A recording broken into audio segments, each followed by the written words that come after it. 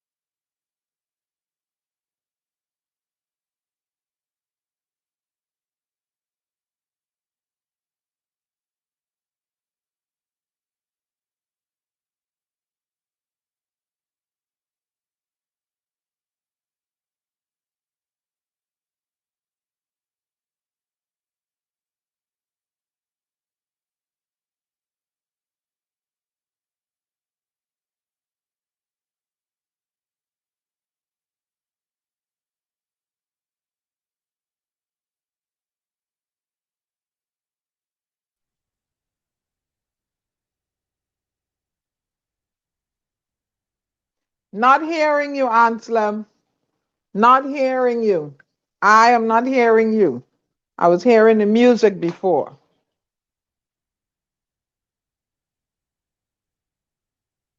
No, not hearing you.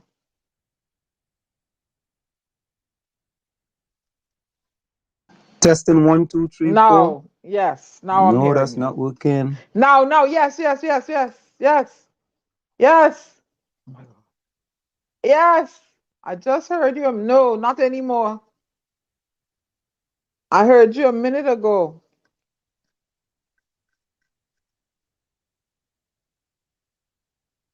Hello? Now. Can you hear me? Yes. Yes, I can hear you. Yes. Are you hearing me now? Yes. All right. All right. Yeah. Yes. Oh God. Oh boy. Yeah. Of course. The storm is inside early o'clock, and we already have our special secret guest boy inside already. But yeah, boy, secret Gary, co-host. Phantom. What's happening, family? How you going, boss? Good. Yeah, boy. Sometimes when you're trying to play with this thing, all kind of things that's happen, boy. All kind of things that's happen. All right, so I let me bring me co-host one time. We ain't wasting no time. Boy. Yeah, boy. Yeah. Woo! Hello, folks. Here's our co-host for the night. Welcome, Lana. Welcome. No other than let me bring you up close and in person. That's Good night, right. everyone. Good night, everyone. good Gary, night. and Slim, Diana, Yeah, Tommy. boy, we have Christian Amanpour on the line now with Oprah. Lana, how are you? We're not hearing you. You hear me? No, We're yeah. hearing you now. Yeah, we're hearing you now. I don't know, maybe it's something with the phone because I can hardly hear and Slim. Yeah, hardly hearing me.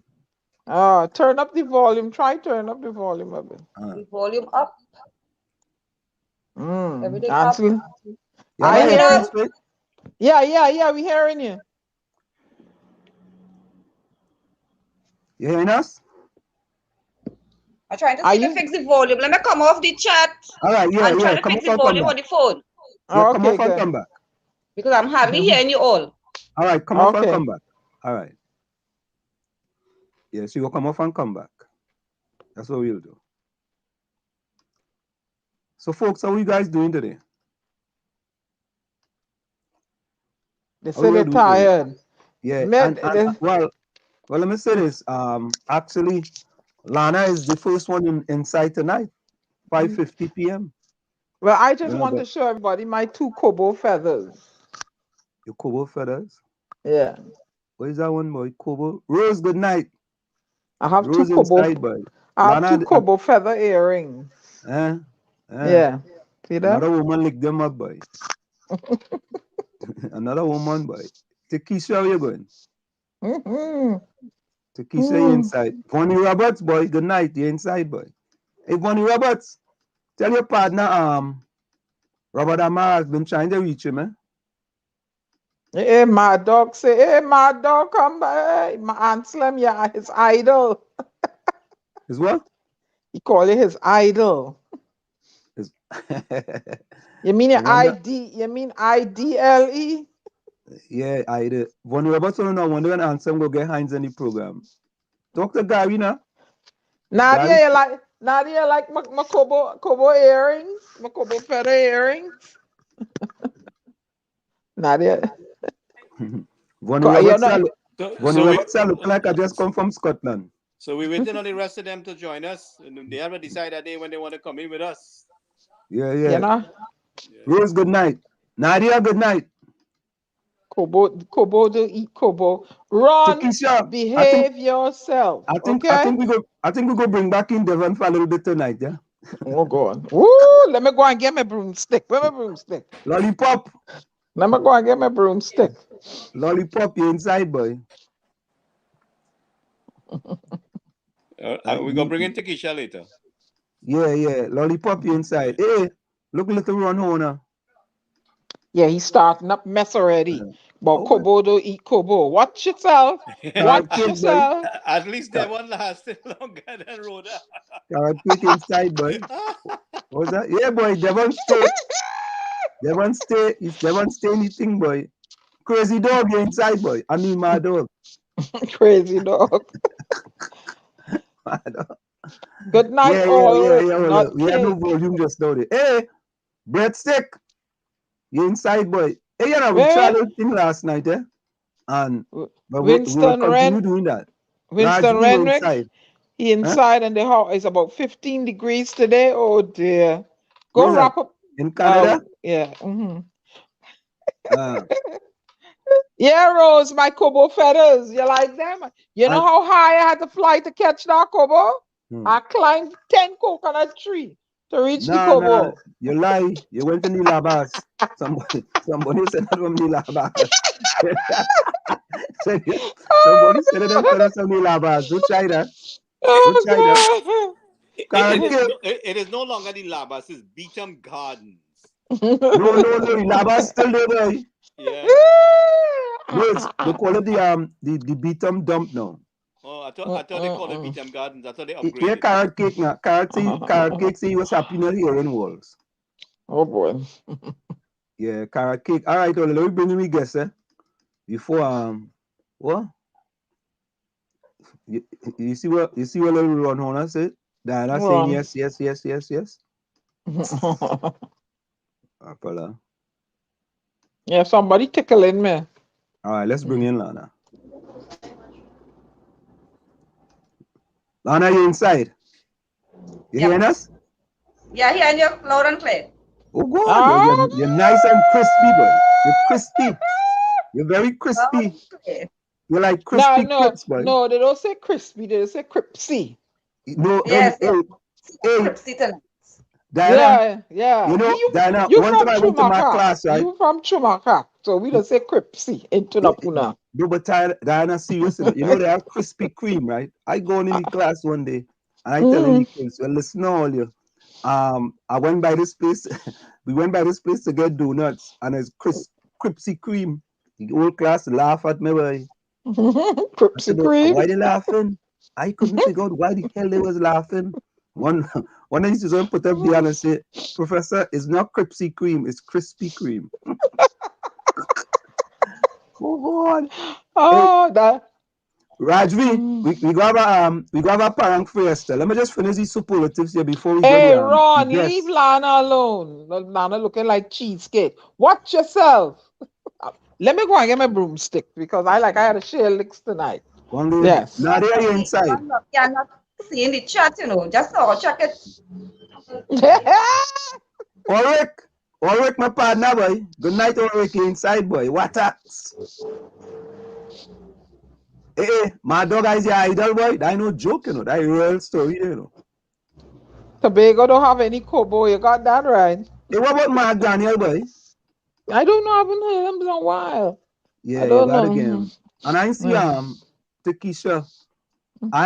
Hey, Winston Renwick. I see who's the other one, boy? cashew nuts. It's cashew nuts. Yeah. Well, it's late for them now, so, But wait. Maybe we can, I don't know. Anselm passed by the beat them today, but send boy, it's not even fit for animals and all thing here. Nah. No, it have thing. All right, there we go. Lana, what is the story, Lana? What's the story? What story I want to hear? Anselm, there are so many stories going on in Trinidad and Tobago. Yeah, let's hear it. With education, homeless people starving, people out in the rain, in the sun, homeless. Which one is the story you want to hear tonight? Balana, give you a story that doesn't happen around the world that's happening in Trinidad. You just ask. All them things just happening all over the world. And happening in Trinidad, we paying our water bill and we can't get no water. Oh, God. All right. Happening, it's not happening across the world, right? It's happening in Trinidad. No. Well, I just get my water, so. And you can't get water. I just get my water, so and you cannot get Panadol in the hospital. Oh, God. You're paying taxes and you cannot get a proper bed that is working in the hospital. But Lana, that is years now, That is not just yesterday, Lana. That is what I'm saying, Anselm. It is happening years. Politician come, politician go. It's the same thing as like you say. We exchange and we get the exchange with the politicians because they come and they go. And you only hear they do this and they do that. But the most important thing that needs fixed in Trinidad and Tobago, they don't fix it. They fix other things. Like in the budget, you give NHA, how much billions of dollars they give NHA to build more empty house? That's why going to live in it. Not to fix the house and them, to fix them. That's why going to live in the empty houses. When our healthcare system is going down the drain. What's that? Also, get nil, not $1 in this pandemic. Also, money today, somewhere it's supposed to put in better use. Today, I see Philip Edward Alexander did a live where a man wait for ambulance for 3 hours. You have to wait. Imagine you're a tax-paying person in this country. Whether you're a pensioner and you're getting a government pension, you was working before you get a pension. You was working somewhere and paying taxes. So when people talk about you getting a government pension, you work for that. All your life you work for that. You pay taxes. You pay tax on the clothes you buy, the grocery you buy, the transportation, everything you're paying tax for. So where we tax money going, Anselm? Why it is that we just want to praise politicians, praise them, we just praise them. We lighten beer by the picture, we lighten candle by the picture, we put up flag, we hear with all different color cloth, we praising them, we worshiping them, and our tax money cannot work for us in Trinidad and Tobago. But our politicians could take our tax money and go away and take care of their health. And we can't even get our tax money to work here for our own health in this country. But we tax money to pay for their health. Lana, somebody in the chat say you look like you could break their heart. Break who heart? I don't want to break nobody's heart. I don't call Uncle Kitos and I tell him, do not interfere with his life tonight. Leave it alone. Don't touch it. Don't call nobody and tell him cut it off. I warn him. Lana, he get that. Oh God. But Lana, I want to ask you a question, Lana. I see the UNC have this March, November the 30th, talking about pushback. Pushback march. Listen, that is not a UNC march. You see what I tell you? You wouldn't even come on my mouth yet, Lana. Yeah, right? But you got not because I listen. Yeah, you wouldn't come on my mouth yet, but Gary already saying it's not a UNC march. It's not a UNC march. But the Gary, UNC executive is not participating in it. So Gary, let me ask you a question. If I call a match, Julia Davy call a match, Devon Wells call a match, Aisha Wells call a match, they are not Sharon executives of the party. You cannot, but let me finish now, man. Yeah, I'm going to ask a question. Lana, you could answer it too. If I call a match, Devon Wells call a match, Julia Davy call a match, Aisha Wells call a match. Sharon Felix call a match. Dominic Romain call a match. Bruce Wayne call a match. And Diana Benskin. Google call a match. And What kind Diana of match people Benskin. would think that match is? A Trinbagonian match. It don't matter what you think. Because I have think been in it mix. is not sanctioned by the party executives from either side. If the PNM did not sanction it, it is not a PNM match. It could be an activist march. This march, as far as I know, is not politically affiliated. It is people from various political parties are joining together because they are fed up in the country. That is what that is my understanding of what's taking place. All right, I'm glad it's your understanding. My understanding is a little different. Okay, when you have the three fellows from the Underground Report, the Pompek of Radio, Sly TK, and Wordsmith leading a match, right? And then you have, who's the other girl, Gary? Vicky Rampasad. Vicky Rampasad leading a match. Perception is reality, man. But the party don't recognize them, you know. The party don't recognize them. Let me go. Lana, is that true? Lana, if I just call out some names for you and them having a match, what is the perception of that match? I'm just asking that. Well, from what Gary's saying, if the party does not accept them and being part of the match, then they're marching on their own. The party did not sanction up to now. For me, I don't see party. I don't see party. Whether it's the PNM or UNC or anybody doing anything right, I don't watch. I don't see party. I see people. But Anselm, I gonna be involved in it socially on social media. So would I make it? Exactly. Diana, they go say he's at UNC too. I don't care. I don't care. Call me whatever, but don't call me nothing but the names that I was christened, and don't call me too late. I don't care.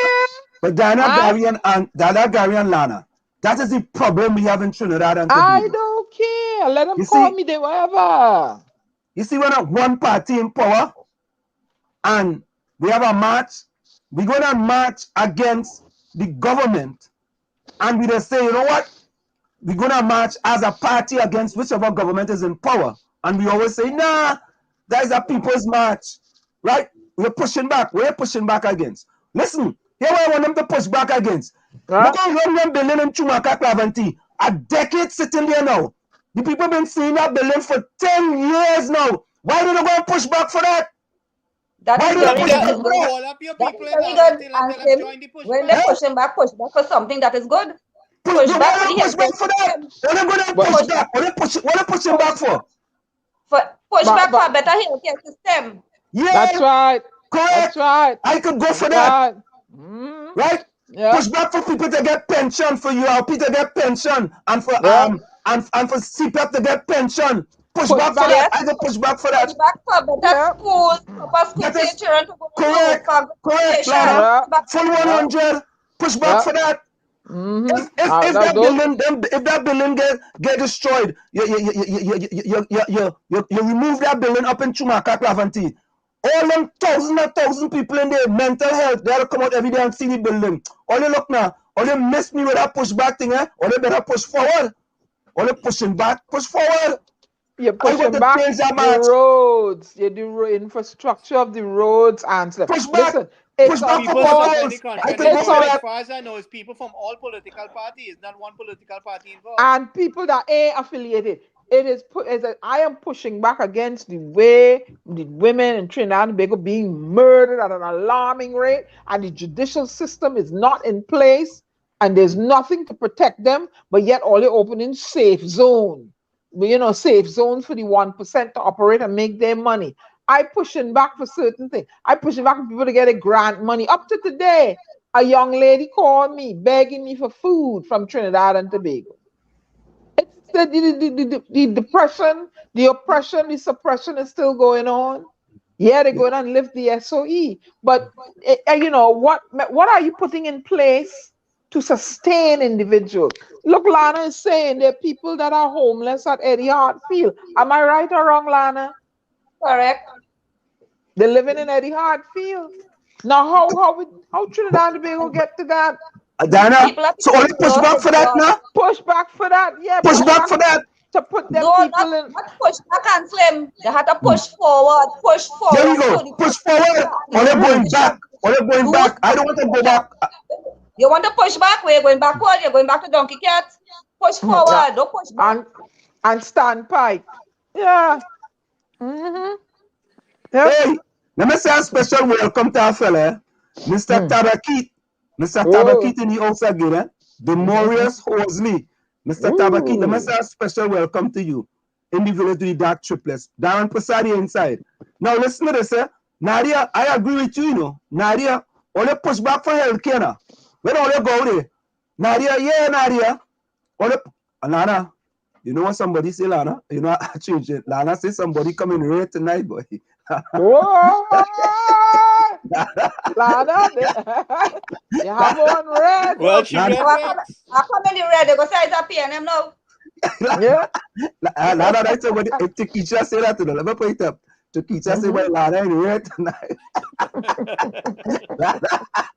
Lana, boy. Lord, all I'm looking is the white. I look like you're trying to big a flag. Lana come for blood tonight. Lana tired. Red is resistance and No, things not need to agreement. change. Yeah, Lana, give us some enlightenment on what's taking place there. A total mess. Yep. The bed's not working, the bed rusty, falling down, it's cobweb, the fan ain't clean for maybe how much years. The people who work in the hospital fed up and they're tired. I could see the frustration when I go to the hospital to visit my mother. They are frustrated and tired because if you're not given a sanitization worker stuff to sanitize a place, what do you expect them to work with? With what? With water? Go ahead, girl. Let's hear it. They're going to sanitize with water? If you're not given a school the proper sanitization workers to sanitize a school being a pandemic, we're going through COVID. What do you expect the school to sanitize with? I went to a school where it had 6 buckets under air condition with the water falling it inside of a room. And that was a classroom. The ceiling falling out of the room in the school. And yet still millions of dollars going into Ministry of Education. Minister of Education, I want to know where the money going because I ain't seen nothing fixing. Going in everybody's pocket. 1.4 million people in Trinidad and Tobago. And we could, let me say 1.6 because we have some foreigners. I just averaging it at 1.6. How much billions of dollars already spent in this pandemic to help people? That's talking about help, eh? I'm not talking about nothing else but help. Food, rent, wherever grant the government supposed to mean. $1.6 million. Everybody could have got $1 million and the government could have kept the change. But Darren Prasad say how we could listen to Anselm. Darren Prasad, I do your 2 years, you know. I do your 2 years. I don't tell you what to listen to or what not to listen to. You can listen to whatever you want to. You know what I mean? And I don't know, you could do whatever is best for you, boss. Me, I do your 2 years. In front of Republic Bank in Tunapuna, who is missing part of his foot, have about 3 of his toes cut off, and he goes there after the bank is closed because he cannot go there when the bank is running. He goes when everybody goes home from the bank and leave the ATM machine open, and he sits there with that 2 swollen foot begging because he need money to take care of himself.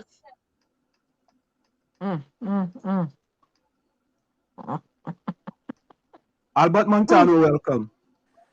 Take me some pictures, girl. The next time you go around there, just take me some pictures. Yes, I need to do that, and I also need to take some pictures of our parliamentarian office right over the road next to me of how much homeless people are sleeping there during the course of the day and in the night. Please have that done.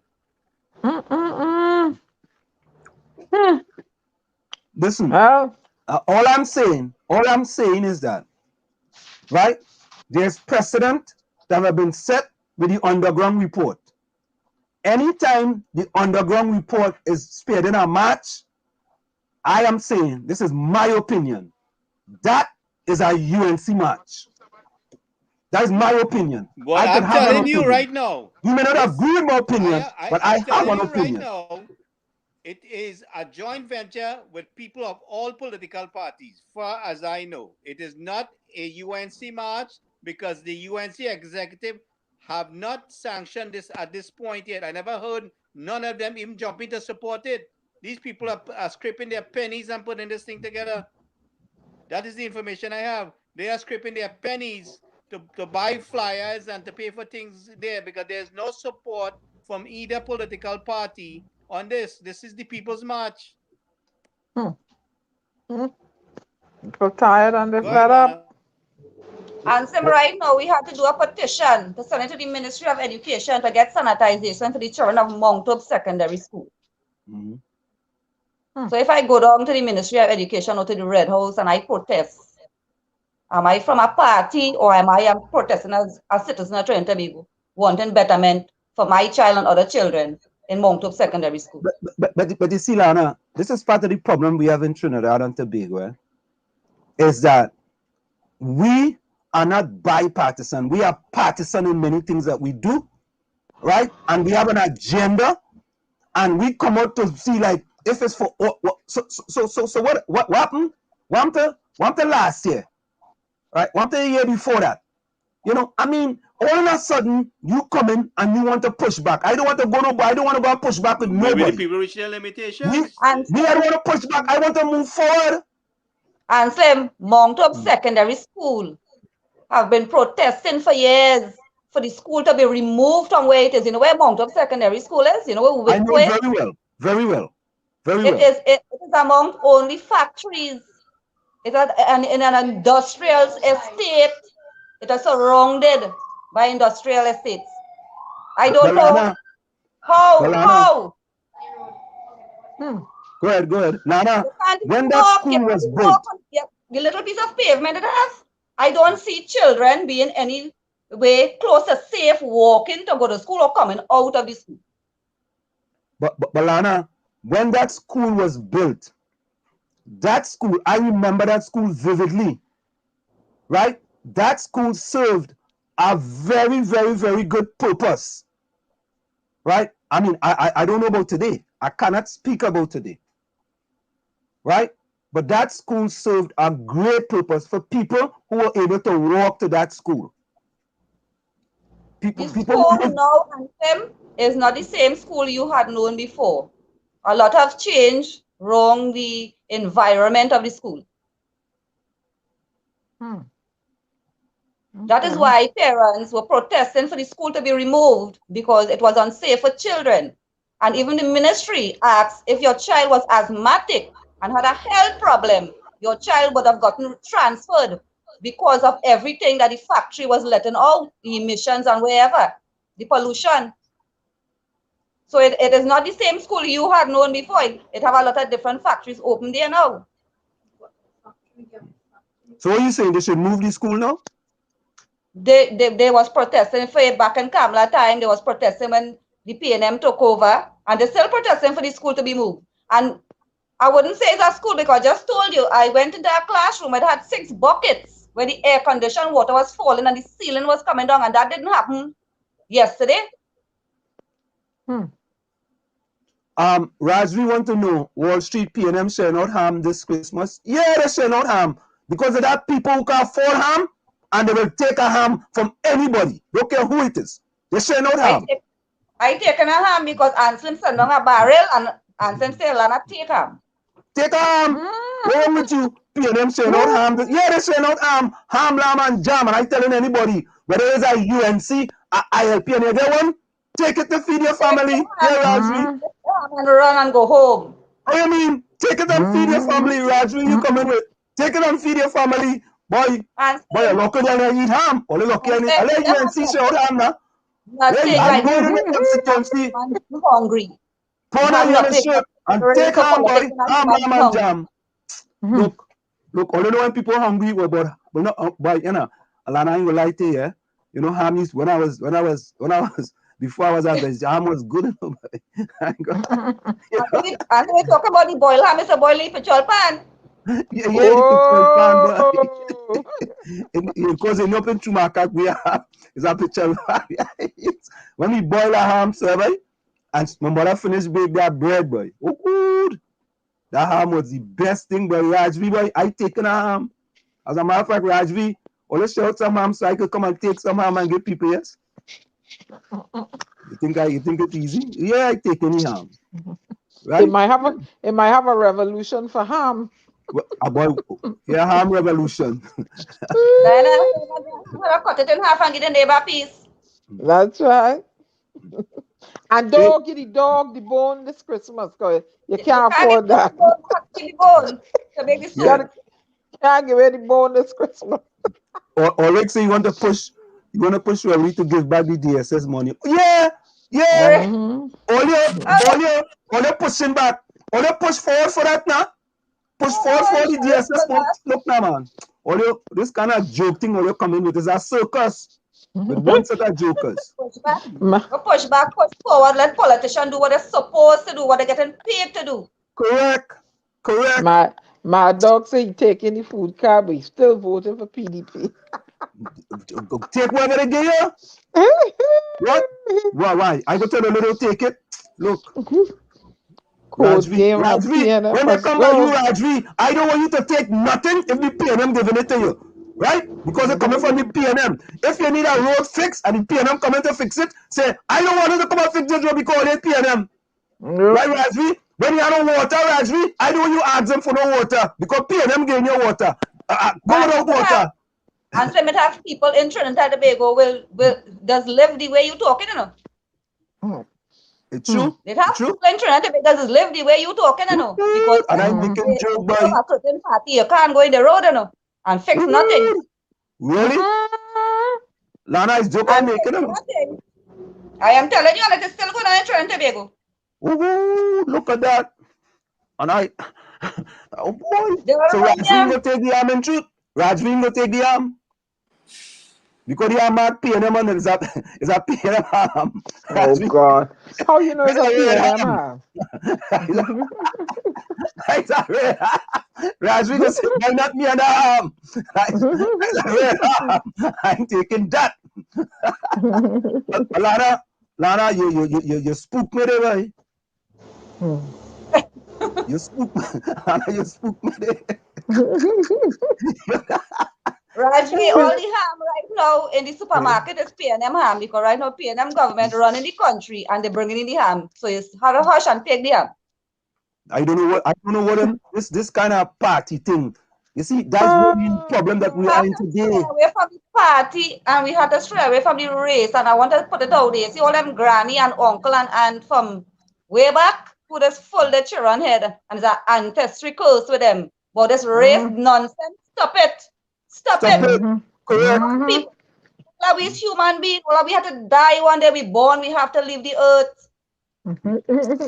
But when you go in the hospital, Stop this race thing. You want to push and you ain't want your daughter talk to a Creole and you ain't want your son married an Indian. All that stop that nonsense, no man. But the two races does make pretty children. What? Why don't see nothing wrong with that? I want to Some children because pretty children has come out when why were natural? But Lana, pretty children. Lana, you raise a very valid point there, right? I live in the United States. Stop it. They need to stop it. but Because everybody go in the hospital. When you go in the hospital, right? And your life in danger. Carry your volume kind of low. I come in low. I'm gonna switch Yeah. equipment. Yeah, you're coming in low. I'll sign out. Yeah, so listen to this, right? I live in the United States of America, right? There's 12% black people here in America. And I have a son and a daughter. Only thing I go tell my son and a daughter, listen, you have to look for a black husband or a black wife. I never tell my son and them nothing to do with no kind of race thing. Them make their own decisions, whoever they want, but if they want to marry a man from Mars, if my daughter want to marry a man from Mars, and that's what she want to do, I full 100 with that. I ain't with that though. If my son want to marry a person from Jupiter, I full with that too. I ain't gonna tell them marry no Jupiter and no Martian. Look. Yeah, nope. yeah, that people out there No, space. we are the adults now, and we have children. We need to break that curse, that racial curse that you're segregating people and you don't want this one marry that one, and you keep on with this race thing from beginning of time when man was busting stone to make a hacks and you know. Some of us wonder where this race thing really come out from. I didn't grow up with this. I didn't grow up with race.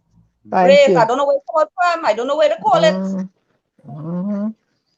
Somewhere it started. But Lana, listen, but the thing about it is, right? They make yeah. so much a fuss about race in the last election. And who running the show around Dr. Rowley? Hmm. Take a What? good look. We now have Fitzgerald Hines as Minister of National Security, and we raise hell for that. Anyway, who making the decision in the country?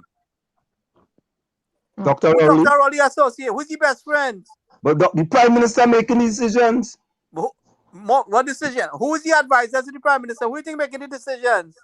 I mean, who's the Minister of Finance and the Minister Minister of of... Health, a Indian. Minister of Finance, well, something else. I don't know what he is yet. I had to figure that out. A He's leprechaun. Minister of Antigua. Energy now, a Chinese man. He's Antigua. Attorney General, a half Indian and a half Syrian or whatever, a Middle East person. Right? The CMO, a Indian. But Gary, I don't look at that, you know. No. What I'm saying to you, I am drawing a reference to all these stupidness that's in the election, diverting from issues and focusing on race and making race the hotter issue when the real issue is when you go to the hospital, you can't get a certain level of service. You line up at a door, you could spend 3 days waiting Gary, for a bed. But Gary, you see, Gary, what you just said there, right, Gary? Gary, look at this, right? These things I just have sitting here, right? Look at this, right? I'm gonna get this for you. This is why we are in the problems that we in Trinidad and Tobago, right? Look at this, right?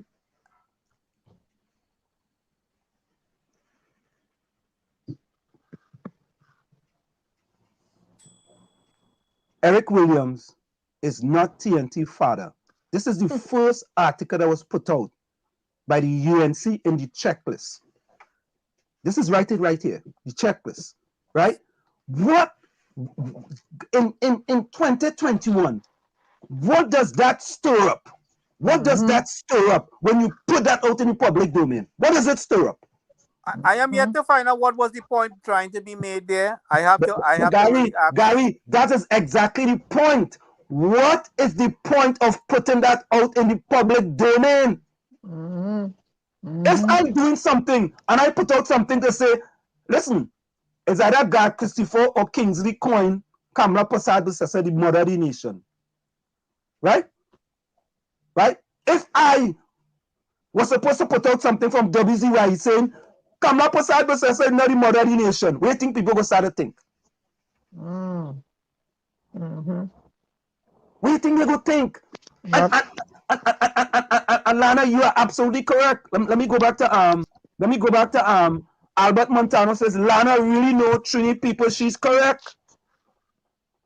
Until we decide as a people, right? Now listen to the other one, little Ron Horner, who want to sit down in the corner. I don't want anything from PNM. Next thing my mouth twists. Oh my God. You know what I'm saying? You know what I'm saying? No, he's saying that if his family in dire strait and they're starving, right? And the PNM bring food to feed him for his family, he said, no, I don't want that. That is PNM food. Like it's a PNM mark on food. Boy, look, if my family is starving in Trinidad and you want to bring it for me, still lives like that, they will not take it. They rather starve. They rather starve the family and they wouldn't take it. Why? Because they continue living on this curse from a generation curse on race. It don't have nothing to do with party, because if an Indian take over the PNM in the morning, where you go see? If an African take over the UNC in the morning, where you go see? I think we beyond the race thing now. It's just that what they believe in and what they were taught. Most of the younger people, I don't think it's focused on that. But no, young people don't focus on race. I can tell you that. They don't. They don't have time for that. And I think within the last couple of years, especially within the last year or two, I think people have seen the reality of this government. And I am hoping that somehow they are waking up and would make a better decision. What reality are you talking about, Gary? I am hoping. I'm hoping. No, what reality are you talking about? The reality of performance with this government, and this government does really has no regards to anybody. We have experienced that from dealing outside. We're trying to help the people who were stranded outside. and seeing how heartless they were, and we can't reason with them to make any sensible decision and to be considerate. Up to now, Diana, did you get a response from the High Commissioner in the UK? No, but apparently one person in there that I pleaded with said she would reach out to the young lady. I spoke with the young lady and she said she did get a call. That is all thus far. I given them a good 2 weeks to handle this. And then I'm gonna start lighting fires under everybody because it shouldn't take that long. No, It shouldn't I take listened that to long. I listened to the voicemail that the young lady sent to the Prime Minister, and that voicemail was spelled out that she was in desperate need of help. Yep. Okay, so Yep. I don't know how do we need to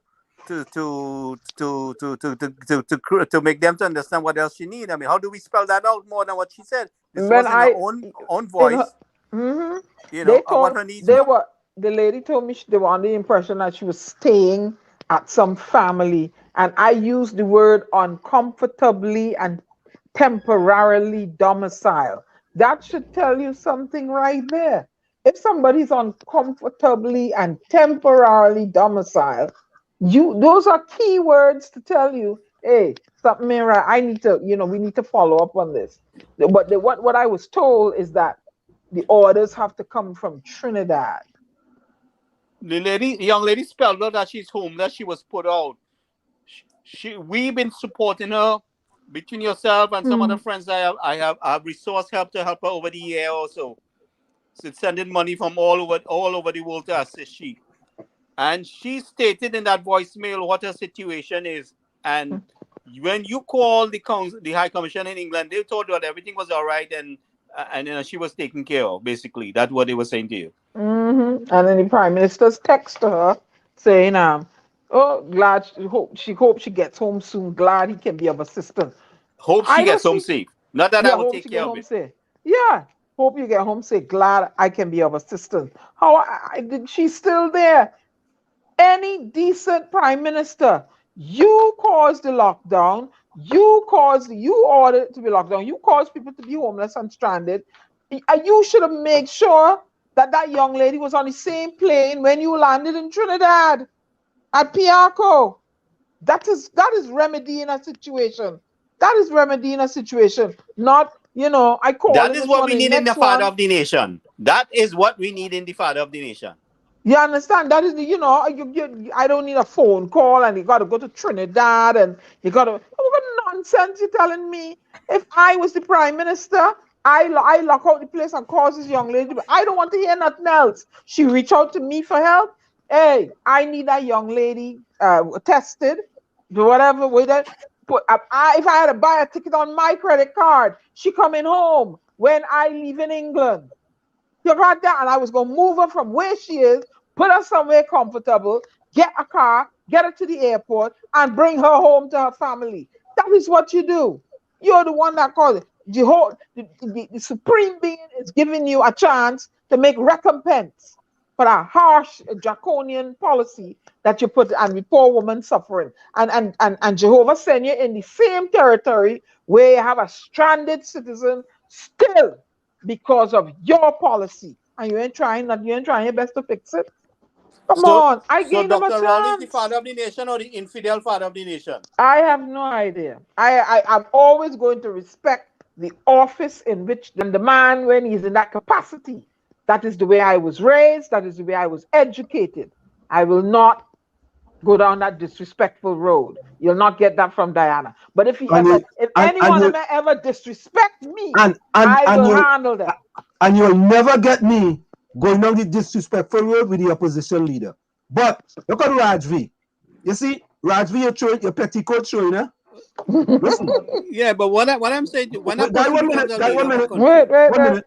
Here Rajvi say, at Wall Street, listen, at Wall Street, find the video with the little black girl saying, don't vote for Kamala because she will stop youth programs. Oh dear. Lana, you seeing that, right? Yeah, yes, I'm reading it here. You seeing that, right? Yeah. That's why we need problems that we have.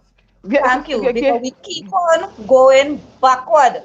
Backwards. That's why they're pushing forward. back. They want to go back Let them push keep back. on going They backward want to and not keep going going back forward. and back and back. All of them say We we keep come here on and say, Lana, I don't come here and say, boy, it's Kamala. Why the country in the condition it is in today? It's Kamala this and Kamala that. Right? Other PNM people will say that. Not for me. Kamala is in opposition. Mrs. Kamala Prasad was in opposition. So we want to go way back. Like Rajvi and them. They want to reach back down into the sub-basement and bring out something. You know, I could bring out something too, but nah, I ain't going there. Rajvi, I Yeah, ain't but going there with your partner. going back, not going to fix the problem. Not going to fix it, because going back and bringing up the problem that we all know was there, we all saw it and we all heard about it, is not fixing the problem now. So anyway, I want to focus on what is taking place in the country. No, but Gary, these points are good points. No, I know it's good point, but what I want to focus on is that what service being provided in the country. If we don't address these issues, they will continue over and over and over and over.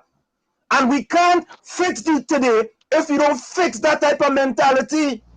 And listen to me, to take us to the top of the hour, I have a brief, small prose poetry that I want to spit with you all. It's called Racism is a Tree. Racism is like a tree that, if planted in society, will bloom in soil rich in bigotry. This tree roots will anchor firmly. The branch may be laden with fruit and appearing enticing. Consume this fruit, and you will experience hallucinations that it is okay to engage in racial discrimination, to subscribe to racial superiority, and refusing to live in harmony. Racism is like a tree. If planted in society, can grow to a gigantic size. But if the roots are poisoned, this undesirable tree eventually dies. So Diana, very excellent. So it's in the village to the DAG Triplets on WZYE 95.9 FM. We come to every Tuesday, Thursday, and Saturday from 7 to 9 p.m. And folks, we had some little hour difficulties because here in the United States of America, they have moved the clock back. So during the fall, we fall back. So it's now 6:57 here in the United States of America, but it's now 7:57 in Trinidad. in the United States. In Trinidad and Tobago. In Trinidad and Tobago, right? So I want to go back to two quick calls before we go. Vonnie Roberts wants to know,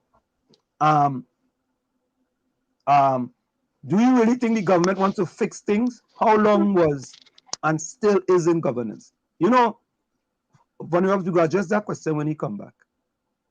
Right? Let's go for a quick station identification. It's in the village to the DAG Triplets on WZYE 95.9 FM. We come to every Tuesday, Thursday, and Saturday from 7 to 9 p.m. And we have a guest co-host tonight with us.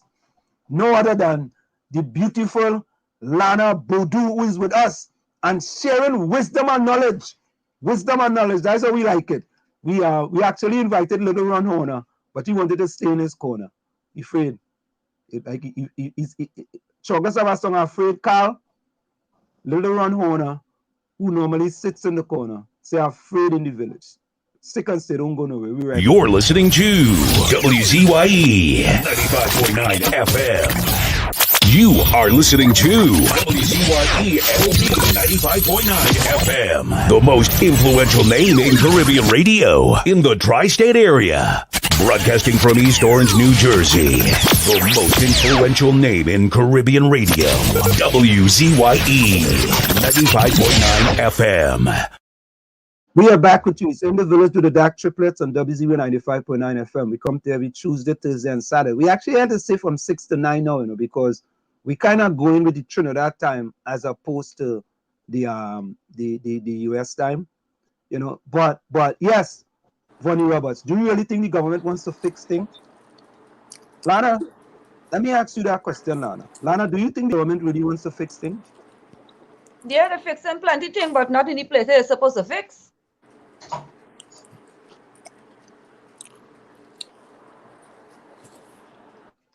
Say that again? I say, yes, they're fixing things, but not in the place they're supposed to fix. Okay. All right. Look, and you know what? I could agree with that. I could agree with that. You see, but when you are saying that it's like the government don't fix nothing, they don't do nothing.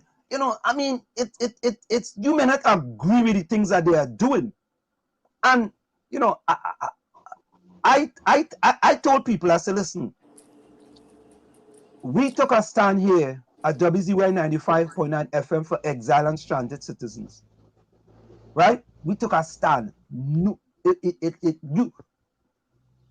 but Gary, Diana,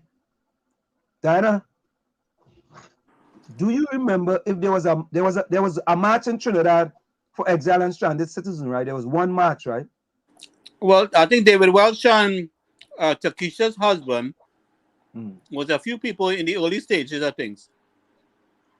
No, there was one march, right? And actual people going out to march for exile and stranded citizens. Yeah, with David Welch and them guys. So let me ask a question. Where was the Pompek of radio, Sly TK, and Wordsmith when all the exile and stranded citizens was out there? Where were them? Where were they? Where were they? Look, only missed me with that, and that was no UNC PNM thing. That was all kind of people. And where were they? Boy, this kind of selective behavior they want to have into. Nah, we ain't falling for that. And someone just said it's so correct. It is so correct. It is selectively chosen when somebody wants to stand up and protest. Yeah. Boy, all they will fall for that. I'm not falling for that. All they want to select when all they go to protest, what they go protest against. Look how long I standing up for them building in Chumaka, Claventil. Look how long. Look how long. By the time you could get a new building built in that same spot, is because they have no money to build it. They might break it down and just leave it like a car park. You know, you see, Lana, that's why we are in the quagmire that we are in Trinidad and Tobago. And we just have people running around like chicken without heads. Oh, push back! And all us and everybody, boy, you're going to the pushback November 30th, right? You're going to the pushback. Nobody examining the horns. On examine the horns now, man. Examine the horns before they go and push back. Forward. Make the system work for you as a citizen of Trinidad and Tobago who lives here, who feels everything, who pays taxes. Make sure the politicians do what they're supposed to do, what they are being paid for. They are being paid by the people. Lana, I agree with that. But they not push back and work in a way that the government push you over the edge and you pushing back. Gary, they're not taking them fellas and them serious. As I said, them fellas and them selecting what they want to push back against. Yeah, I understand they're jumping on what they want to jump on, but it is not one group of people that's organizing this, as far as I know. It's it is many groups. Gary, you are selecting what you want to push back on. I understand all of that, but at least they're getting off their tail for a little bit because it's been, I find they take too long. I find they really take long. The amount of people suffer in the country, the amount of people reach out to we. What if one morning you get up and you read on the news or you see it on some media platform that Trinidad and Tobago shut down, completely shut down. Nobody can go to work, everybody home, protesting at every constituency. Not as a party, not by race, but by Trinbagonians. I think that's coming. Coming. I like that. Lana, I love that. I could support. I could support that. That's what should happen. Great, Tommy. That's what should happen. But these people, you can't depend on them. Time you say I'm doing this, and you look behind you, you see nobody. They're gone. Listen, I hear the Prime Minister's utterances over the last couple of days concerning this Tobago election. You swear he doing everybody a favor. Like everybody, like he ain't working for we, you know. We had to work for him, and we must work for him, and we must do what he say because he's the boss. I see the guy threatening people. You heard the threats? You heard the threat? I see it on the papers. I was looking at it on TV. I said, well, what the hell is really going on? Where are we? Where And have same we? as an independent country. We once was an independent country. We are not independent no more because we have nothing to sustain us here in Trinidad and Tobago. We have to keep on borrowing. We have to keep on bringing foreign investors to invest their money into our country. That's called Independent dependent. gone. Democracy is dependent. going. I think we were always dependent. We never really was independent. It was just an illusion, independence. Look, no, listen, listen. That's why it's easy. Look, little run Horner, right? Here is it. Listen carefully, yeah. You see a little run Horner and them easy. Or they mustn't make it so easy for me, man. Or they must make it a little difficult. So listen to him. This man is a diehard P&M stooge. He will never change. Christ come in front of Wall Street and the thing you'll choose is P&M, right? Now listen to this. I want him to name me one UNC activist who stood up against UNC between 2010 to 2015 with anything that the UNC was doing and they didn't stand for. One. Let's give me one. Let me run one. Give me one. Or let's make it too easy, man. Or let me make it a little harder. Give me one. Every blasted thing is P&M and UNC. I'm fed up. I'm fed up. What about Trinidad? What about Trinidad and Tobago first? What about Trinidad and Tobago first? Every blasted thing is Trinidad. Everything is about PNM, you see nothing in fixes. Anytime. Everything is going backward. I tell when all I'm of fighting that. for them building up in Chumakak, that is anti-PNM. When I'm fighting for exile and when we fighting for exile and stranded citizens as a PNM supporter, that is anti-PNM. I don't hear. Look. Run. Let the run Horner. Or let them make it a little easier than that. You know? Yeah, come a little better. Make it a little easier now, man. Don't make it so easy. Trinidad and Tobago. Trinidad and Tobago. Forget UNC, forget PNM. All of them could go to hell. I've been saying that all. Stranded citizens was about. I was saying that all along. Think as a Trinbagonian and leave the UNC and the PNM alone. No, but Diana, Diana, no. I don't say leave them alone. No. Do not identify as one or the other. That's what I mean. No, yeah? I disagree with that. But I disagree with that. If you want to remain a PNM, you're PNM, go right ahead. But me, Diana, born Trinidad, that's okay. Skin, I will never, let me finish, I will never identify as a PNM, a PDP, a UNC. The only alphabet I will identify is the name on my birth paper. Thank you. But that's okay. That's okay. Thank you. In this country, just like in any other countries, people identify with a party. I don't. Well, you are outlier then. You are outlier. You are outlier. You are outlier. I have voted for both parties already. I don't. People in this country. You're doing nonsense. You ain't getting my vote. You're not doing for the people, of the people, by the people. Hey, as far as I'm concerned, hasta la vista to you. As in the United States, I'm registered as an independent. Thank you. But I am neither nor. But listen, please. I recommend. I registered as a Democrat. But if I see it have a Republican who are espousing the ideas and the policies that I like, I will switch. I remain an independent as long because I'm not being tailed to nobody. Nope. I am no PNM. I am no UNC. Don't come in. I don't want to hear that. For the longest while being on the Village Show, a lot of people have been on the show together with you all, and a lot of good ideas have been put forward to the government, from this show, that they will not take and they will not listen and they don't care to listen. I do not know why. Maybe they did not come up with the idea that they don't want to use it. Well, I got news but if they listen to some of the people and some of the ideas you all give them, things could be better. Like Jamaicans say, them are idiot. That's what them is. Them are idiot. You see all the rest of the Caribbean going ahead, And it's only Trinidad and Tobago, like they ain't going, where they going? They ain't going nowhere.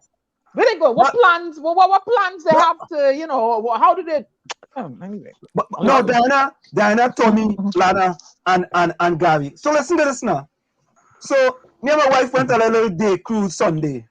You know, your wife said, well, you know, we going on a little day cruise. I say, yeah, I going on the day cruise and we inside and we watching, we enjoying going up the Hudson River and we learning history about which one was here and which one discovered that.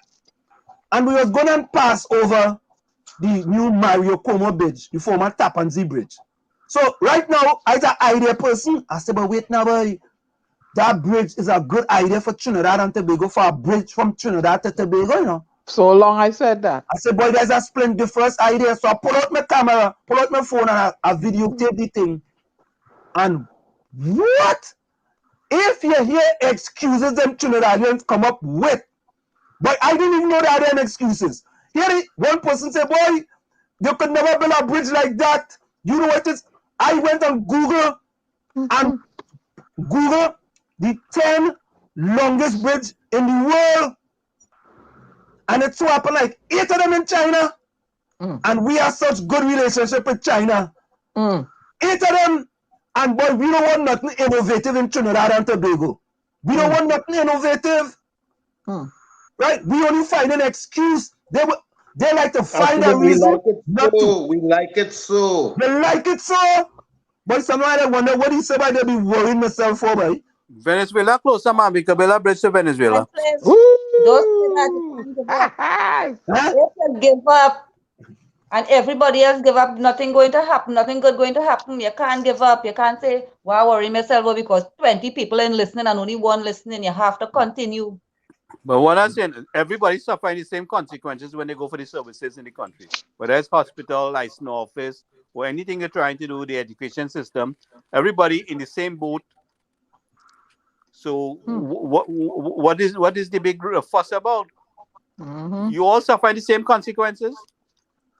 But Anselm, you ever went over the Chesapeake Bridge Bay Tunnel?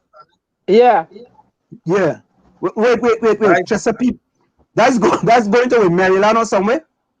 That's from the peninsula, the Delmarva Peninsula, going to VA Beach. Virginia Beach? Yeah. When you're taking it from the peninsula. That is about what? 13 to 15 miles? Tommy, they say the water too deep. They go dredge. They even send me an article back then when Dr. Rowley say it's not feasible. You think that people easy? You think they easy? Somebody when they're too deep, you go under from before and keep going under. And then when it's shallow, you come back up. What do you say, Lana? I said, Dr. Rowley said it's not feasible to build the bridge from Trinidad and Tobago. Yeah. Somebody sent me the article in Newsday. I wonder if I have it here, boy. Let me see if I have it. But the money done or no? Yeah, the money done. The money done. They will get more. They will get more. If it's done, they will get more. Yeah, the money done. Look, you know where it's going. You know exactly where it's going. Oh God, they can't build a bridge over they can't build a bridge over Kireb Junction to Southern Main Road. They can't even fix the 2-man hole where I have in front of my gate with the covers missing for the past 7 or 8 months. I can't even get 2 covers for it. They can't fix the road to come to Toko. That road's scary, boy. Yeah. If it's scary, I just had to drive that road. That is treacherous, man. If somebody bad drive you there in the ditch, you know, man. And I've seen that happen a few times.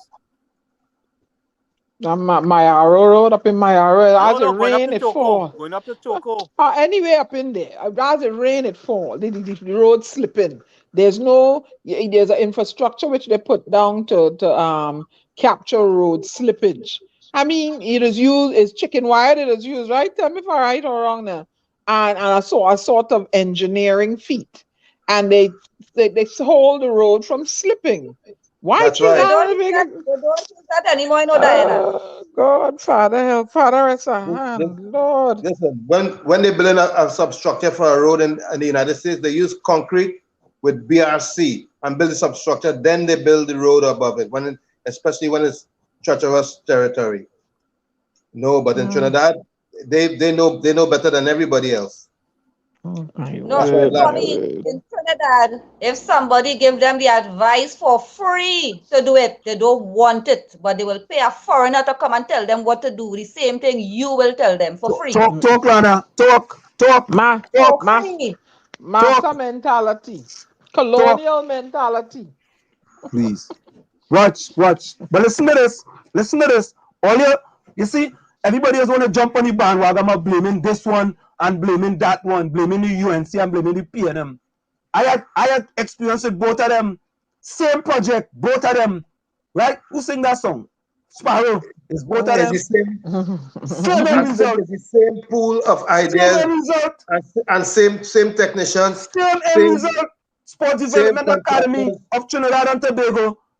Anil Roberts as Minister of Sports. Darrell Smith as Minister of Sports under the PNM. Anil Roberts as Minister of Sports under the UNC. Same end result. All you look now. All you better get with it. Change and exchange. That's all we get in. Talk now. Talk. Change and only exchange. And we don't want to hold our politicians. Bamboozling the voters, bamboozling the people over and over, and they're taking chain up. Why they taking chain up? Because all of them like ostrich, they head in the sand. And we don't want to hold our politicians accountable. We don't want to hold them accountable. You know why? Because they're getting that person over there a contract. Right? And that's the next thing. All of them, you know, same thing, you know. But Same Anson, you know what has pants, you happened? Somebody's activists, right? They're bashing either side of the party or either party, right? And then they get a little change and they in with that party until the money done. They're flipping side back and forth. We have seen that with a few people. They're flipping side all the time. But the activists, long as the activist gets himself taken care of or herself, they stop fighting for the people.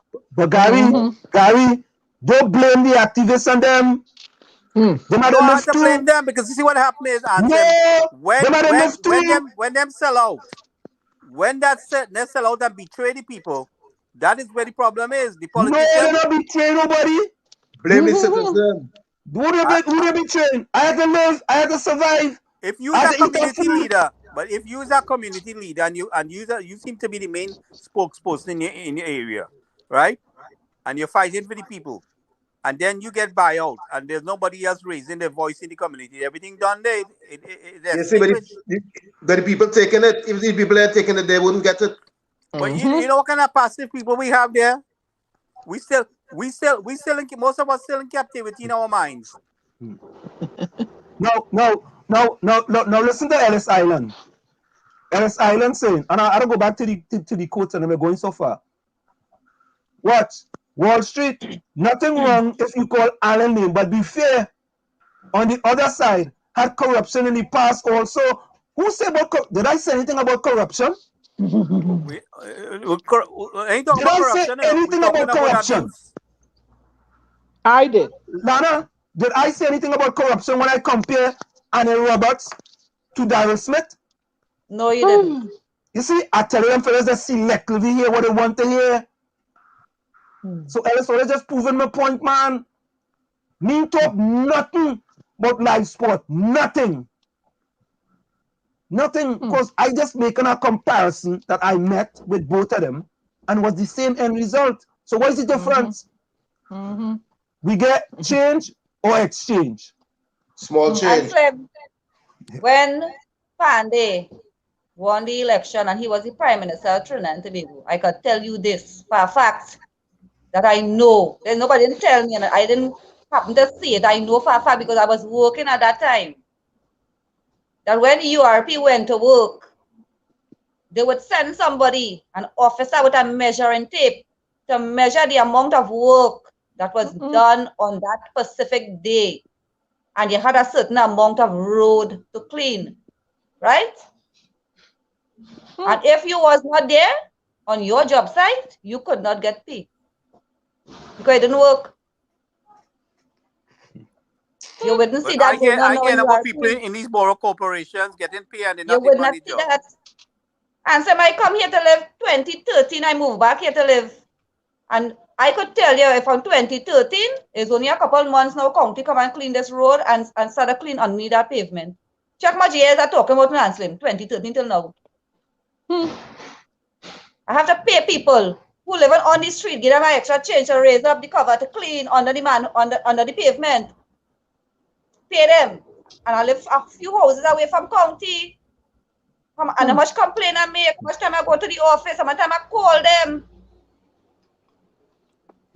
So when you put people in an office and they don't do the work, the boss don't send out the workers to work and the workers don't come to work, who are you going to blame? Who are you going to blame? The system? The people run the system, the people who make the system. You blame everybody from the employer, go straight up to the boss. Because everybody getting paid to do nothing.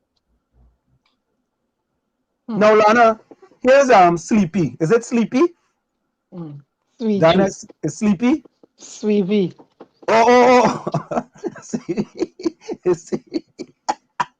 CV. Look, CV come out. CV, I think you related to Little Ron Horner and Ellis Island, eh? I feel so. Eh?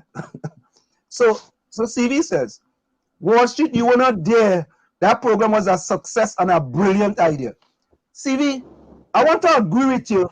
I want to go 50-50 with you. That program was a brilliant idea, but it was an abysmal failure. It was a brilliant idea, but it was an abysmal failure. All right? And that program could have really and truly had an impact on youths in Trinidad and Tobago if they had added one little thing to that program, a scholarship program. Because that would have meant that even if 10 people had gotten a scholarship out of that program, those 10 people would have been outside getting a college degree that could come back home and make a difference in Trinidad and Tobago. And I give them that on a platter. You understand?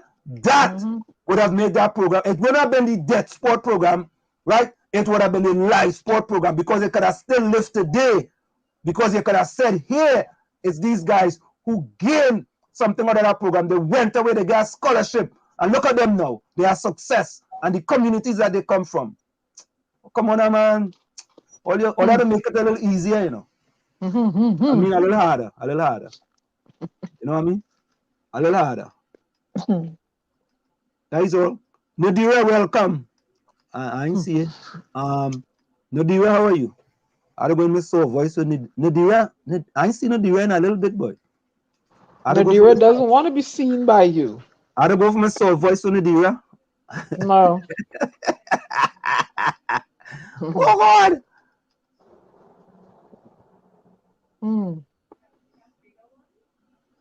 You see, look at this. Look at this. Only look at this. Eh? I like to put these things up. Eh? Now, here, CV saying, eh? The PNM administration is setting up black people to fail in this country. It's amazing. No black person should be voting for the PNM. All this bloodshedding on a daily basis falls on them. So CV, who the black people should be voting for? You see, this is part of the problem that we have. An alternative. I'm not going to say what the alternative is because I don't see it. But there needs to be something, an alternative that is different from what is there already and what has been there already. That's all I'm going to say.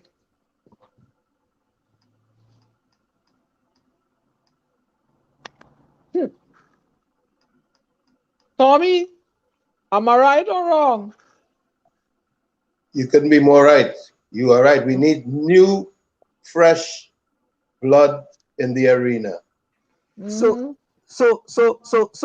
guys, help me here, right?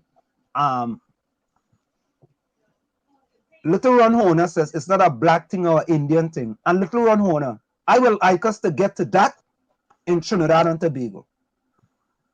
Right, it's a Trinidad and Tobago affair. Yeah, but the politicians continue to divide us. You know why? You know why? You know why? Divided, you conquer. Oh, there we go. So when the election time comes, they already know who they guarantee to vote for them on both sides of the spectrum. Both sides. You ain't lying. And Clem, what about if for election day, right? Nobody come out and vote? Well, that ain't gonna happen. I know it will never happen, but what if it happened that nobody come out and vote? What's going to happen? Well, Anna, the government will take power. No, in all my years working on Wall Street, we always used to speculate because stocks, you speculate. And you speculate that, when you buy a stock, you're speculating that the stock is going to go up. In Trinidad and Tobago, right, I could speculate that right now, in the next 10 years, I don't think that the Trinidadians have that type of mindset as yet. As yet. That's what I got to think. But let me finish Little Ron Horner. This is reality. Right? So he caused the PNM government. Don't like and care about no one. And the quicker people like Ansem wake up, it will be better. What I had to wake up about, Ron? Like a sleeper? Ansem, I'm going to Takesha for a few minutes. Yeah, Lana, what do I have to wake up about?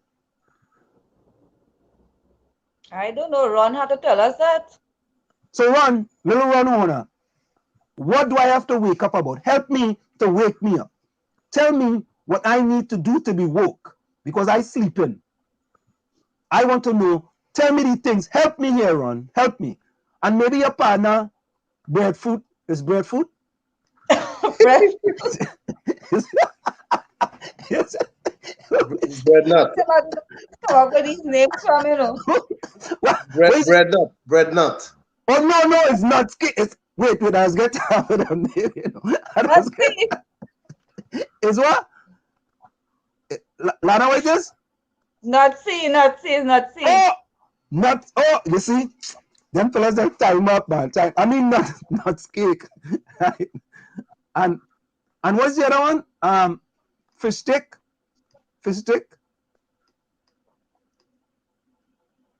It's fish stick, right? Yeah, it's fish stick.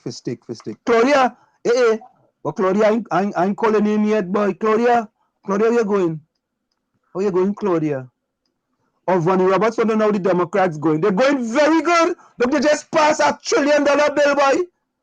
Big thing happen, boy. I'm looking for a stimulus check too, you know. I'm looking to see.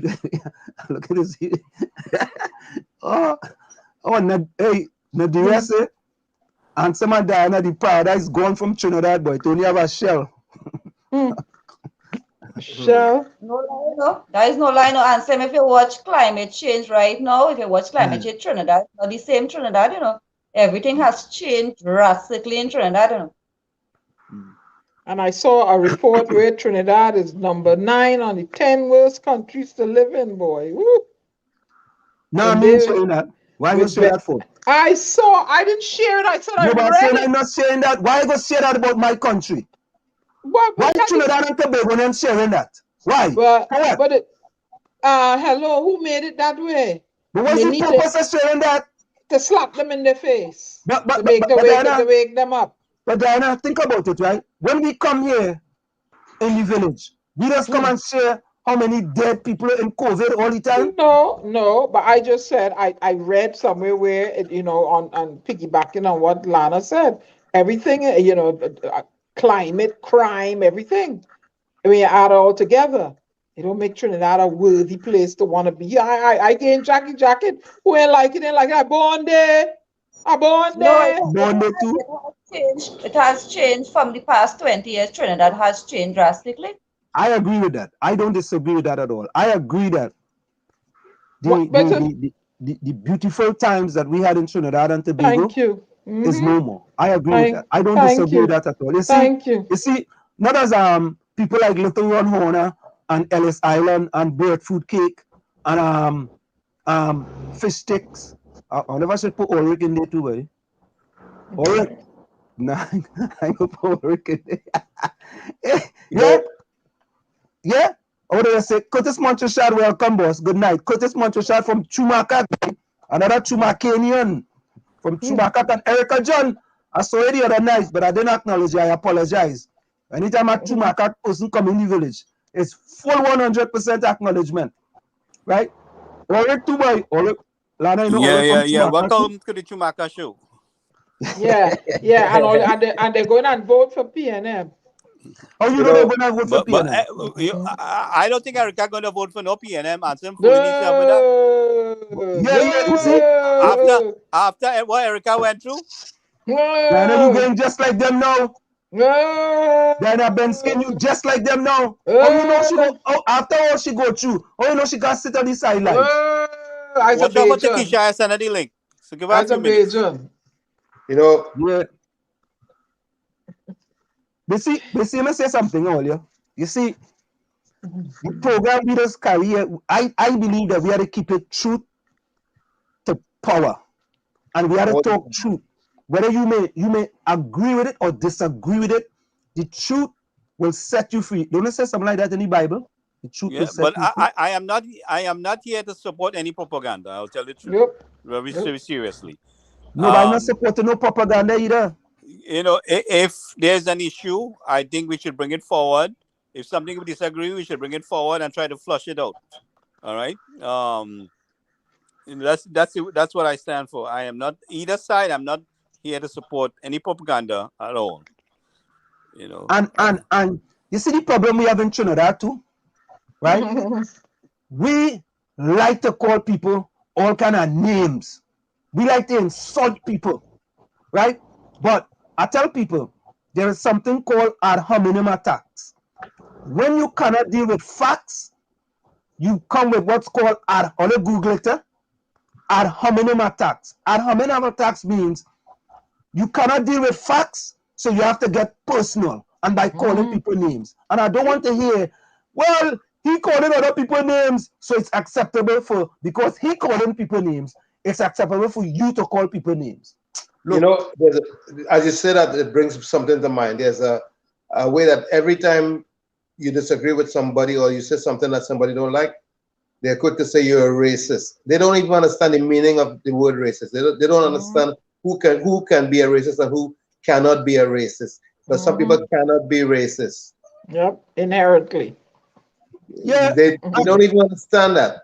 And yeah, Claudia, you're right, Claudia, you're right. We have this type of mentality. You know, it's like, you know, but you know, and listen, I say again, a fish doesn't rotten from the tail. It does not rotten from the tail, but not because the head person is doing it, you have to do it. It rotten from the fin. But also, it's the same thing going on in Parliament. But I agree. In Parliament. Look, I have a mission, right, that I was sent out to do, and I can't even begin to do it. I can't do it, and it's for the as you know what I represent, the Caribbean Commission. I can't do it because the environment isn't right. It just isn't. So I can't do what I'm supposed to do. I'll come again if it's better, and I decided I'm going to stay with the commission. Then I'll probably attempt to do it, but I can't do it. Not under these conditions. But we can't get the people to unite in one cause just for the country alone, for the best of the country. I mean, taking something Caribbean-wise, which is an excellent idea and something we need to be done, but you can't even get them to unite for their own neighborhood. True, Gary. So correct. That is so correct. You can't even get them to unite for their own neighborhood. That is true. Because I had tried. I had went to so many meetings from my neighborhood. And when we wanted to open the neighborhood watch in this street here, 2 of the neighbors said they don't want any part of it. Mind your business and see whatever you see, do like you didn't see. And they are business people on the street. Right. Well, Anna, and listen to this, right? So you know, I send some and I don't talk about it. I sent some tablets for some people in Trinidad, right? You know that people say, I don't want a tablet from you because you're a UNC. They don't want the tablet from the person, because the person who giving them a tablet for their kids, that person is a UNC. Imagine that. Imagine that kind of behavior. I'm glad you brought it up, and I have to tell you thank you very much for sending a tablet for my son to do his online schooling at Mount Up Secondary School. Thank you very much. No, it's Lana, I've never mentioned that. I've never mentioned No, that. but I'm glad you brought it up. So let people know it have nothing on this show like race for PNM and UNC and who is Indian and who is African. We ain't going down. I'm not going down that road. I listen. I don't care what the PNM people say about me. I don't care. The PNM people don't put food on my table. When I go to Trader Joe's, I don't go with a PNM credit card. I don't go with a PNM credit card. I'm a supporter of the PNM, and I want the party to be better. Right? Thank but you. they ain't gonna like me because I am independent. And Slim, the same way you want the PNM party to be better, it have people want the UNC party to be better. It have people want Kamala to leave, and it have people want Rowley to leave. Nobody is saying, no, you can't support a party. You have to support a party because we need a government and we need an opposition for this country to go to run. We have to. They must have a government and an opposition. So you have to support one or the other. Yeah, but I don't support no leader for life, though. You understand? There has to be a complete democratic process, and there has to be succession planning and encouragement to nurture the younger ones into taking leadership eventually. So when one leader wants to come there and think that they're going to turn stone, Gary, that is something I can't support. Gary, you think they want to? Do you think they want to have a constitution? You think they want to keep them constitution? I mean, listen to me now. I don't care. I'm speaking to the people on the ground now. I don't care what the leaders want to know. Is we have to unite and force them into what we want, and this is what we're not doing. But Gary, I hear you, Gary. But Gary, you remember when who was it was here, boy? I don't remember the person, but when they're in Parliament, people are gonna caucus and they take their idea or they take the cue from the leader. But let's answer what I am saying here. What I am saying here, right, is that the people on the ground, we are the majority, we are the voters, right? You have to mobilize yourself and unite to force the hand of your political party if they are not doing the things that you don't like, and they're oppressing you and it costing you. So it don't matter what them do in the parliament. If we united on the ground, we could force their hand. We could. Yes. The answer to that is yes. But that is not what we're not doing. Everybody afraid to stand up and waiting for the other one to stand up to talk. But when I'm stand up to talk, you pull heat on. You know what I mean? Because you know what is the problem in Trinidad and Tobago? Wanna run in with race, wanna don't have the sense of, yes, I may be of a different race, but I am a Trinbagonian just like you. I have to live here. I think that race thing might be not all throughout the country, might be in certain areas. Oh, well, it shouldn't be there at all. Yeah, I understand that, but I think the ground is more united than we think. You know, the people are more united than we think. It shouldn't be there at all. It shouldn't be mentioned. And the politicians have cleverly grasped on that weakness in the population, and they are pushing it in the parliament. The politician going to use anything to divide. Look like we had the guy here the other day on the show, Mr. Kevin Welch. You know what he's saying? The candlelight vigil, where everybody was wearing their masks and everybody was distancing to cause the COVID spread. That was not so, but that is what the information he have, and that is what he's spilling out there. Yeah, you talk about Devon Welch. Devon Welch. You know, because that propaganda fits somebody's agenda. Yeah, but not the trip to Tobago. There was no empirical evidence, you know, those who like empirical evidence to support that fact that candlelight vigil spread any COVID. But there was evidence that the Tobago trip, the spring Tobago for the Easter, there was a big spread of COVID down there. There was physical evidence to show that.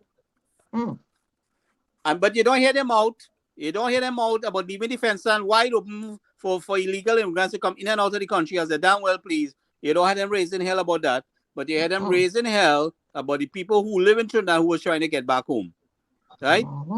And coming through the airport and going through quarantine. If you are coming through quarantine, how are you possessing any threat to anyone? Because the situation will be contained within quarantine. Well, I want to know if the dog take a PCR test and the dog get to come in. A certain person dog. I don't know. PCR test if they had a vet on standby by the airport.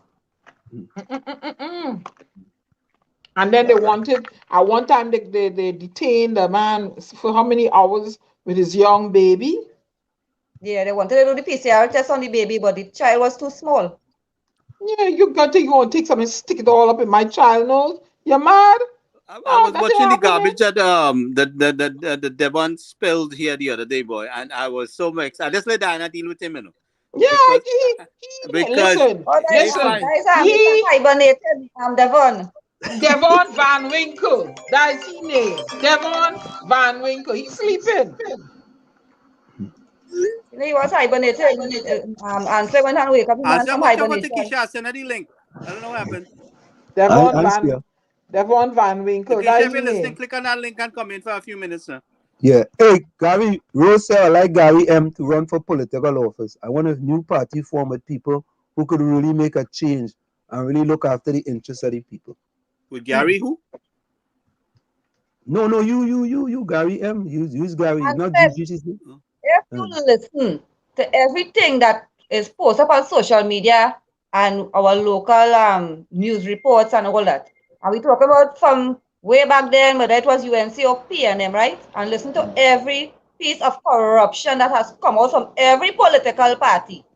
How much of them you hear went to jail, get locked up, get charged, pay back money to the country? How much of them? None. None. And we keep on going, going like a record, eh? PNM come in power, they do the wrong, we singing that song. UNC come in power, they do wrong, we singing that song. And we keep on singing it, and nothing changing and nothing getting better, and everything just going like that and keep on coming and going, like it's spinning that up. Lana, that's why I said people in Trinidad don't want change, they just want exchange. Well, while we're at it, right? I'm reading. I think part of that, I wouldn't say everybody in Trinidad and Tobago, some of them, most people. But part of that had to do plenty with the laws that we that run Trinidad and Tobago in Anslim.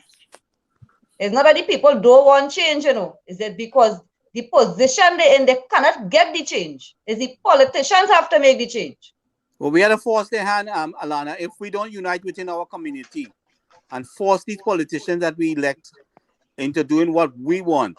And this is where you see we're still caught in that slavery mentality where our wings are kind of clipped, and you know, exactly. and you don't say nothing more. You know, the parents and the grandparents, even when we were growing up, you know, your grandparents raised you up to afraid the police and don't say this and don't say that, and you know, not mine, and keep quiet. Not mine. You know, you see.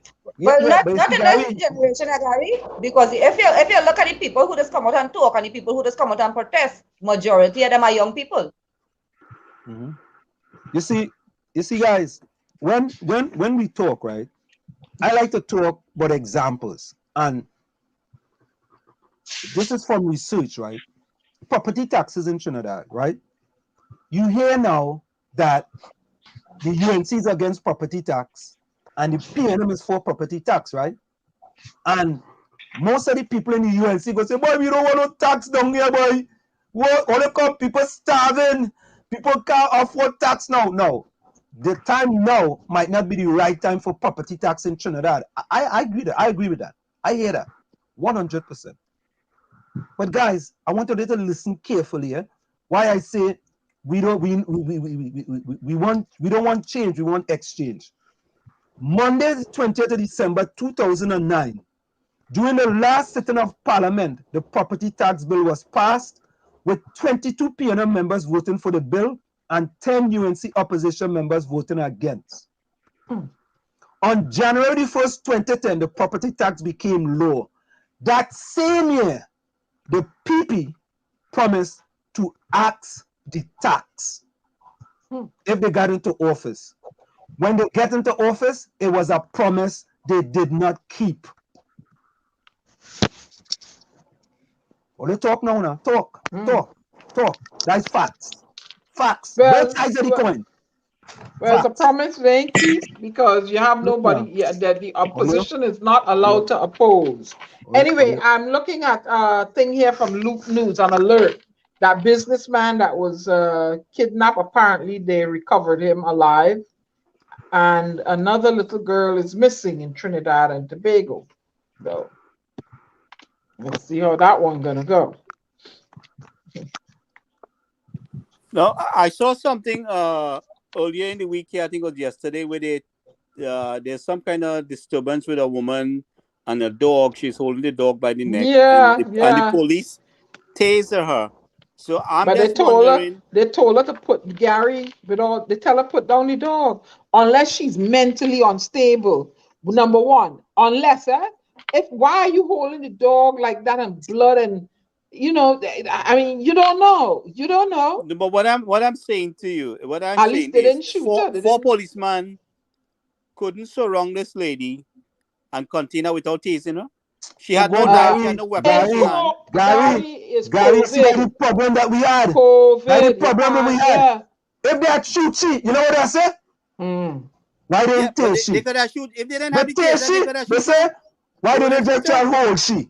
It's like. But Gary, it's a pandemic. They can't. You don't know what blood pathogen disease she may or may not have, and she wasn't wearing a mask. Throw a net over she. But the taser.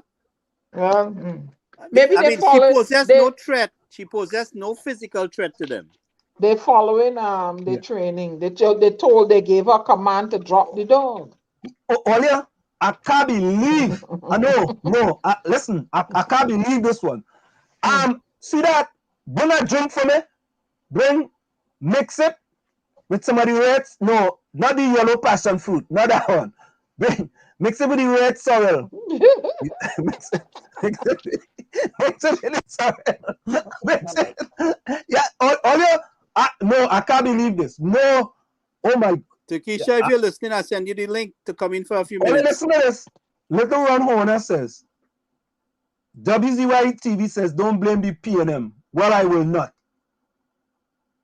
But the blasted system corrupted and don't care about the citizens of Trinidad and Tobago. Little Ron Horner, boy, I want to take a drink. Because, no, not the yellow. Oh, God. Not the passion fruit. Oh, God. I want the sorrel. Yeah. No, yeah. don't bring the sorrel answer. They go stand up your blood pressure. Wait. Lana, bring the sorrel. Don't bring the sorrel. Okay. Bring the green juice, the guava juice. Bring the man the Angostura thing, no, man. It have ILP on it? No, not the ILP juice. All they want answers are your degree and certificate and all kind of things tonight. Oh, God. Hey. Lana, I'm shocked. I don't know what else to say. This is Little Ron Horner saying the blasted system corrupted and don't care about the citizens of the system. He's saying, the system or the people running the system? This, you see, it's the system. Because party come, party go, but the system stays in place. So the system running itself? But it's been there, the system. Is the culture in the system? Is the culture in the system? Hey, not scared. I thought it was a man too, No they need to push forward for change in the constitution and the judicial system. Dana, change what you want is if we have no heart and no consideration towards each other, right? But I want to ask a question. You know how to bring the Bajan self in there. How come Barbados don't experience all this that Trinidad going through? Huh? How come, I live in both societies. I don't see what I see in Trinidad and Tobago, I don't see it in Beijing. You cannot I compare don't the see two. You cannot compare the Well, two. what is two Caribbean islands? 248,000 to 1.4 million is a big I difference. talking about it. I talking the number. It could be only two people. And what is in your heart? What is in your heart? Why is it? Why is it Trinbagonians have this? I don't know. I kind of a way about them. It's a generation curse. They keep on following. They keep on following. It's like a mantra for them. This race thing. It's It's a religious thing. Besides the race thing I'm talking about, It's like I'm a talking about religion. The race thing is like a religion for them. the heartlessness No, towards each other. Barbados has Indians and whites. They have other races there too. Not as many as the black, but they get along. You don't hear that. You don't hear that race thing. They're very xenophobic people. I must say that I experienced it myself. But besides the we race don't thing, get Diana, them. what I'm looking Gary, at is the arrogance. Gary, let me tell you something, right? You know, I just say what I got to say, and I give a spade, a jack, an ace, a ace. I find in Trinidad and Tobago, you do have a racist agenda. Yes, I understand that. But what I'm saying to you is the arrogance. Even Indian towards Indian, they're very hostile and arrogant. And I'm gonna you know me, I just say what I got to say. Who ain't like me, I ain't gonna shut down on. Let me finish now. Let me finish. What is the seat of that race talk? I can guarantee you it don't come out of African households. It's ignorance. Ignorance is the problem because the nationalism. It don't come out of Africa. It don't come out of African household. Because I'm telling you, we ain't saying that. Oh, you see that? We don't operate that way. Now, when you go to other races against us, African, then you start to hear it. And Lana could disagree with me or not. Indian will raise the child. Oh, don't marry. Don't go and have no child with no Creole fella, you know. Am I right or wrong? Am I right? Correct, Diana. Diana is speaking truth to power. Diana, I just made the example earlier. I have never discussed with my son or my daughter who they should marry, whether they should marry a white fella, whether they should marry a guy from Australia, whether they should marry a Mexican. I have never discussed that with them. Never. That is not part of our household. They don't like that. They don't want an African to marry an Indian or Indian to marry an African, but they will prefer the Indian marry a Chinese or a Syrian or a Venezuelan. But once the African and Indian come, the two of them stand together. It is a problem between the two races, not one race, two races. See, because it's not about Trinidad first and Trinidad last. It's about India first and Trinidad last. So it would always be like, it's just ignorance is the main problem in this country. That is what I see. I am not telling nobody who to marry and who not to marry. What I am talking about, even within the races themselves, there's a lot of hostility, arrogance among people, you know, within their own selves, you know, their family and everything. You see in this kind of hostile aggressiveness. But when I hear you, Gary, but when it comes down to who is more racist against who, the black people suffer more racism, racist behavior. But that from is in your other opinion, races. Diana. I could tell you a little bit different. No, in my opinion. But Gary, that's true, Gary. It's a given fact. No. I have to disagree with you on that. But Gary, look at in this country. It's a given fact. 12% of the society in this country. I ain't talking about this country. I'm talking about Trinidad. We deal with Trinidad. I'm just using it as an example, But Gary. This country has a very realistic racist problem here. I'm using an example. Gary, when you have a commissioner of police referring to people that look like me as cockroaches, what the hell where you think that come from? Diana, he was referring to criminals, but they became a press to the society, Diana. I can't agree with you on that. I don't care. You're not supposed to refer to my people as cockroaches because we are not. Whether they're doing bad or they're doing good, we are human beings. Did he say African people as cockroaches, or he called it criminals? He said cockroaches. He was referring to criminals. They will become a pest to society if you cannot operate any kind of business. According to the late Abu Bakr, the prison full of them, right? Them is the ones that doing the crime. So obviously, if 92 or 98% of people in the prison are cockroaches, that's who we're referring to. I don't like that statement. But beyond that, Gibbs said he wants to know who is who in the zoo, and I think he was referring to the police officers. I think so, if I'm not mistaken. All these racists and the name calling and all that. What you think the people? What's going on is a perennial problem. Let me tell you what's going on. If Anselm, I don't live with nobody, I live by myself, me and my 4 fish. If Anselm call his wife the B word and the H word, what you think his son gonna grow up to do? But let me ask you another question. No, let me finish. The population is listening to them two, the two leaders of the parties, the opposition and the incumbent, calling who are Oreo, and the next one is whatever. How you think the children and the people are going to respond and react? Because they are the leaders of the country.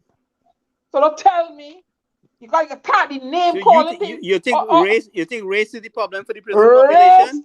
Race is the problem in Trinidad and Tobago. Yes. Race is not the problem for the prison population. It's mismanagement of the families is the problem. Race is the problem. Race is not the problem. The majority of the police force is African origin.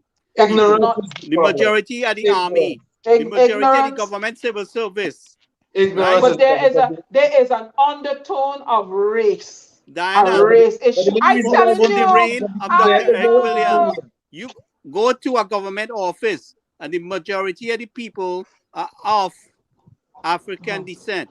Indians have to fend for themselves and plant garden and open their shop and do what they have to do. Once upon a time. Gary, that was once upon a time. It ain't so no more. As a matter of fact, the Jamaicans accused the PP government of ethnic stalking because they were removing people of one national or one, I don't want to use the word race, one ethnicity or another. So the Jamaicans accused them of ethnic stalking. Well, that's in 2010 to 2015. I lived right here in this country. The Jamaicans accused them because what? The Minister of Health was a mixed person, said that TNT is not their credit card to pay for health care. She was wrong. She was fired for that.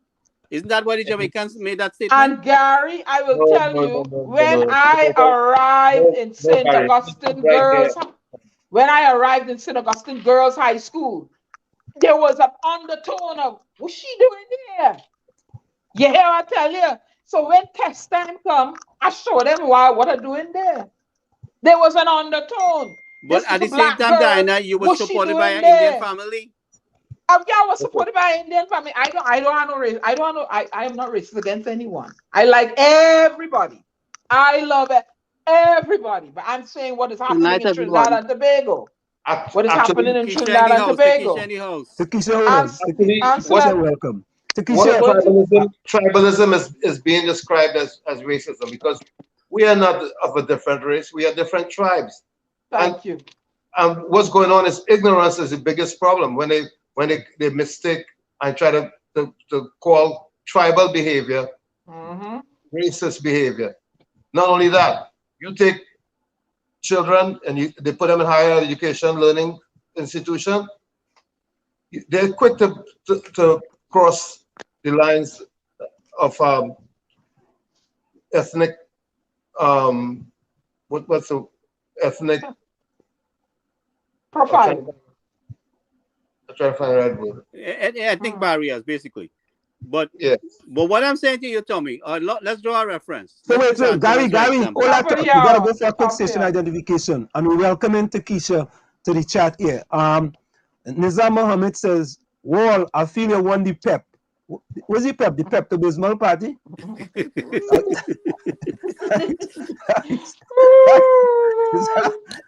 Nizam, I really don't know what pep is, you know. The only kind of pep I know is Pepto-Bismol. Pepsi. No, I know. I don't drink soda. I know of Pepsi. I don't drink it. I know of it. Oh, yeah, but I know Pepto-Bismol. He said pep. I thought he said pep. Oh, so you just drink Pepto-Bismol daily? Yes, so after the bit, let's watch out for Senator Mark. Yeah. Okay. Fact, folks, it's in the village with the DAG Triplets at WZYE 95.9 FM. Of course, we're having a vibrant discussion tonight, boy. Vibrant too bad. We have Takesha in the house as well, and we have Lana in the house. We have a guest host in the house like crazy tonight. Let's go for a quick station identification. It's in the village with the DAG Triplets and WZYE 95.9 FM. We'll be right back. Stick and stay, don't go nowhere. It's in the village with the DAG Triplets. You're listening to WZYE 95.9 FM. You are listening to WZYE LP 95.9 FM, the most influential name in Caribbean radio in the tri-state area. Broadcasting from East Orange, New Jersey, the most influential name in Caribbean radio, WZYE 95.9 FM. And we are back with you. It's in the village with the DAG Triplets on WZYE 95.9 FM. Of course, we come to you every Tuesday, Thursday, and Saturday from 7. We actually say from 6 now, from 6 to 9 p.m. because we're going from 6 now because 6 hour time is 7 o'clock that time, and we wanted to like kind of keep it at the same time as regular. So we're gonna say from 6 to 9 p.m. Takesha, welcome to in the village of the DAG Triplets. How are you?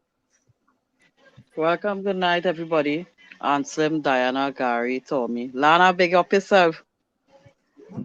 Big up everybody in the chat. Love, Takesha. Good night, team. Takesha, let me say something. You know you have a radio voice, right? I'm saying I'm just real, man. You have a radio. No, seriously.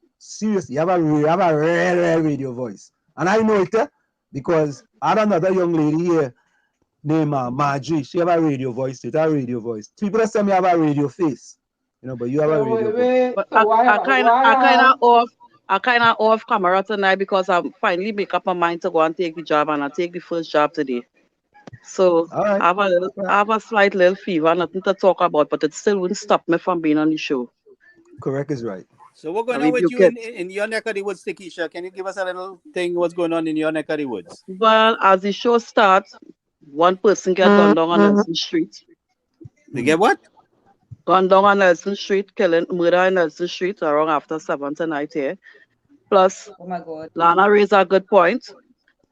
But you see the food prices right now in the country? The government say that they drop certain prices, right? And hear what the business owners and them did, right? In the grocery, right? They drop certain things what the government say by 50 cents, $1, 75 cents. They need to go around in these different groceries and them and check out the prices. Plus, all of the take off the 75 cents, the 50 cents, the dollar, whatever, the raise on the other items. It's really ridiculous. It's really ridiculous because I've been to the grocery almost every other week. So I could tell you the prices off back and I could tell you what dropped from what raised and what shift from. It's all kind of madness taking place right now in this country, and we really need a way forward, not a way back, a way forward. Forward answer.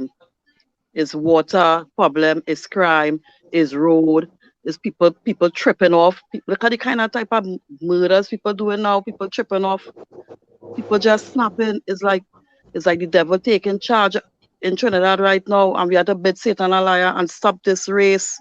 I still trying to figure out what really race I from, because I come from a real Callaloo.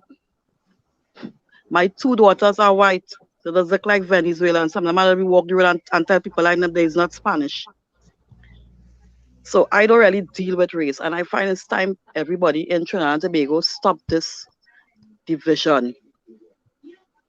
Time for us to move forward. It's only division. You understand? This area getting one side, the other area getting a different side. Everybody needs to come together. If you could treat the people at Marval and Westmoreland and Goodwood Park a certain way, you understand? Because they wouldn't dig up roads in these places and leave it unfinished. You understand? They would not do them things. So why they would do it in the lower class area? To me, it's like the rich just getting rich and feeding off of the poor. You understand? And the poor they don't want the poor to elevate in this country. It's so much, boy. It's so much. My heart full right now. That's a fed up complaint. I just fed up. Well, Takesha, I want to say congratulations to you on deciding to take the job. You know what I mean? Yeah, man. Because, I wish in spite of all the And propaganda. Slim, Yeah. you listen to me. I was one of them. Vaccine, nothing. That's how the people on the ground that say it. I wouldn't say ghetto because although I'm from Laventille, I'm not from the ghetto. You understand? And it's God really guide me to take this vaccine. So much of months I've been over a year, I've been breaking from taking this job. And I talked to God. I said, God, if I still take the vaccine, direct me in the right path. And I don't really go anywhere. And for instance, I just went to visit my mother. And instead of going to visit my mom, I find myself in the health center, just so, to get a second opinion from a doctor. I get an opinion from the doctor, private. I went in the health center to get a next opinion. And I was, the time, well, I could take it. I could take the job. So I say, yeah, boy, vaccine, nothing. All I hear that I ain't taking this vaccine, the vaccine have all kind of side effects. I was one of them. And for instance, I went and take the job today. All kind of obstacles. Satan must not have no dominion over me. No way, no time. I just try to beat Satan a liar. Because you could really go mad. Right now, how things are running, you could snap easy. And I take a bus. The bus, well, actually, I went to take a bus. I wouldn't say what location. Because you know Tikisha. So that's kind of break some being out there, really, now, since after the scene with the government. Yeah. The bus never come. I take our next bus. The bus shut down. Real obstacles to me not to take this vaccine because at a particular time they're locking off. And I sit down and I say to myself, while waiting for the other bus to come to transfer us.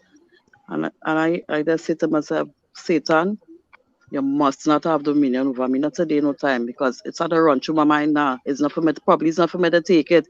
You know, this kind of when I got it. And I take it like a warrior, not the fearless one all you bring on the show. You understand? Tiki shout out to our little big neighbor. That's how good. Yeah. That's another fearless one. We are going. Oh, Not God. the fearless one. Not the man. I had to pong him, man. I had to what game I flush, you know, and that's what pong him, man. You understand? Because shame on him. Shame on him. You know what I say? Shame on him. You know what I go say? Shame on him. You know what I go say? Shame on you, Devon Welch. You living in Trinidad and you want to put yourself out there and you know exactly most of the things what going on in the country. And so me see back then when I called in and I say most of the people want to be out there like activists and stuff. And really and truly, on one side, they're not on the ground exactly. Even if they're on the ground, they half step in. You watching people who was being stranded, who watching the news more than people. Because when you was stranded out there, you're watching the news. Thing I never really do. I don't follow news. But when I was being stranded out there, and anybody who's stranded here and hear me talking, they will say, we don't want to miss our conference. We don't want to miss nothing pertaining to what Trinidad is concerned. And this man saying, this big man named Devon, saying that cricket people was there before the pandemic for cricket. Shame on you, Devon. Shame on you. And so when I wake up, you'll break from hibernation. Shame on you. Oh, God. Yeah, you know, I was out there, the throw party, because the light up on social media with the incident with me and my case, and they want to know nothing about it, Keisha. It's over here now. I come back home and Devon still asking me about if the government give we anything. It are people still waiting on that grant when they was stuck outside being stranded. The humanitarian grant what they say for stranded nationals. Really, Devon? And so I feel I need to bring that man back here, boy. No, bring him back, you know. Go back and inside that cave where you find Yogi Bear and bring him back now. Hey, if that fella wasn't coming in now, I would have add him right now. I go and add him right now. If all you see the mark, or bus and I tell all your concern with the incident in Valencia. Where the security guard lost his life, may soul rest in peace. Yeah, And the yeah, other yeah. boy being injured. Or they see it break down to one suspect being charged. Or they see what's going on. Let me just address something here. Rose, I want to say this, eh? You see how this thing is, B-boy? Think about this, eh, boy? We have a radio program here, right? We decide we're gonna bring in 2 guest hosts, Lana and Takesha, right? Other programs in Trinidad and Tobago don't do that, right? But little Ron Horner, you know, who needs to go sit in this corner, he's saying that the program ain't good, so he going. So Ron, go and drink your passion juice now. It's okay. Before you stay to hear Lana and Takesha, 2 people in host, 2 co-hosts on this program here, a national program all about the place, all about the world. You should be happy that we are empowering them to come and share the information. You should be happy, man. Oh God. So next week we're gonna invite Ron to come in. Yep, yeah, Ron, you come in. Let's see if he's man enough to come in and brave us his ladies here. Nah, the ladies run the world, you know. That's right. Lana and Takesha, you know, they know easy thing, you know. Rather to come with real good information. Yeah, and I have a TV voice, not a radio voice. You have a what? A TV voice? You said Takesha got a radio voice and Marjorie, you didn't say nothing about my voice, so I have a TV voice, not a radio voice. No, but I say I have a radio face. No, yeah, you said you said the others had a radio voice. You ain't said nothing about mine, so I have a TV voice. No, I wasn't talking about you. I was just talking about Takesha, Lana, and What did I miss it? Marjorie skip and gone. Diana hang in here with you. Slim, quit while your head, please.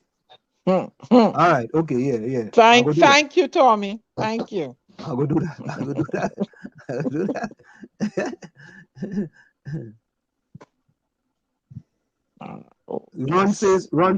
Ron, that's part of the problem then.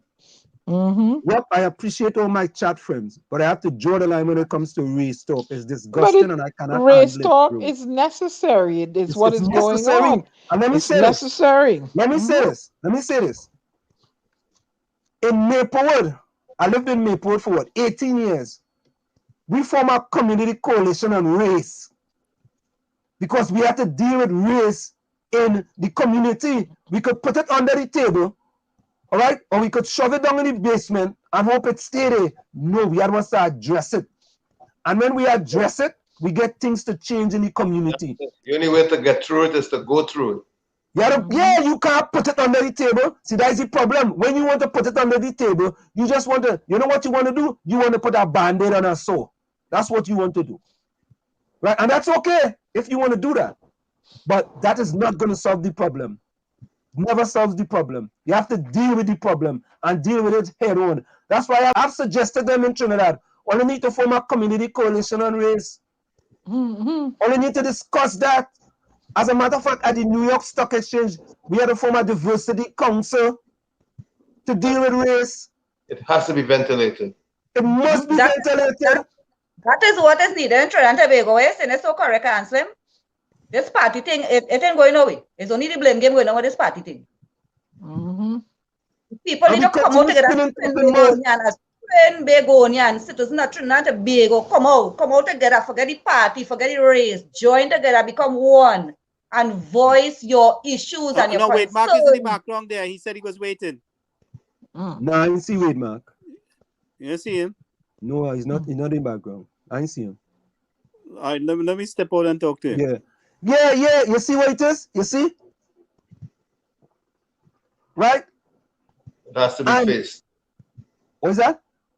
We have to face it. You have to face it. Look, Bizarre Mohammed want to know if I could ever come back to Trinidad to live. Tobago.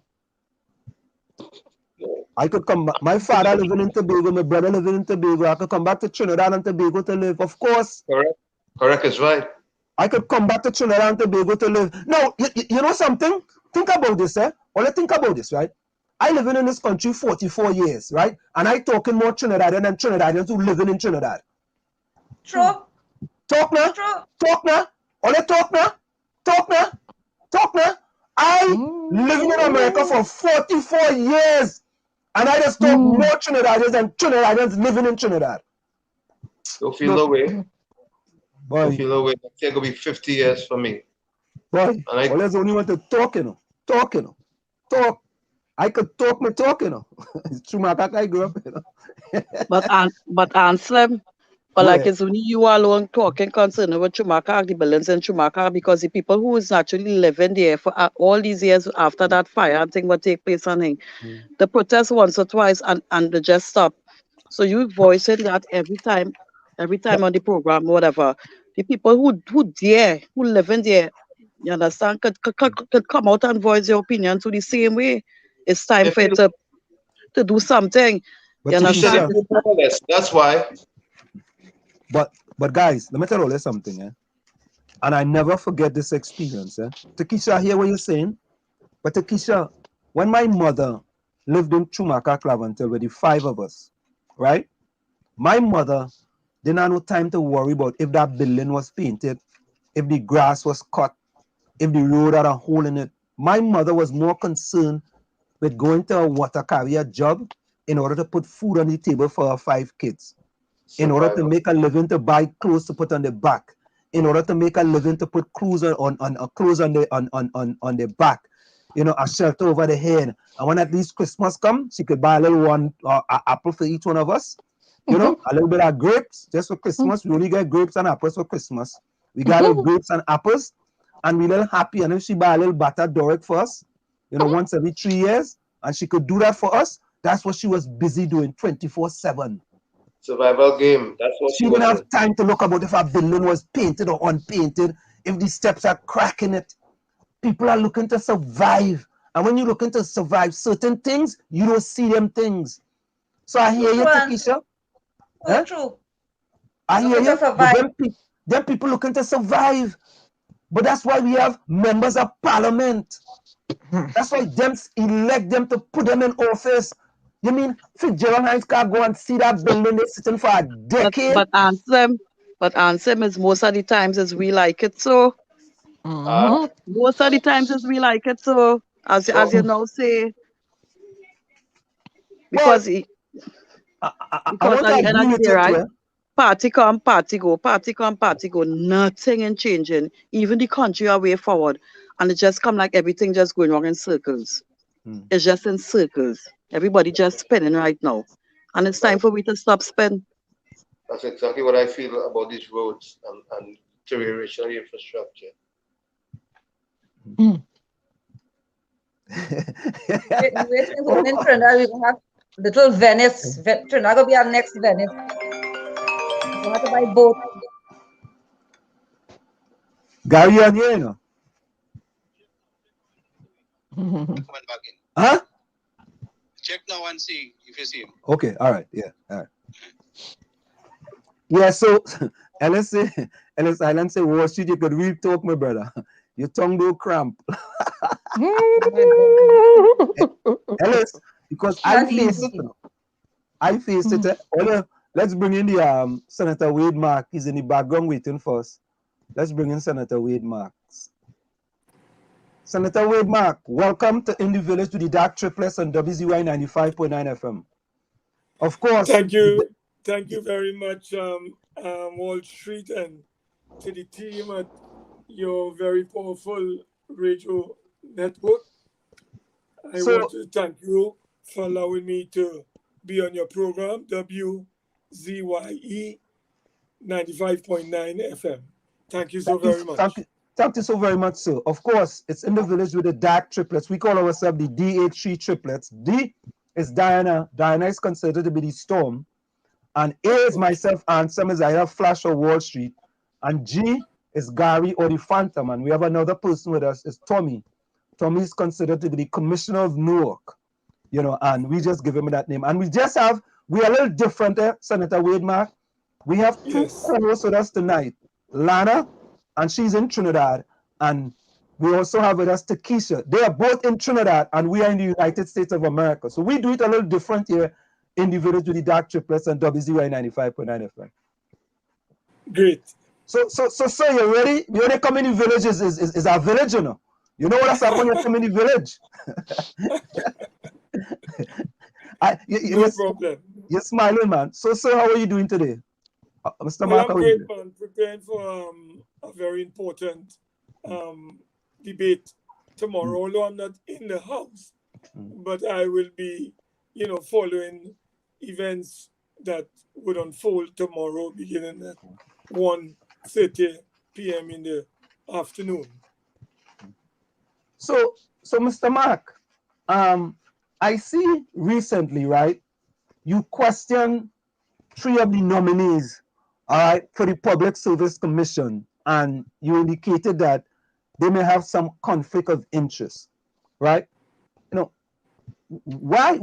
How did you come to that conclusion? I know you had some connection with the person from I think it's Miss King, with some connection to someone in Tobago who you thought was a family to Dr. Keith Rowley. So talk to us a little bit about that.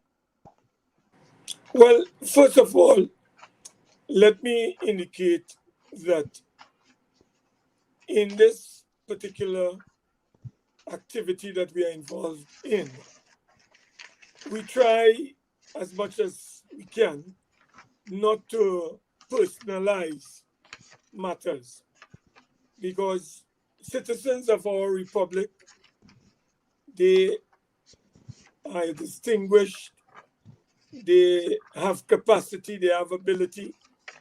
So, when we have these matters before us, we are not focusing on the personalities, we are not dealing with people's grievances, we are not in any way focusing as it relates to the individualities that are involved.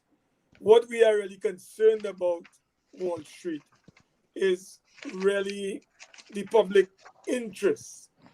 So it's against this particular background, and because of the significance and importance of the Police Service Commission, particularly coming against the background of the recent collapse of that very important institution, we have to be extremely careful as to the persons that are being nominated or proposed to be nominated as members or commissioners to sit on the Police Service Commission. So it was against that background when we received the nominations, we as the official opposition had the responsibility, along, I would say, hopefully, the office of the president, to conduct what we consider to be due diligence, so that anyone who is being proposed, we must be able to have full transparency, openness, and some degree of, let's say, probity as it relates to that particular individual. So it is against this background, as I said earlier, that we looked at some of the nominees that were put forward by the president. Now, I want to make it very clear from the outset that every single nominee advanced by Her Excellency, we see them as distinguished sons and daughters of the soil of Trinidad and Tobago. We cast no aspersions on their good name or their character. What we are concerned about is the public interest. And against that background, we did our due diligence and we came up with certain concerns and we raised certain questions seeking clarification from Her Excellency, who would have been the person responsible for nominating these individuals. So for instance, when we looked at the gentleman who is being proposed, his name is Ian Kevin Ramdani. We understand that based on his CV and based on our research, he is the principal of an institute called the Caribbean Security and Public Safety Institute. This institute is located somewhere in Montrose, Chaguanas. So he's an employee of this particular institute. But who are the owners? Who are the shareholders of this institute? When we did our due diligence, we went to the Registrar General's office and we were able to come up with some data as to directors, shareholders, etc. And what we discovered was that the owners of Amalgamated Security are the owners of this institute called the Caribbean Security and Public Safety Institute. And we said, but come on, the president must have done proper due diligence here, because Amalgamated Security, which is owned by the Aboots, and their names are in the document that we discovered when we searched, and we came upon their names as the shareholders and effective owners of the institute. And we also know that they are the owners and shareholders of Amalgamated Security, the very company that is competing for contracts with the government for security matters, whether it's for jobs at state enterprises. Right now, Amalgamated Security is responsible for security at the former Petrotrin.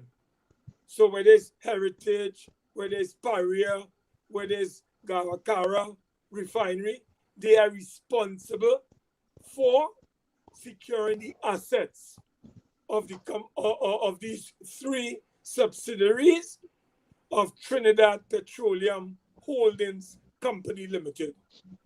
Now, what we are concerned about is that this is the very company that transports prisoners since 1997.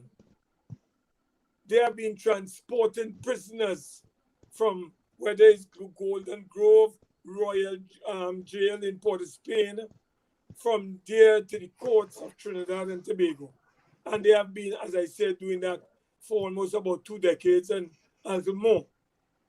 They are the same company that would be approaching the Commissioner of Police to import special arms and ammunition to conduct their job. Now, we have nothing against the Aboots. They are businessmen. They are entrepreneurs. What we are concerned about is potential conflict of interest. Now, I asked the question at the press conference on behalf of the United National Congress. Was this particular company, Amalgamated, a financier of the ruling party in the last general elections? We understand that they were, but we are asking a question because we are not God. We don't have all the answers. We could be wrong. So we ask them to clear the air as to whether there's any financial relationships between this company called Amalgamated and the ruling party, which is the PNM. Up to now, as we speak, we have got no answers to these questions. But they remain real, because you have somebody who is an employee of these individuals who own this institute, who own Amalgamated, and this individual is being proposed as a nominee to sit on an institution under our constitution known as the Police Service Commission. Now, you would know that when you are dealing with the Police Service Commission, their functions and powers are clearly outlined in sections 122 and 23 of our Republican Constitution.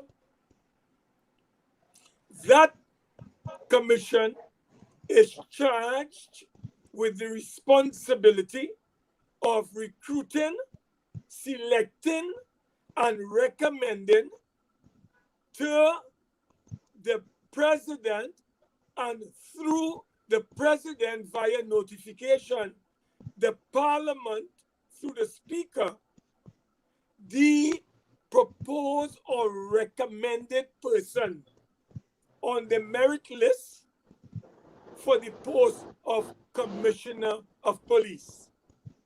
They are also responsible for recommending 3 deputy police commissioners for approval by the parliament. Now, this is very serious business.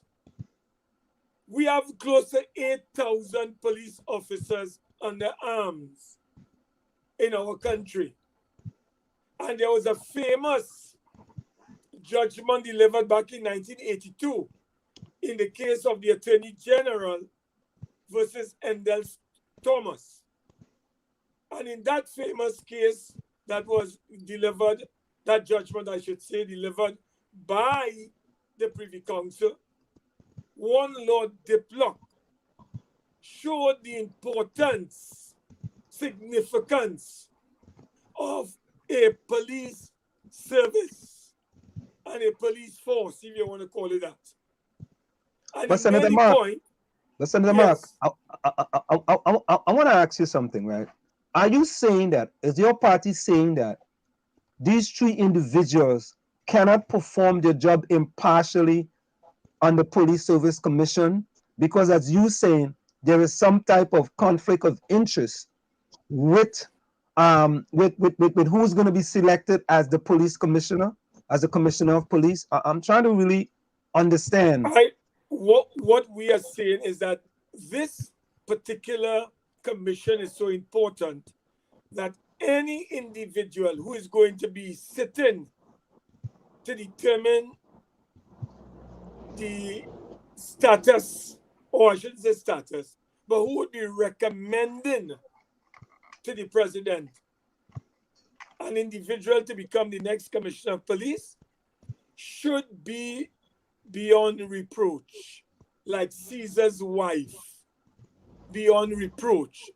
You cannot have a situation where persons can be queried and questioned as it relates to conflicts of interest or potential conflict of interest, because that may end up as being seen as either direct or indirect interference in the operations of an independent service commission, in this instance, the Police Service Commission. So based on our intelligence, we have told the president to reconsider these 3 nominees because we believe that they could, in fact, have potential conflicts of interest in this particular position that they are being thrust into.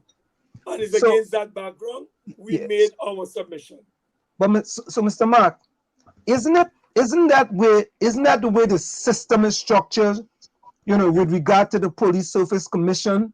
And this is to be a problem if you should try to change the system. For example, if you have 5 nominees for the Police Service Commission, maybe they should have something in Parliament like we have here in the United States of America. When our Supreme Court judge is nominated, he has to go before, you know, the Senate. He has to go before and he has to testify, right? And all those things can be brought to bear, you know, and based on that, then people vote and they decide, okay, you know, but if you know the ruling party has enough of the seats, that person is going to pass anyway because they're the ones that's submitting, you know, that person. Shouldn't it be something like that in Trinidad and Tobago? That would be more as a system. Yes, I want to agree with you that that is one of the mechanisms that we could probably advance as we embark upon what's called radical revolutionary constitutional reform. So I agree that rather than we go into a press conference and outlining our concerns about potential conflicts of interest, rather than we go into the parliament and elaborating on these same conflicts of interest, and the government having to speak in defense of these proposed nominees, we should be having, as you rightly said, dear Wall Street, a joint select committee of our parliament made up of government, independent senators rather, and opposition members of parliament, thoroughly investigating the individuals who are being proposed to become nominees and ultimately members of the Police Service Commission. So all of these points that I've raised with you tonight, all of these points that I've raised publicly last Sunday, all of these points that will be raised in the debate tomorrow in the House of Representatives. We don't have these nominees before us, so we cannot interrogate them. We can't investigate them. We can't ask them questions directly. And you are correct.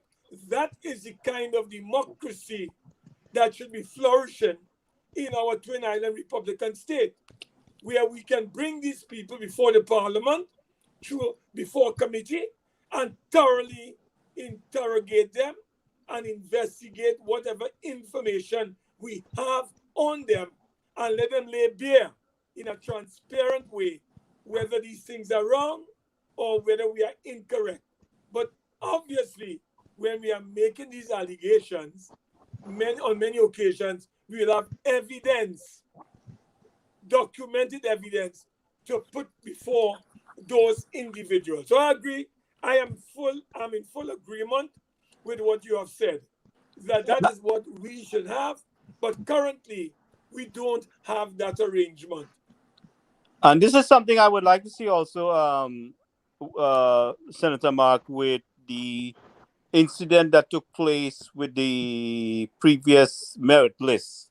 I don't think that the previous committee should be just dismissed and the issue with the merit list also dismissed or dissolved and swept under the carpet, because things needs to be answered. What happened to that merit list? I think Ms. Prasad should be brought before a joint select committee and to answer in reference to that merit list. We need some answers because they're trying to shift away from that, and these are things that has to be answered. Well, let me indicate to you and my colleagues at this very important station, 95.9 FM WZYE. Let me indicate that our Constitution has been breached. And who has breached and violated our Constitution? The person who holds the highest office in our land, the President.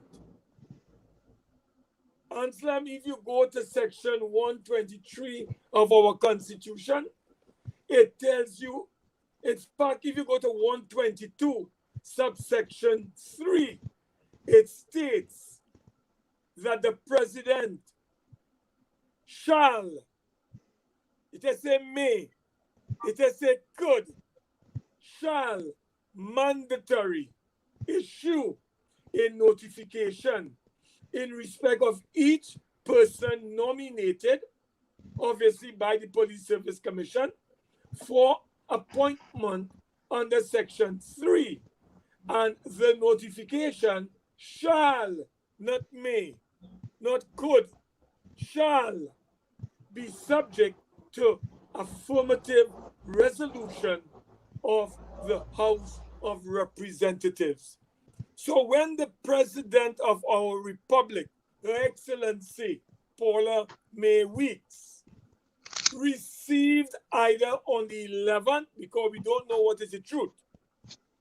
We are being told by the acting director of public, of the director of personnel administration, DPA, that the president received the merit list on the 12th of August, 2021. The president is telling the country through a paid advertisement that she received the merit list on the 11th of August. So we don't know who is telling the truth.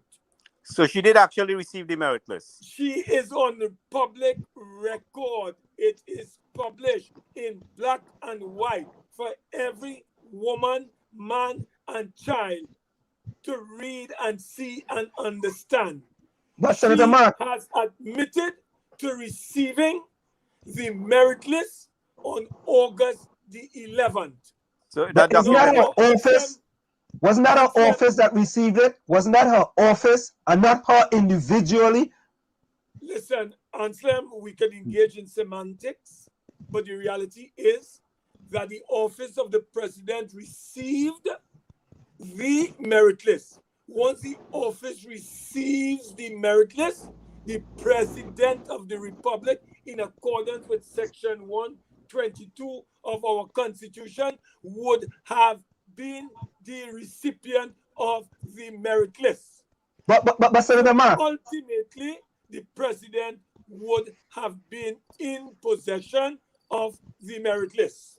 but Senator Mark, right? Let me say this, right? If a letter comes to your house, right, and somebody in your house receives the letter, and then the postman comes back and retrieve that letter without me seeing that letter, did I actually look at the letter? Did I review the letter? The letter was received. Ansem, how did the postman come back and retrieve it? Let me make it very clear. Yeah. The president never indicated what you are indicating. The president is saying in black and white that her office received it. She never said she did not receive it. Yeah, the office received it. I'm in agreement with that. No, but what I'm saying is that if she did not see the merit list, the president would have said that in black and white. She never said she did not receive it. So the country has come to the conclusion that the president received the merit list. What the president said is that sometime later on, it was retrieved. The president did not tell this country who retrieved the merit list, whether it was Bliss C. Prasad, who came back to the president's house and received it, or asked that it be returned. We don't have any information on who actually retrieved the merit list. And I want to tell you something. There's a Latin term called functus officio. When something reaches you as a constitutional office holder from another constitutional office, once your office receives it, it cannot be returned. The Constitution gives you no discretion whatsoever to return such a document. Your only duty and responsibility upon receiving the merit list is to have it sent via notification to the Speaker of the House of Representatives so it can be placed on the order paper for a date to be set aside for full debate through what is called an affirmative resolution. Senator, that was not done. Senator Mark. The president has failed to tell the country why this was not done. So, Senator Mark, do you expect to get an answer? Does the opposition party expect to get an answer at all from the president with respect to that? I would like to let you know and the world to know that the president has a duty, he has a responsibility to level with the population. No one is above the law. The opposition leader is not above the law. The prime minister is not above the law. The president of the country is not above the law. Wade Mark is not above the law. We have something called the rule of law, and everyone is subject to the rule of law. So the president has a duty to to inform this country exactly why she did not forward this list that she received, the merit list, to the parliament, and she has to tell this country who was the public official, this high public official who inserted himself at the office of the president either on the 11th or the 12th, that caused mayhem and confusion that resulted in the list being pulled back. The president has a duty and a responsibility to tell the country, we shall not rest. The president shall not be allowed to get away I am hoping so. without telling this country and the people of this nation the truth. If it takes us, well, of course, her term is coming to an end in the next 2 years, or maybe just under 2 years. The fact of the matter, we are not going to let go of that issue until we get answers. In fact, this thing is so serious, brothers and sisters, that the United National Congress on October the 21st went to the parliament with a motion to get the support or seek to get the support of the government and the independent senators with a view to establishing an independent tribunal to investigate into this matter to determine if there's a case to answer or there's not a case to answer. The motion was defeated. We have launched what is called the October Revolution. October has gone. We are now in November. So we now have what is called the People's Revolution. And it's very simple. It's not a violent revolution. It is about transparency. It's about accountability. It's about good governance. It is about values and norms, democratic values and norms that we must respect. It is about maintaining our public institution and their independence. It's about maintaining the principle of the powers of the separation of powers. It's about ensuring that our freedoms and our liberties are not undermined or crushed or eroded or subverted or contaminated. That is what the People's Revolution is about. And we are not going to let up on this struggle, because I want to tell you that, you see, freedom is never snatched away in one fell swoop. Freedom is eroded and taken away in small degrees. And before you know it, Anselm, you are enslaved once again, but not by the old slave masters, but by a modern totalitarian, or by a modern authoritarian, or by a modern emperor seeking to have total and absolute control and domination over our country. And we are not going to stand idly by and allow our country to slip into chaos like what happened in Venezuela, or what has gone on in Haiti for all these decades. We are not going to allow that. So we have launched the People's Revolution, and we are not going to stop until we restore democracy as we know it, and strengthen it at the same time, and rebuild our democracy in TNT. Senator we Mark, want equality and justice for everybody. in this Senator Mark, I country. hear you, right? So, Senator Mark, I hear you talk about the October Revolution, right? Is that pushback march on November the 30th part of the October Revolution in disguise?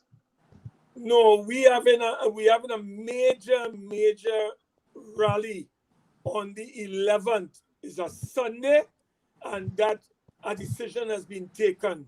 That is part of the major pushback. And in every constituency, in every community, we are on the march, we are on the move, and the people are moving because we have to push back this dictator that we have in office at this time. So, Senator, wait, I just want to be clear, right? I just want to be clear, Senator, in that there is certain things that are happening that is pushing back against the government. And one you have on November the 11th, and another one is going to be on November the 30th. So it's not that, some people say, well, I don't think the UNC is endorsing any pushback on November the 30th. But it's a different revolution, right? That similar to what the UNC is doing on November the 11th. No, you're talking about November the 30th, right? Right, yeah. November the 30th is somebody else and so on having some event, and they have invited us, and we will probably take part in that event. But the United National Congress, the alternative government of the Republic of TNT, will be having a massive people's rally on Sunday, the 11th of December, in South Trinidad. December or November? December? It's not in November. We are having our rally on the 11th of December. So, Senator, I just want to be clear, right? You guys have been invited to the pushback march on November the 30th, and you guys will be participating. Is that correct? Yeah, we have been invited, and we will send a delegation, and we'll have some supporters there as well. But we are mobilizing for a massive people's rally on Sunday, December 11th, organized by the United National Congress. So you clear on that answer? So you clear now? Well, UNC is not organizing anything with the 30th. The UNC executive is not part of that. All right? There might be some activists who support the UNC involved. Gary, the UNC has been invited, and they will send a delegate. Okay, but they're not organizing it. They're not organizing it. Okay, so are we clear on that? So, Senator Mark, what I'm requesting on my end here is that I am very happy to hear also that you said that you're not going to let this go. And as far as concerned with the merit list, that we are demanding answers. I would like to send a message through you to the political leader and to the parliament that we are demanding answers in reference to what happened with this merit list, what happened to it, and the steps. We want the root of where it went. We want answers from who was involved. We are demanding answers, and we are requesting a joint select committee where these people are brought before that joint select committee to answer. Let me just say 1 minute. Yeah. Lana and Takesha, if you guys want to jump in at any time, please feel free, okay? I know you guys are our guest hosts tonight. So go ahead. Go ahead, Mr. Mark. We have no problem with a joint select committee looking into this matter. But this what is happening in our country is a direct attack and assault on our democracy. This is very serious business that is taking place in the Republic of TNT, where this government is on a naked drive and grab for total and absolute power. You know, Anselm, in this famous decision given by the Privy Council back in 1982, one of the points they made about the importance of protecting and insulating these service commissions, which would include the Police Service Commission, from any incursion or invasion by the executive, had to do with the power of these very institutions that these service commissions are responsible for. And the Lord Diplock made the point that if a political party that is in power through its leader and or prime minister can personally select a police commissioner, then what is to prevent that political leader and prime minister from transforming the police service into his own party's private army? That is the danger that this thing poses, that a government, if it is not corralled and caged, can run wild and be in charge directly of a police commissioner who, when they tell him jump, he will ask, how high, massa? And go and arrest Aunt Slim, or go and arrest Gary, or go and arrest Diane, or Diana, or go and arrest John Brown, or Lana. They will come and arrest you and me and everybody else without any evidence. You know why? Because law and order, the rule of law, the separation of powers have broken down. And you have what is called a dictator, an authoritarian, a totalitarian in charge of your country. And that is where the danger lies if we don't get to the bottom of this matter. But Senator Mark, I want to say something, right? You were a previous Speaker of the House during 2010 and 2015, right? And we see that the party that's in power selects the Speaker of the House. And based on what I've seen so far, even under your stewardship as well, that Speaker of the House will be pro the party that select them, not anti. So to me, it seems the system again, because here you are saying that the current party or whoever party is in power have the right to select the commissioner of police. The current party in power have a right to select the Speaker of the House as well. And you were Speaker of the House.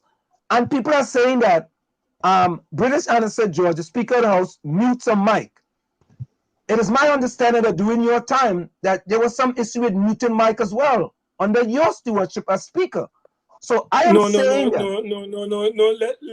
Let me correct you. Okay. Because I think you are misguided on that. You cannot produce any evidence. There's no evidence that you can produce. I challenge you to produce any evidence where under my stewardship, mics were muted. That has never happened. I stand corrected. And may I remind you?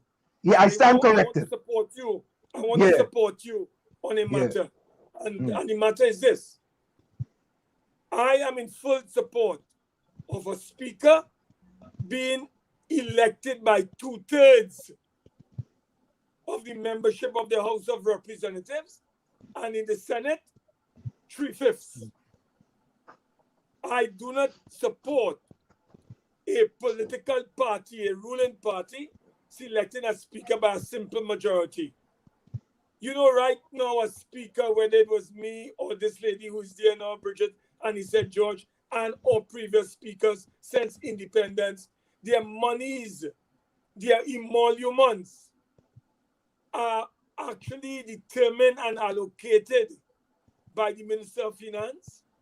It is not a direct charge on the public purse, as how the office of the president is, or the Auditor General.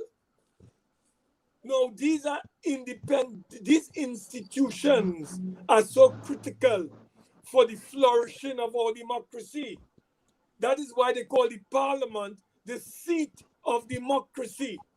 It is where the people's representatives are, and they are able to voice on behalf of the people their grievances, their dreams, their hopes, their aspirations for a better way of life, for the passage of legislation. Right. So, that Senator, improve we want you the to quality of life. stick a pin right there. We got to go for a quick station identification. We're gonna go for a quick station identification. We'll be right back with you. It's in the village with the DAG Triplets and WZYE 95.9 FM. We have with us, Mr. Wade Mark, Senator Wade Mark, who has joined us tonight. And let's go for a quick station identification. Stick and stay. Don't go nowhere. It's in the village with the DAG Triplets on WZYE 95.9 FM. We'll be right back. You're listening to WZYE 95.9 FM. You are listening to WZYE 95.9 FM, the most influential name in Caribbean radio in the tri-state area. Broadcasting from East Orange, New Jersey, the most influential name in Caribbean radio, WZYE 95.9 FM. Of course, we are back with you. It's in the village with the DAG Triplets and WZYE 95.9 FM. And guys, anytime you want to jump in, just please jump in. So Senator Mark, is Diana here? Diana? Okay. So, we have seen quite frequently the Speaker of the House trying to silence the opposition in bringing urgent matters before the Parliament. And these are things that being that you are a former speaker, you know the rules of how this should be played out and what they can and cannot do. So these are things that we are very concerned about, in that the opposition voice is being suppressed in the Parliament with any urgent matter we see being brought forward, whether it's the senators or the member of Parliament in the Parliament. And can you explain to us a little bit about that? No. Look, there are various mechanisms or devices that can be utilized by any opposition in the Parliament to represent the people's interests and to hold the executive to account and to bring them to book. One of those instruments would be the mechanism called a motion or a matter of definite urgent public importance. Now, these are very difficult motions to get the green light on, because you remember, when you bring such a motion, you are actually disrupting government business for 1 hour on that particular day. So, it has to be a very urgent matter. It has to be something very definite. And any speaker, listen, I may have my own concerns about these things, but I can tell you, as a former speaker, it is a tall order to climb. But you have to make a decision given the criteria that has been set to determine, for instance, what is definite, what is urgent, what is of public importance. And obviously, a speaker in the final analysis, being advised by the clerk, will come forward and say, listen, this is a real critical matter, and therefore it will get the approval and it will be debated. So we have gotten 1 or 2, and we haven't gotten 1 or 2. But there are many other mechanisms that we can use, and that is why I made the point earlier when Anselm made the point about the simple majority. One of the ways of making sure that speakers are not accused of bias or partiality or partisan is to ensure that when a speaker is elected by a 2/3 majority. So all sides will be happy with such a office holder. And as I said, his emolument should be a direct charge on the public purse. And right now, a speaker, like in Jamaica, a speaker monthly salary is the equivalent of a cabinet member in Jamaica. In Trinidad and Tobago, a speaker salary is about $30,000. A cabinet minister's salary is about $42,000 or $44,000. So a speaker is a very important office holder. It's the 5th highest office holder in the table of protocol, or on the list of protocols, or order of protocol in our country. So that office ought to be treated with much more respect and dignity. And to get that going, you need to amend the Constitution so that the speaker is not seen as a puppet of any political party. So my view is that We need to reform the constitution to isolate and to give that speaker the kind of independence that the office deserves. And Senator Mark, Senator Mark, I think that's so important, because I think a speaker is a very important part of the parliament in Trinidad and Tobago. And, I think if the speaker is elected by the ruling party, right, there's going to be some bias. It shouldn't be. And they're going to try to stay as close to the law as possible, in order to implement whatever verdict they have to give as a speaker. But Senator Mark, something that bothered me a little bit, and I thought it was a little misguided, right? When the allegation was made by the oppositions that the independent senators were singing for their supper, quote, unquote, singing for their supper. Looking back at that, Senator Mark, don't you think that was a little unfortunate to tag these independent senators with that, so-called allegation by the opposition?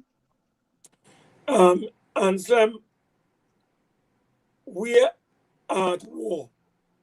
War for the salvation of our democracy. A lot of people are not understanding. The Chinese have a saying, Anselm, those who can see before others are brilliant, and those who can know before others are geniuses. And they said that we must all strive towards becoming brilliant geniuses as human beings. You must be able to see around the corner before you reach around the corner. And those who have eyes to see can discern that Trinidad and Tobago is in trouble. Trinidad and Tobago is heading in the wrong direction. Trinidad and Tobago is heading towards a dictatorship. That is what we are seeing, because since this government came into power in 2015, they have undermined and they have infiltrated and contaminated most, if not all, of our independent institutions. I think the last attempt, the last institution that they were trying to hijack was the Police Service Commission through the appointment of a police commissioner. And that has backfired. Now, the point about it, we have to be very careful, in our country, that we do not permit anyone. I don't care if it is the UNC, the PNM, NJAC, or NAR. You cannot use your office that the people have given you power and trust, and they have demonstrated trust towards you by giving you this power, only to do one thing, Anselm, and one thing only: to improve their quality of life and their standard of living, and to make the majority of people happy. That is your only business in power. It is not about perpetuating you and your party in power. It is about seeing about the interests and the well-being of the citizens. But Senator Mark, many governments get lost along the way. Senator Mark, you did a great job of pivoting there, but I want to come back to allegations with respect to singing for their supper. Do you believe that statement, that quote, singing for their supper, that allegation made against the independent senators, was an unfortunate statement for these independent senators who previously had voted with the UNC on other issues as well? They have voted with the UNC previously with other issues. So why are they singing for their supper? Because they voted this way in this issue. Yeah, we call them puppets of the PNM. We make no apologies for that. And there's nothing in our constitution that talks about independent. You can look at any part of our constitution, go through every section. There's nothing called independent. When I think about the days, because I've been a senator for over 20 years now, and I can tell you during the days that we had fellas like Martin Daly and the late Dana Sitahal and Ramesh Diosaran and fellas like Professor Kenneth Ramchan, Diana Mahabir Wyatt. These were people of stature, man. These were people that will deal with issues objectively. But listen, Ansem, imagine, I brought a private member's motion to annul a legal notice 183 dealing with the selection and recruitment of a police commissioner that the Attorney General had brought changes to in June of 2021. We recognize the fallacy, the flaws, the deficiencies, and the shortcomings of that particular legal notice. I brought a private member's motion to annul it. The independent senators praised me. They say, oh God, wait, Mark, that's a very good thing. You bring it on, so we'll have debate and thing. But you know, at the end of the day, we were able to point out that the president of our country is being compromised by paragraph 4 of this particular legal notice because they left it open. For example, Anselm, when the Police Service Commission would have determined who they want to recommend to Her Excellency for onward transmission to the Parliament, what they do, they produce a merit list, and the merit list would go like this: Anselm first with 1,000 points, Wade Mark second with 900 points, Gary third with 700 points. And what the president is supposed to do is via notification, send only one name at a time to the Parliament. She would send Anselm name, and we would debate Anselm. And if the majority wants Anselm, Anselm will become the next Commissioner of Police. You know what the Attorney General did in Legal Notice 183? He said he proposed that all the names be sent to the president by the Police Service Commission. And the president is saying, I don't know what I should have done with these names. And we were saying in the debate, the president is going to be confused. There's no 1, 2, and 3. There's no 1,000, 900, 800, 700. So we were saying that what may have happened is that under Section 8A, the president acts on the advice of the cabinet. So in a state of confusion, where she doesn't know if to send Anselm name first, or Wade Mark name first, or Gary name first, she may call on the Prime Minister and ask the Prime Minister for advice. And that would be a total interference in a process that the Prime Minister has no business in. And we were saying that legal notice is going to cause problem, and we should annul it and we should reject it. You know, So, at the Senator, end of the day, Anselm, we put it to a vote. You know, every single independent senator voted against our motion. But Senator, that doesn't mean. But Senator, No, but that the doesn't. High Court ruled Anselm. But that doesn't mean to say because in this instance they voted with the ruling party that they're singing for their supper. I mean, I have a hard time understanding that. If they had always voted that way, I could understand that. But there are times when they voted with you guys. Anselm, I will send you the data on the voting pattern of these people since the new parliament started. In the case of Senator Vieira, 16 times he voted. He voted for the opposition once and 15 times for the government. You're going to a woman called C. Prasad. 16 times she voted. Twice she voted for us. 14 times for the government. A fellow called Paul Richards. 15 times he voted. Once for the opposition. 14 times for the government. And you can go down the line with this. Here's Ahi Thompson. Any one of them. Dial Singh. Same thing. 95% of the times that they vote with the government. So are these people really independent, or are they puppets of the government? All right, so Lana and Takesha, I want to get you guys in here. You have any questions for Senator Mark? And Senator Mark, I have one other. Lana, you hear me? Yeah, I'm hearing you answer. And Takesha, you hear me? You guys have any questions for the senator? Because I have one last question for the senator. No, I don't have any question for Senator Mark. Okay, so I've been Senator. educated tonight. All right, so Senator Mark, Senator Mark, I want to ask you another question. So my last question, Senator Mark, right? Senator Mark, we had a commissioner of police who told the people in August 2018, judge me on the murder rate. And if we go back, right? No, I'm not going to go back. Judge me on the murder rate, right? If I, as a lay citizen, was to judge the commissioner of police based on what he said to judge him on, I want to give you these quick statistics. The highest murder rate in the history of Trinidad and Tobago was 550 in 2008.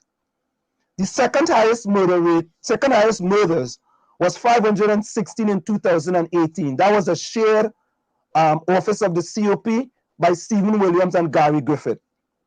In 2019, we had the second highest murders in the history of Trinidad and Tobago, which was 538.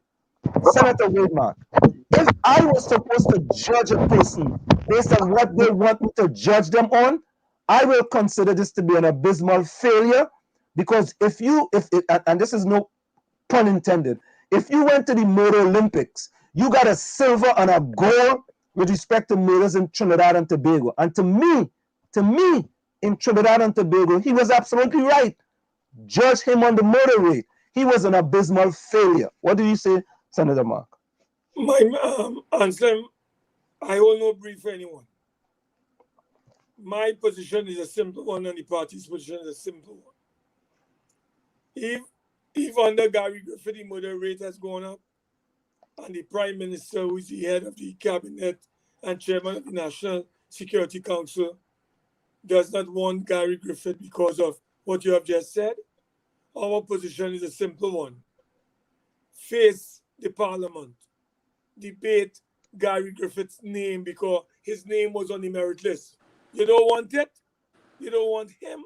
You have lost confidence because of, among other factors, what you have said, yeah, Anselm. Oh God, you vote against him. You vote against him and you go to the next person on the list. And if you want that second person on the list, you vote and say, well, look, I want that person. So I have no problem with the government saying they don't want this one or that one, whether it's Gary Griffith or Stephen Williams. The point about it is that there's a process that is involved, and the government did not follow the process. Why they didn't do it? Why? So I have no brief for anyone. I agree with you that the murder rate is very, very high in our country. And because of the inequality of wealth and the inequality of income in our country, that is also driving up the murder rate. When I read some time ago that 3% or less than 3% of our population controls more than 85 to 90% of the wealth of this country, you could well understand that as a society, we live in a capitalist economy. And we know under capitalism, we know profit is what drives progress. But it drives progress not for the many, but for the few. And that is why you need a government with a social conscience, with putting into effect social policies and programs to not only aid the poor and the vulnerable, but to produce and introduce mechanisms to promote opportunities for meaningful development and advancement through meaningful jobs for the people of this country. These things are going to contribute to a reduction in crime in our country. But what you have in this country is that the rich are becoming richer. Somebody was saying earlier, I don't know if it was Lana or somebody else who was speaking about the astronomical increases in the cost of living, and women who hold up 38% of single, or who head almost 38% of families and households. How are they making out? women are going every day without meals, or maybe 1 meal a day instead of 3 meals a day, because of the fact that they have over 150,000 people unemployed in our country, and there are no prospects on the horizon of any real economic plan to transform and diversify and to generate employment opportunities in our country. So all of these factors have to be put in the brew, has to be put in the pot when we are talking about criminality and violence in this country. And that's how I would like to respond to your concern. But I want to just say something, Anselm. Some people made a statement, I think a chap from Spain, and I thought he captured it very nicely. He said that when the government knows everything about you, that is tyranny. When you know everything about your government, that is democracy. And what is happening in our country, if you don't know, I want to bring something to your attention. There's something called in Trinidad and Tobago, the Data Protection Act. That was passed in 2011. Only sections of it was proclaimed. The large body of it remains unproclaimed. Like a thief in the night, the government went and amended a section of the Data Protection Act. That was section 42, A and B, respectively, which allowed the government to access, without your personal consent and permission, your personal data and your personal information, which would include financial information, which will include your medical information, which will include your employment history, any private letter that you would have written to any agency in this country. They now have access to it without your consent. The law, as was passed in 2011, made it very clear that if you have to access my personal information and data, you must get my express permission or consent. But the government of this country did not proclaim those parts of the legislation. They only proclaimed that part of the legislation that gives the government the right to access your personal data and your personal information without your consent. So they're basically cherry picking what they want. In other words, the government is in your bedroom, the government is in your bank account, the government is in your employment record history. Why must a government want to invade your private space? And they did it without even telling the population that they were doing it. We happened to discover it because it came through a legal notice. But we have a matter that we intend to raise in the parliament dealing with this whole issue of an invasion of our privacy by this particular regime that we have in place at this time. So Senator Mark, last thing for me before you go. Senator Mark, there are those in the UNC who state that the UNC cannot win another election with Mrs. Kamala Persad-Bissessar as the leader of the UNC. What do you say about that? I do not support that. I believe that, for instance, Anselm, we don't want to be conspiratorial in our theories or views, but the chickens are coming home to roost. The PNM removed Gary Griffith, in spite of what you might say about him in terms of murders, and I agree that the murder rate is very high. But Senator, how could you say? No. Let me just conclude. All right. Okay. All right. Anselm, you see that DSS? Yeah. You see that A&V oil matter? Yeah. Gary Griffith had a press conference in June, and he said that they are coming to a conclusion on the A&V oil scandal, in spite of the award granted to this fella over 100, 200, 300 million. We don't know what the exact amount as yet. And it's 100 million. In the public domain, it's 100 million. That is a preliminary estimate. If you look at the judgment, this is the amount of cost we have to pay it may come to 200 to 300 million at the end of the day. But the point I'm making is that Gary Griffith was talking about DSS and Gary Griffith was talking about ANV oil and gas. So the question has been asked whether the Prime Minister lost confidence in Gary Griffith because Gary Griffith was going to be investigating and concluding on DSS. Because our information is that high-ranking PNM officials were involved in the DSS. And we wanted to get the truth, and the police was investigating that. So I do not know if that is one of the reasons why he lost confidence in Gary Griffith.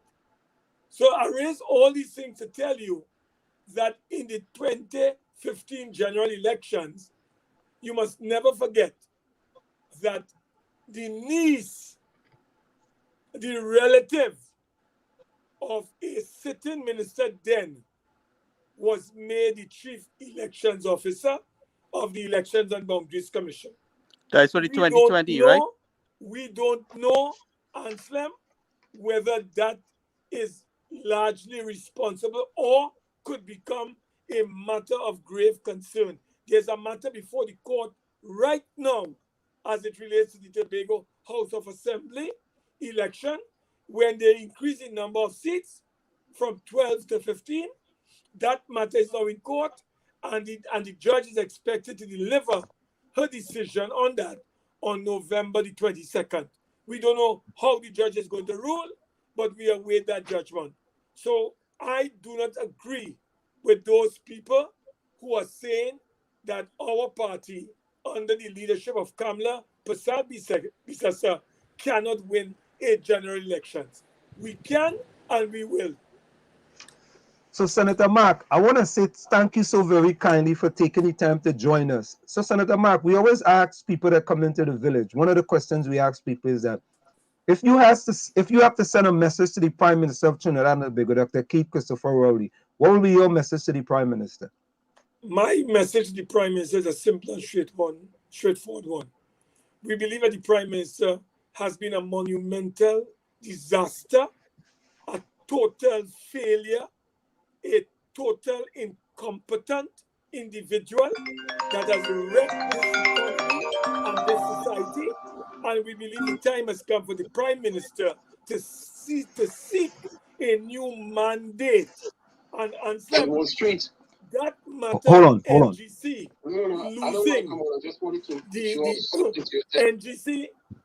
losing some $650 million, and contractors and service providers smiling and laughing all the way to the bank. And you are telling this citizenry of this nation who are under real pressure, it's go over season for our citizens, particularly the weak and the poor and the marginalized and the vulnerable. You telling them that they must come and pay property tax in this go over season when you just wasted almost $500 million. That's criminal misbehavior in public office. And this man should demit office and he should be charged for misbehavior in public office. That's my message to him. He should leave office, demit office, seek a new mandate, and call fresh elections in our country and let the people decide on the way forward. This man is a dinosaur. He's a disaster, and he's the worst prime minister that this country has ever seen since independence, August 31st, 1962. Senator William Mark, we want to thank you so very kindly for taking the time to join us. You know, you shared a lot with us here tonight, Senator Mark. We thank you so very kindly. Closing words before we go. It was my pleasure, and I want to wish everyone a good night, and thanks for having me, and maybe sometime in the future, I will join your station, WZYE 95.9 FM. Good night to everyone. Thank you, brother. Thank you for coming, and we definitely want you to come back, give us an update. All right, thank you. Diana? Diana? Are you hearing me?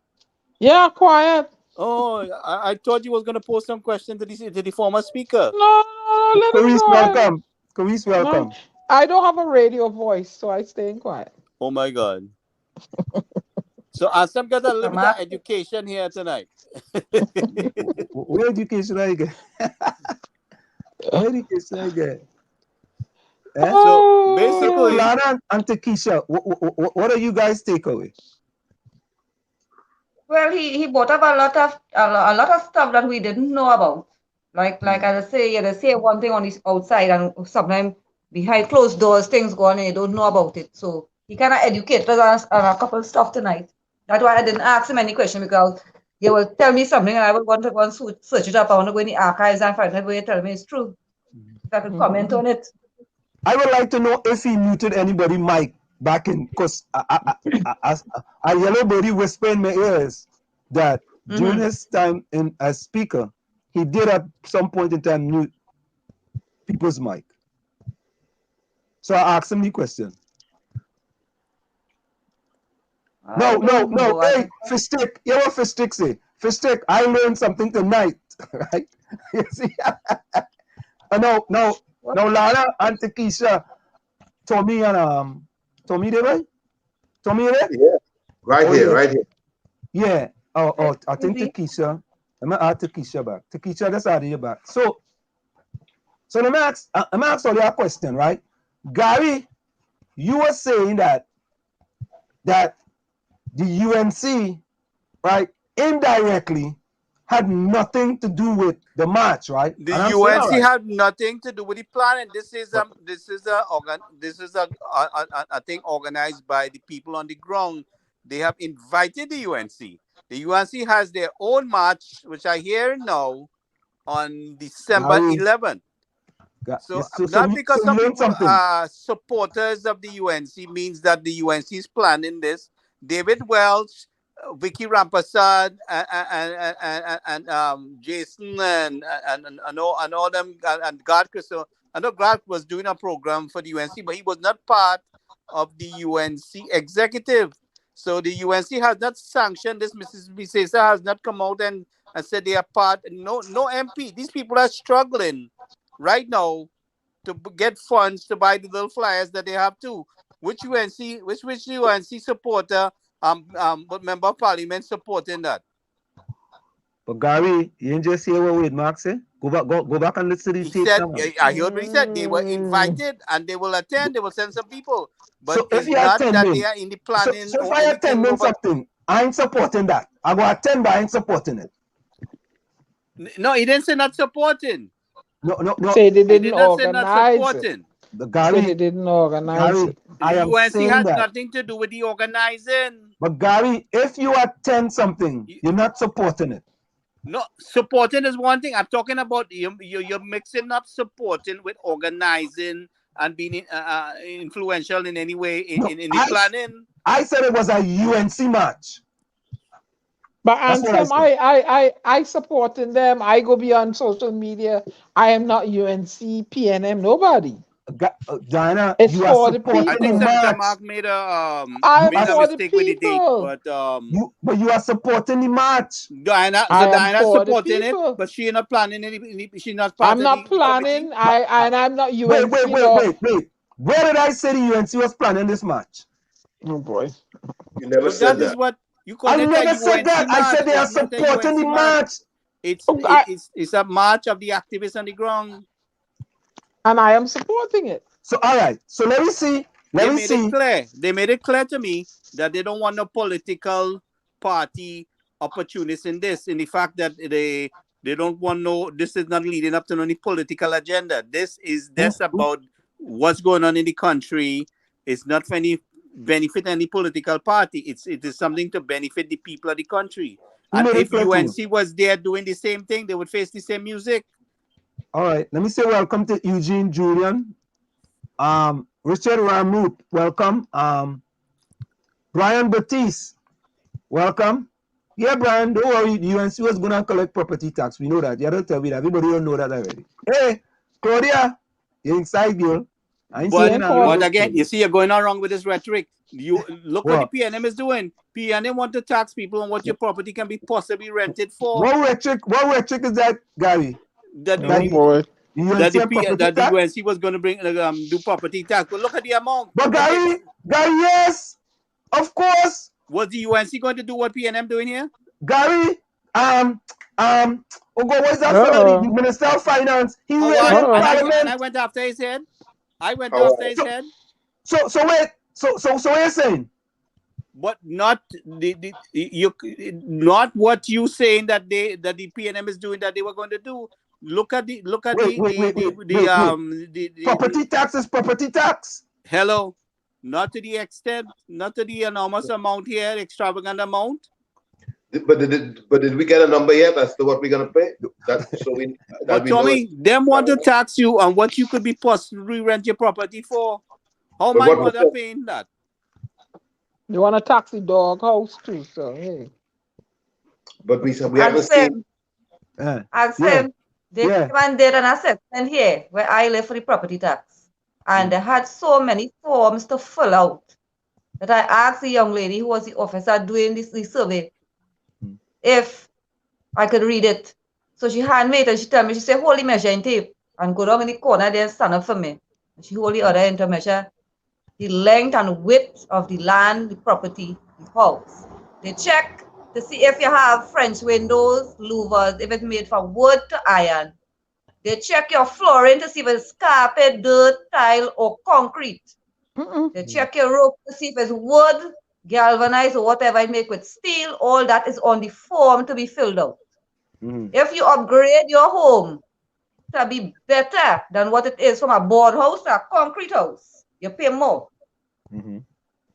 So the more you elevate yourself with your home and elevate your home and make it a pretty little mansion, like how people say you live in a mansion, you make your little mansion, you have to pay more. So you sacrifice your belly to improve your living condition, and the government taxing you on that, right? Now, what happens when you can't Gary, pay you're the tax? wicked, What boy. are you You're going to do? wicked. Gary, you're wicked, boy. You're a wicked fella, boy. Nothing wrong with paying taxes, but instead of calling it property tax, don't charge people property tax what the government don't own. The government don't own your property. You have a deed for your property. That is yours. You build your house. That is yours. The government didn't build your house and the government didn't buy your property and give it to you. Charge them corporation tax that goes back to the constituency wherever you live to fix your road, to give your street light, get your garbage taken away and get the place sanitized. Right? Tell me you're charging me that. Don't tell me you're charging me property, house, and land tax, which you don't own. The government don't own my house or my property. Don't charge me for that. You don't own that. And did tell they me build you're no apartment charging me for me? corporation tax. They didn't build no apartment for my parents and a partner. They sacrificed them with bull up a little board thing there, and my parents save up their money, and my mother plant the yard, and we save money, and easy, brick by brick. We didn't get no help from no government, no party. They So bribed. Gary, you don't pay property tax up here, right?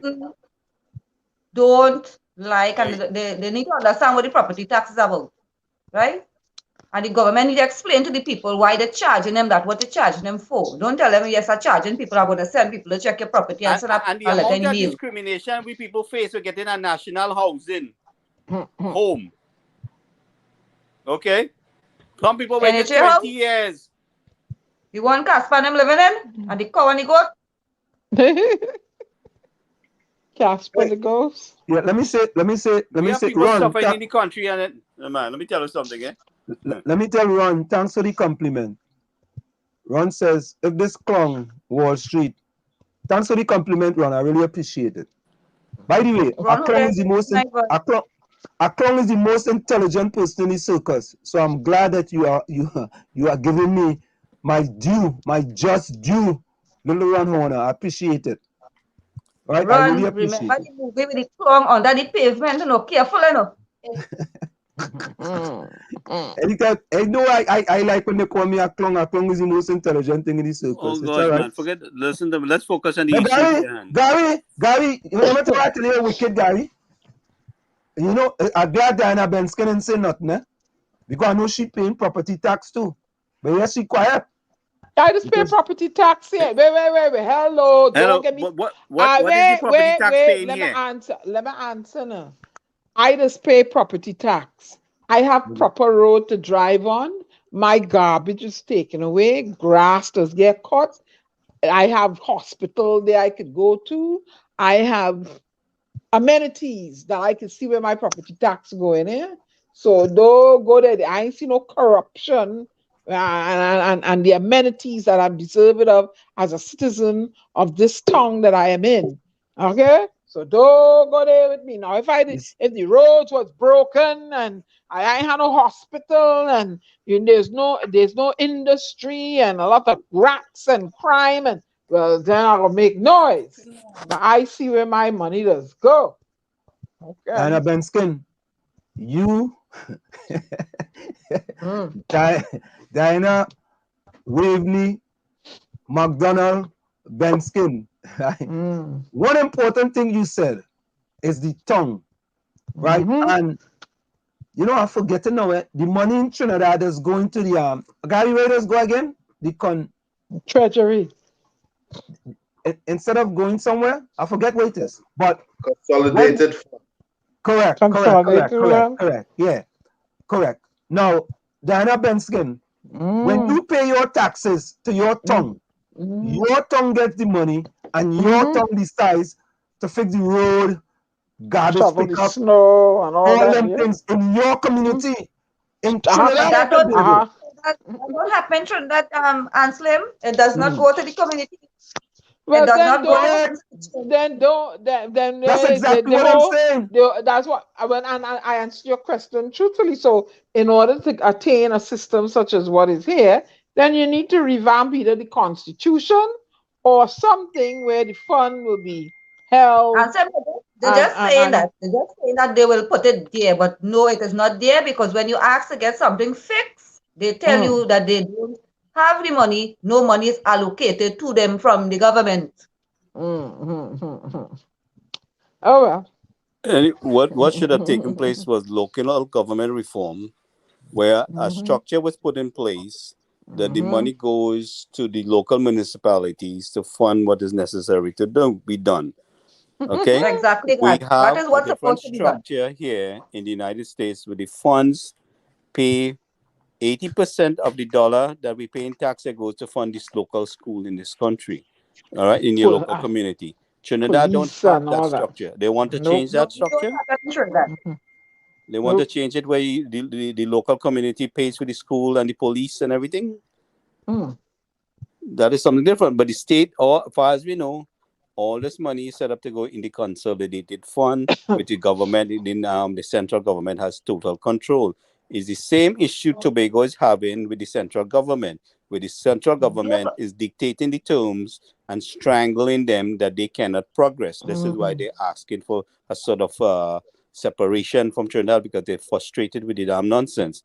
Tobago want to tell them how much they could eat. Okay? I'm not Tobago, Trinidad. The central government want to tell Tobago how much they could eat. And you cannot manipulate people like the way Dr. Rowley his government wants to do. All right? So what the people in the country also have to stand up for themselves. Okay? So don't let input tell you, Prakash Ramadar have a house in Miami and he paying property tax there. Right? That's what he want to use. But guess what? What the property tax paying in Miami? It paying for the school and everything that is local in the municipality there. And the people and the local municipality dictates the terms of what they're going to do in their community, in their town.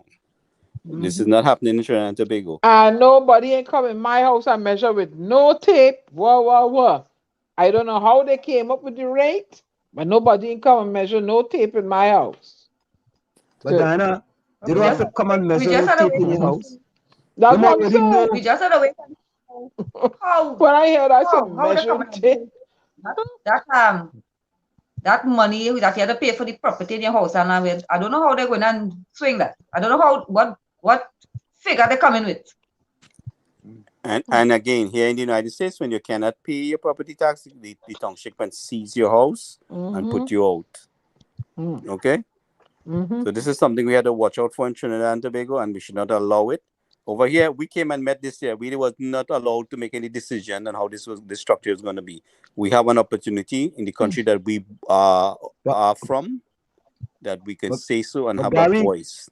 Gary, this system here is time checked. It's been it's been over years.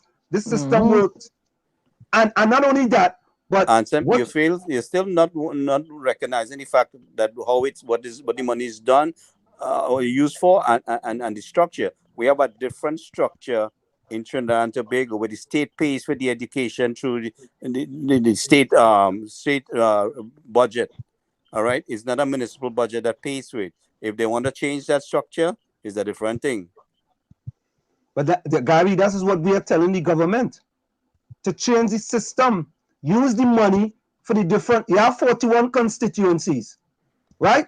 For each one of the constituencies, money that are paid for property tax, put that money towards those constituencies.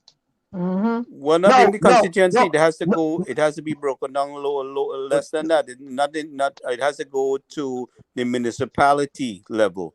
This property tax has to go for a particular town in a constituency.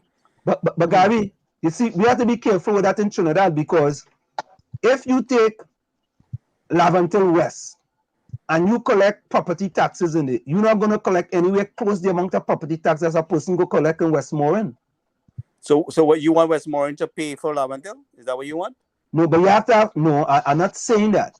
But you have to have some type of system in place, right? That you have to equalize the system. No. Each township, you're not paying a county-wide tax. Each township is paying for what they use in their own town. The state budget will cover the other things, the national budget. So you can't tax Westmoreland to pay for fixed road in Laventille in property tax.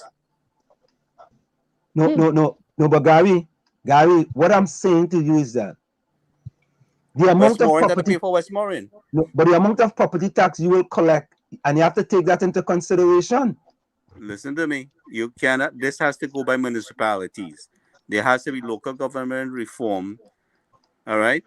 And if you're trying to force the people in West Orange to pay for Laventille, No, I'm not saying that. I'm saying you have to have some type of system that equalizes. Somehow, the system, you have to have a system like that. Because the national budget will pay for overall certain things like the schools and things. But if like I said, if they want to change the structure around, but the reform has to take place. The government want to build the roof before the foundation.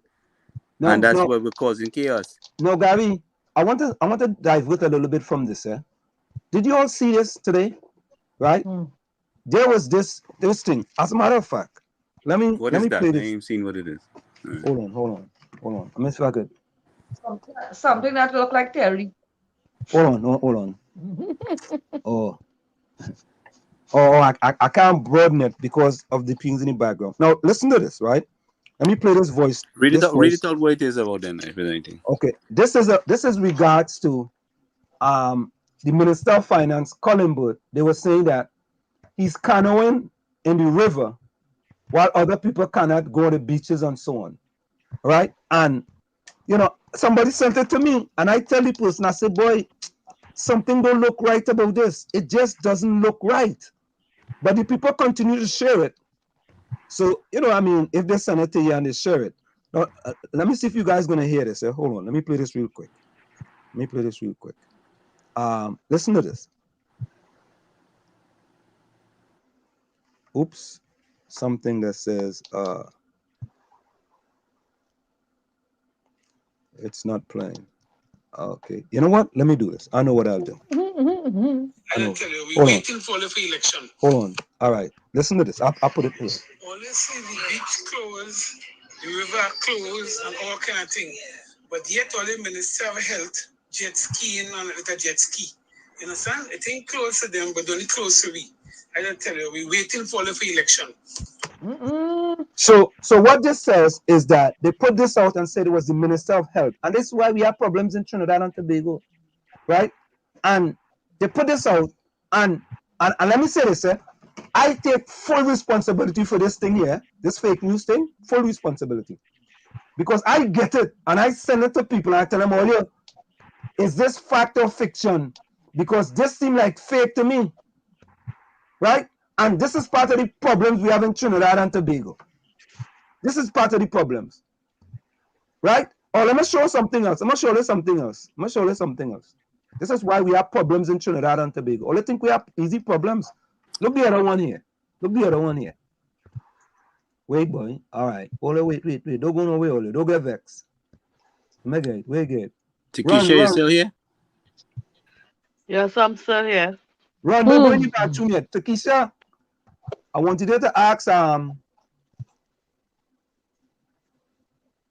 Senator Mark a few questions. Who that one is, boy? What am I delete that one, boy? Yeah, boy. I think I delete that one, you know. Yeah. I delete that one. No. Oh God, I delete that one. Yeah. All right, Ole. I delete that one. Yeah. All right. So let me see if I have it up here. Just a minute, 1 minute. Maybe it's up here. Oh, here it is. Only remember when that thing was going around with all the potholes in Trinidad and Tobago? You remember that? When they were saying that all about the place with all the fake potholes. Listen, we have a pothole problem in Trinidad and Tobago, right? But we as Trinbagonians, right, have to be more proactive. And not as you get something, run and share it. Doesn't matter what it is, run and share it. We just do that quite often, right? Now, I could have shared that thing that I gotten today, and I say, boy, something ain't looking right about this thing, boy. Something ain't looking right. You know? Man, let me tell you something. People so damn frustrated. They think they're waiting to look. I mean, we telling them they should check it out, but you so damn frustrated with what's going on in the country and you on the ground. Do you think some of them waiting to check and see what it is? Because Gary, the reason why it is people just running with that story, because at the end of the day, COVID never interfere with these kind of people and them. Life as usual with these people and them. You understand? It's the lower class people have to study about things. Life as usual. Beaches closed for us, but beaches not being closed for them. Life as usual for them. Go ahead, Takesha. Go ahead. Takesha and Lana, all they bring in Senator Damian Leiter into the village. Senator Damian Leiter says there are 14 corporations. A number of tongues exist in a corporation. So all the monies collected in a corporation should go to that corporation, not to the consolidated fund. I agree with that. That is what I keep on saying, and Slim. Right. Yeah. You see that? I agree with that. Lana, absolutely full 100. You see? I agree with that. And what? Only look. The corporation utilize the money, fix the road, fix the street light, do the sanitization. You know? Don't put it in no government hand. But Lana, right now in Lavantel, right now in the heart of Port of Spain, it's more than 3 weeks now. Rubbish hasn't been moved right at the side street. You understand? The corporation. I went down there. Beside that, it have corruption going on in the corporation too. You have to either have to know somebody, you understand, or a friend or something to even get a job in the corporation. And it have people working in the corporation and they're getting free money. Free money, I could tell you that alleges a fact. You understand? Because who family background they came from, or who MP or who councillor squeeze them in. You understand? Some of them don't have to go to work and them getting paid. I have people who apply for even the corporation job for years and still waiting. So everything right now in this country need to fix. Everything about boy and corruption in it. But I tell you. And this is something that's supposed to help the ordinary people to get a job, to better their life. This was something put in place. But Tommy, could you address this for me? Tommy, you there? Could you address Ellis Island for me?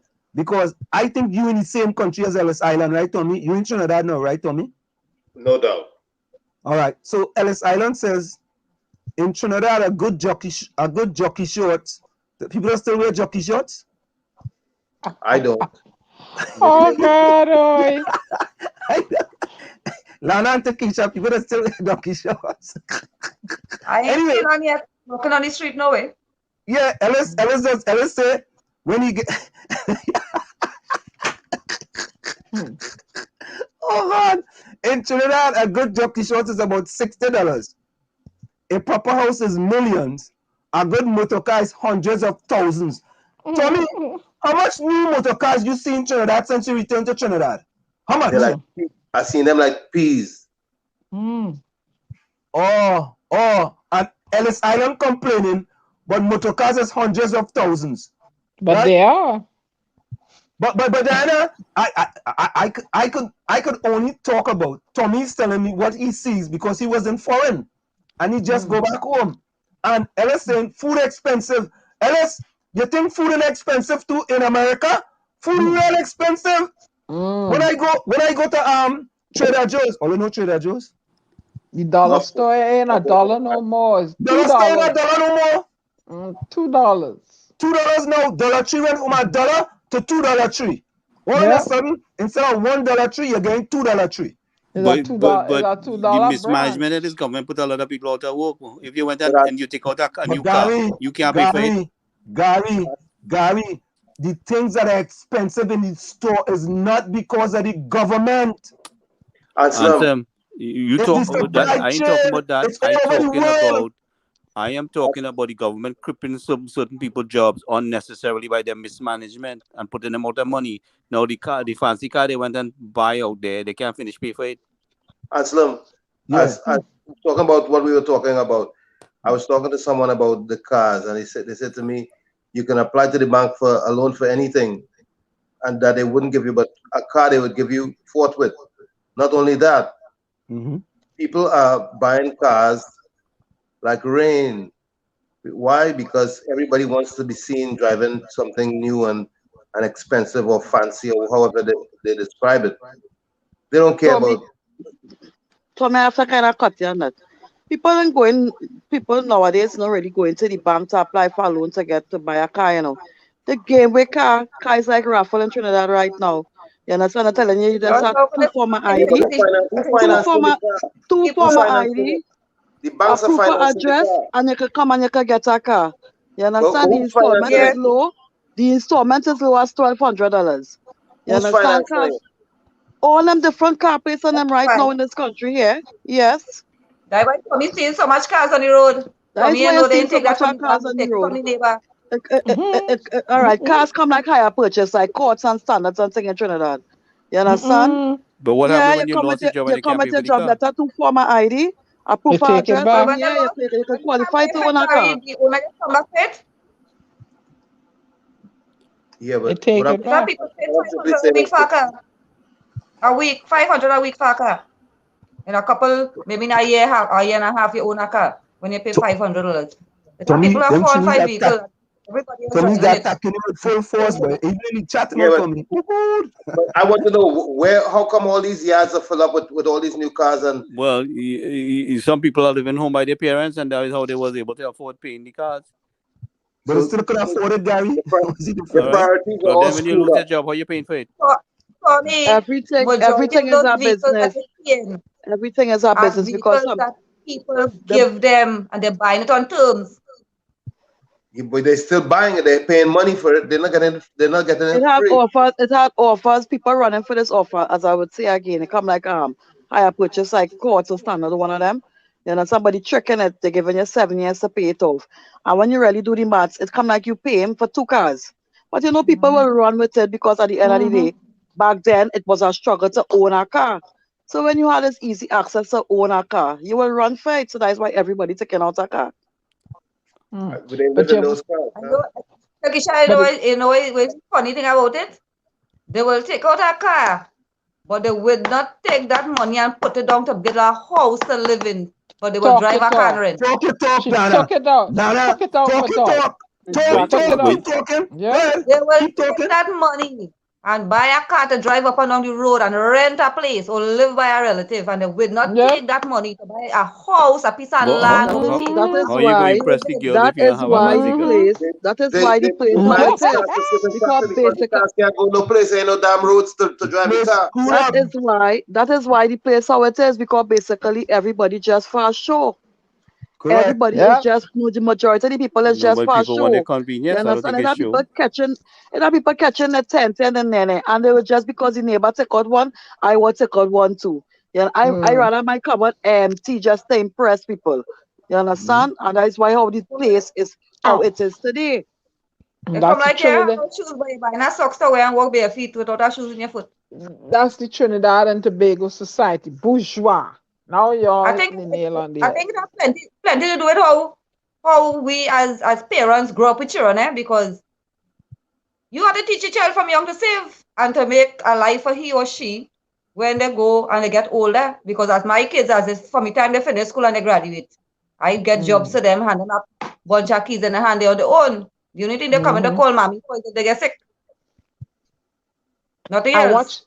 I watch when the people go to the bank for money to try to get a piece of real estate. They're not They going to wouldn't get do it. it. They're No, they not wouldn't get getting it. it.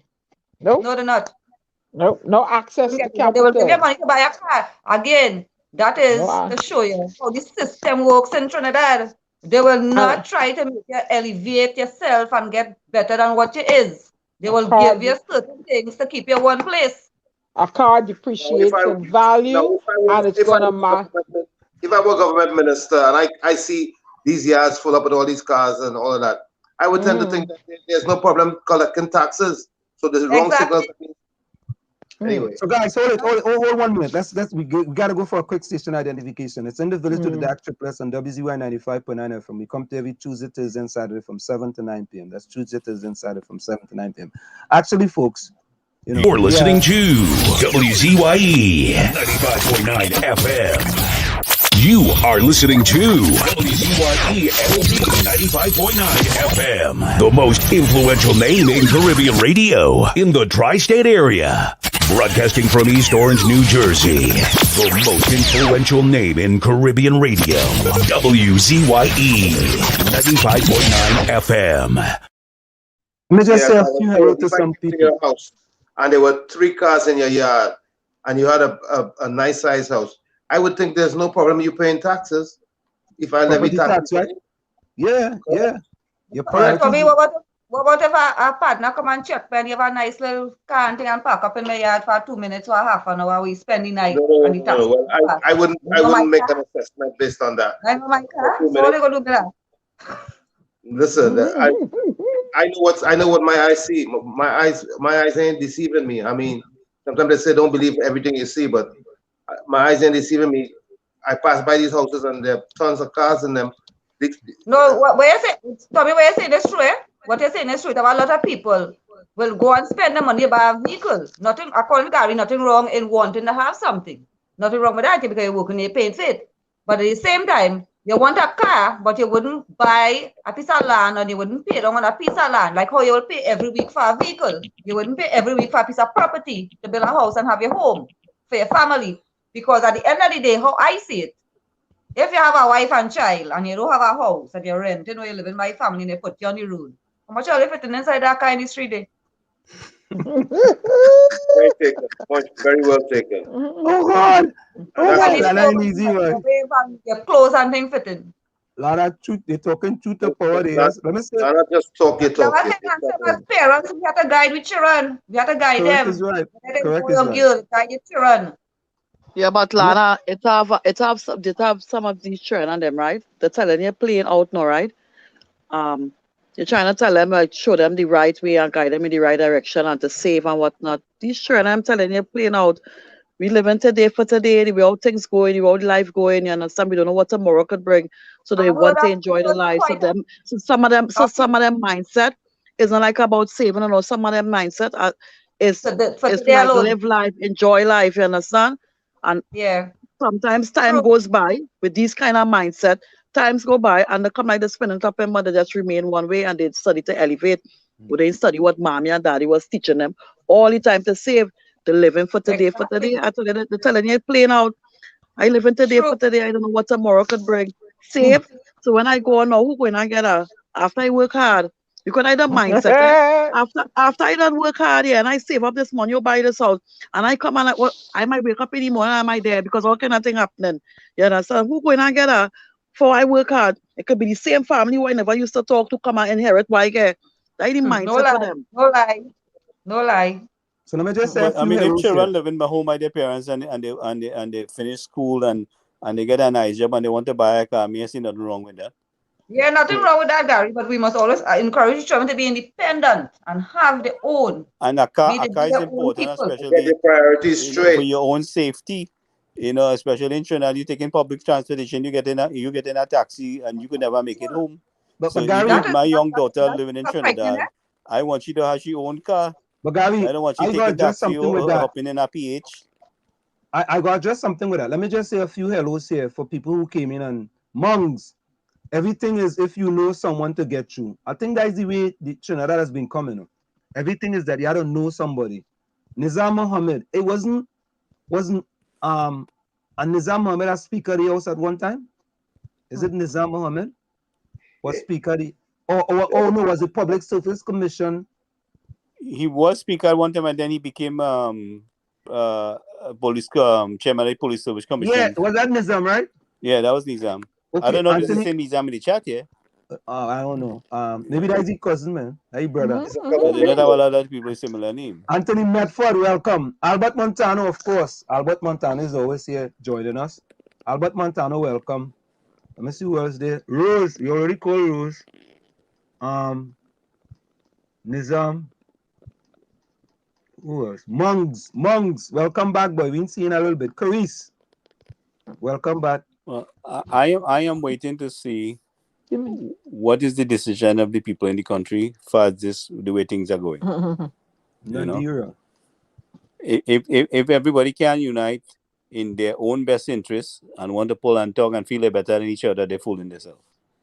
Exactly, Gary, Gary. waiting. Exactly. Gary, I in Trinidad, and I waiting and all to myself because I watch how people come out for when people were stranded. It had a lot of people, thousands of people complain and say they were stranded. They need to come home. They need to come home. And when time comes for them to stay this protest, if it had 15 people, it had plenty. Went out there, and people was on this WhatsApp. But you all have still running up and going, and people complaining they want to go home. They want to go home. They're crying, the family member. And mamas, they reach home, they forget. But even the family members who was in Trinidad at the time, nobody didn't stand out and stand up. Probably if we did get like an answer, like people family came out, you understand, we would not be in this chat today. But if we had got that goes to show you a lot of things taking place in the country and people are just talk.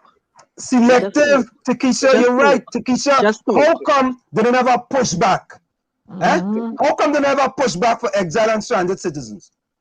Takisha, where was the conflict of radio? How panadol logo eat and slim?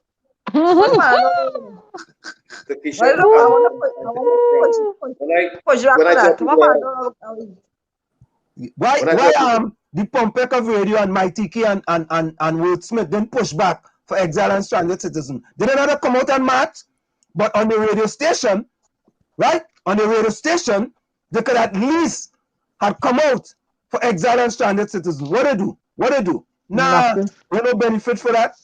There's no benefit in that to them. Where's the benefit? We couldn't get one reporter to write an article. Boy, no program in Trinidad doing nothing with exile and stranded citizens. We are no use for that, boy. Or they mad, or they commit some other thing.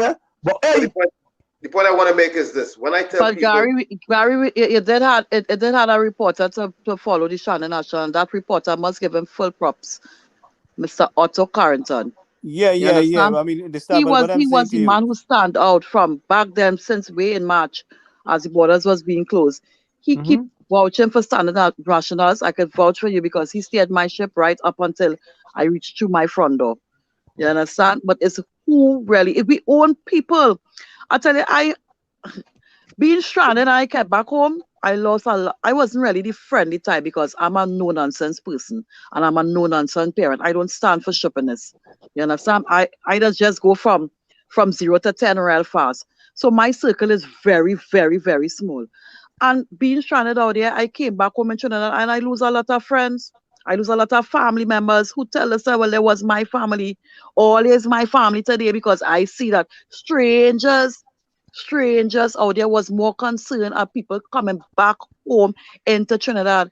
And we own friends and family was saying, ranting and waving, we was bringing back COVID. Listen, that rhetoric works so well that when I tell people that I was stranded and I express discontent with the way things are handled. They look at me and say, right here in this country, they say, the Prime Minister kept the country safe. He was doing a good job managing COVID. I say, what? So, that's why nothing is happening in this place. So where the spread come from now, Tommy? Ask them where the spread come from. If all the people who was coming through the airport was quarantined, where the spread The came dog from? bring it. The dog bring it. I guess if we had kept us stranded and exiled, they would have been happy with that. They would have been good with that, because as far as they're concerned, the Prime Minister kept them safe. The country was in a good place, and this and that. So we safe to hell with all you. Yeah. So Yeah. then when them reach out to we to send them a little something from here in America or wherever we are, we should say, well, to hell with all you. Yeah. Let me welcome Indra. The borders was closed for Trinidadians and Tobagonians. The borders was not closed for the Venezuelans, and then play talk bad manners. Yeah, but we people ain't stand up when we are The talking borders about was closed. The borders was closed on land. It was not closed on sea. You understand? Because people keep coming in rapid. And at one point in time, I tell myself, boy, better you see me, better I see if I can link a boat to come into Trinidad. After when I watch it, I seen people coming in by the thousands or the hundreds when they come. And we just out there, they're suffering and there's begging and there's pleading to come back home. So the borders wasn't closed. It wasn't completely closed. And so, I need to ask you tonight, how we hear nothing about Stuarty, how Stuarty part right on just so. We send him packing. One of them. Stuarty was one of them back then. He was one of them back then, was with the chest up in the air. I did just call him hairy back. You understand? About trying the nationals and whatnot. Right now, Stuarty real, he part right on. And all you see Federal Hines eyes since they turned him to Minister of National Security. I watching him man yesterday on the news, man. I looking puffy. He now come as Minister of National Security and like it's the whole world on his shoulder. The man walk in. Well, after he get a bed down there with that flood water, he had to think twice and know what he doing now. Oh, well. He didn't want to go back and know why to bed it down. So they stress him out now. He's studying which angle to take. Yeah. Let me say hello to Indra. I'll give that to him. He doing the work. Let me say hello to Indra Elias Gar. She's listening to us from the United Kingdom. Indra, welcome. I think Indra was here before. Straight up late. Yeah. Yeah. Damian Leiter says borders were porous, over 180,000 cave Venezuelans in Trinidad. Oh, good. Oh, God, Damian. 180,000, boy? I wouldn't doubt it. There's probably more. First, this place get harder. Up to now, people can't get back the money from Gates. And up to now, people cannot get back the money from Gates. Trinidad. I can't talk for Tobago, but I can talk for Trinidad. If you drive anywhere in Trinidad, into a clothes store, a supermarket, a farm, I wouldn't say maybe you might find one or two in a pharmacy. And you go to a chicken depot, somewhere we're selling fruits, anywhere you go, you will find that they'll have more Venezuelan working than Trinidadians. Who's responsible for that? Keith Rowley. No, but their employment. A place, they will go and apply for a job. And if they have an opening, they will quicker give the Venezuelan it, and they will not give you the Trinidad citizen. You know why? You want me to tell you why? Because when they give you the Trinidad citizen, they have to pay your NIS. They don't have to pay that tax for that Venezuelan national. Yeah. Lana, beside paying the tax, Lana, the underpaying those people on them, and these people on them, regardless of whatever, that does work real hard, You understand? Because they're working for anything. Basically, majority of them just working for a shelter over the head. So that's kind of advantage situation. And that part there, I would not really blame the government all for. I would blame them for leaving the borders open and not protecting the borders out there. You understand? But some of these business owners and them, they're really ridiculous when it comes to these Spanish and them. You understand? They're hiring them to pay them for next to nothing. Sometimes they're advantaging them. You understand? And as they cannot do our kind that. We might say that we don't want, the people don't like to work, and Trinidadians don't like to work, and Tobagoans don't like to work, or whatever it is. But at the end of the day, we know money, regardless of what. We know money. They We ain't can't gonna fool take we, that. you understand? They could fool them, you understand? But they can't fool we when it comes to that. When it comes to underpaying and exploiting, they can't fool we because we will stand up for what is right. So that is why they will hire the, beside that, some of the Trinidadians lazy, but they will hire the Venezuelans and always over us. So But Damian on Lider says, the other hand, the law enforcement is supposed to keep that in check. They ain't doing their job. And so, Senator Tommy, Lider says, 1 minute. 3 years ago, the government admitted to 120,000 Venezuelans. So it's estimated at 180K now. Senator, what about all those who went back on the boat? Then a few thousand of them went back on the boat.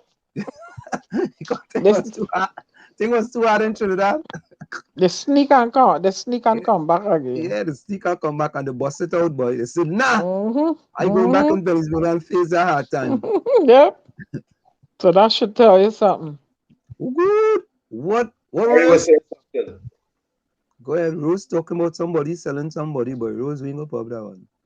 But the amount of police they put an army to watch the people coming through the airport, if they put half of that on the border, would have been better. Okay? Takesha panicked when she went to me. Ask them when they find the drugs. When they find the drugs, right? And they have it in the suitcase and the barrel and thing, and they find it by the port. When you do watch the news report and you watch the port, right? 2 pieces of wire on the two sides. On the two sides, so empty by the sea, you could just walk in the water. So I don't know if it's just that little piece of the 2 pieces of wire there with the building, that is what they're supposed to be protecting, and they'll leave the rest. Because I ain't see nothing, no wire and thing, no way they could just walk in, or take a day, jump in a boat and go and come. So I don't know what's going on there. But the amount of Coast Guard and the amount of soldiers and the amount of police I see when I touched down to Trinidad, I swear I was mad dog. The big criminal we used to be in America back in the days. I thought this mad dog came in the country. I could not believe this. I could not believe the amount of sirens. I have videos. One of these days I must let out the videos and let the people see. You understand what take place back then? How they treat people. I take everything from start to finish. And the amount of siren and police escort I get at one point in time, I thought I was the president, you know, driving out there. You understand? I get escorted by police and soldiers and Coast Guard to a place to quarantine. You know. You can share again, presidential I get the full work. The full works here. Full works again. And on top of that, what was discriminating and what on top of that, my own people stand up at the side of the road. Calling, look them bringing COVID. Yeah, I am the person. I have videos on my phone. I could not believe it. I tell you, I sliding on. When I could not take it no more, you know what I did? I had a Barbados flag.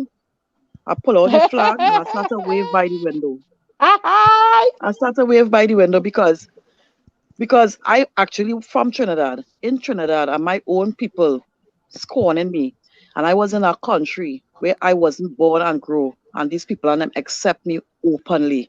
And Dr. Rowley is personally responsible for that. But Takesha, I hear you, and I was saying that what was happening was instilling fear into the people in Trinidad and Tobago, and I can say, boy, most of the people that I spoke to say, and Sam, what are you talking about? All they want bring back all they want them people that come back home in Trinidad come down here to kill we? Nah. Let them stay over there. Let them stay over there. We don't want them coming back in Trinidad because the fear. When them had a Ministry of Health press conference every week, and them tell you boy COVID numbers this and COVID, and we don't have enough beds. And Ansem back then I could have said that the government too was placing fears in people. Yes, they was doing that at one point. But the people didn't really care about us, our own people, not all, don't get me wrong, didn't care about us really. Because the same we bringing back COVID and we own kind was helping the Spanish and them from out there come into our country. You understand? So them wasn't studying back then if them was bringing COVID. Yeah, correct. Them helping so them. That's why I see as I back home, I watching everybody with a little close eye. My eye ain't fully open because I can't see. I thought that people would have stand out against for us. You understand? To fight for our people. And people didn't had anything to say, but they're helping the Spanish and them to decide, come in. They're taking money to bring them in. Even down to some of these police and coast guard and them. You understand? Because some of them, they're too corrupt. US, You understand? They're bringing them in. They're bringing them in and they're pimping the Spanish on them. It's not a fact. Look, Rose just said that too. Rose said, look at that. Rose said some Spanish woman getting real advantage from some Trini men. But what I'm saying, what I would like to say and reiterate here, it would have been, instead you had to send money to support your family in some foreign country, it would have been, number one, more feasible to support them in quarantine on the ground in Trinidad, right? All we had to do was to expand the quarantine by the capacity of people we need to move. The system they set up, they couldn't even estimate and prepare for the amount of people that need to come home and at what pace. What them said and what was being done was totally different. Gary, that was not prepared, as I was and they didn't want no advice or suggestion, even though we was feeding them. Not prepared because when I reached Trinidad, my form I signed up to bring a form for you. You understand? They tell you, well, before you reach Trinidad, they said I was crying in one place. When I touched on Trinidad back then, they gave me a form to sign, and the form was UWI Campus DB. You understand? When we reached there, they drop us off like dogs. You understand? They packed out everybody's suitcase. You have to dig up in between to find your own suitcase and luggage. You understand? And when I reached there, a nurse realized if it wasn't for the pregnant lady, I forget her name, she wanted a pee. And you know me, of course, my mouth can't keep closed when I see stupidness going on because I'm a Trinidadian. I start to make noise and say, this lady needs a pee. This lady needs a pee. And hold and behold, guys, when it is the nurses and them realize who was there waiting for us, that the compound have no water. The compound and them was managing COVID back then. You understand? And they keep saying, oh, the quarantine facility full. But when you check it out, it was not properly prepared to bring back home people. So there was just only hitting people one story. You had to naturally be in a situation to really know exactly what was taking place. And from there, we went to the home of football. And while being in quarantine for 7 days at the home of football, twice we didn't have any water. Twice on the compound. But you know, it's a good thing, Gary.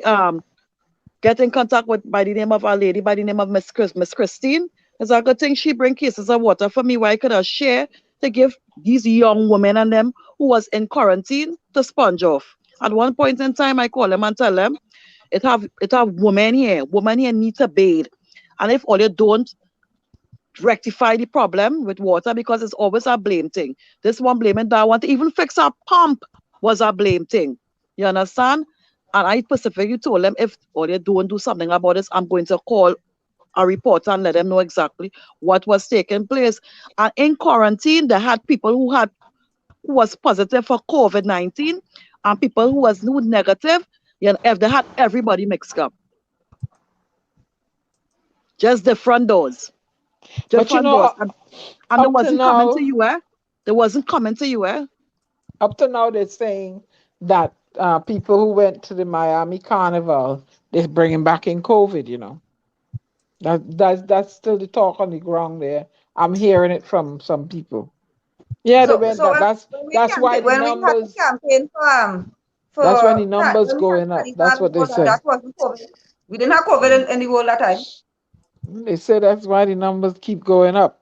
People come back from Miami Carnival. Trinidadians like to stray from the real set of issues what taking place in the country. That is correct. You understand? That is madness. Look what they look at the study that people who went Miami Carnival and it have more thing what taking place right now. You understand? Which is a way forward. And look what they're drifting on. People bringing back COVID from Miami. You understand? They ain't studying we have proper health care. It's disgusting. This San Fernando Hospital, Lord Father. Oh, don't talk about San Fernando Hospital. I should have do a video with that and some to post up. I have videos. Don't worry. I have videos. I was recently, after my son death, and after I buried my son, I end up in hospital. And I could not believe it. At one point in time, I called Gary. Sometimes Gary maybe does get fed up on me. You know, Gary, oh God, have you seen here? I can't believe it. The toilet outside of the ward. You understand? The patients inside the ward and the public using the same toilet first to begin. God. It's real disgusting. The It's beds on disgusting. them, the beds was on them there. is like from when my mother made me. You understand?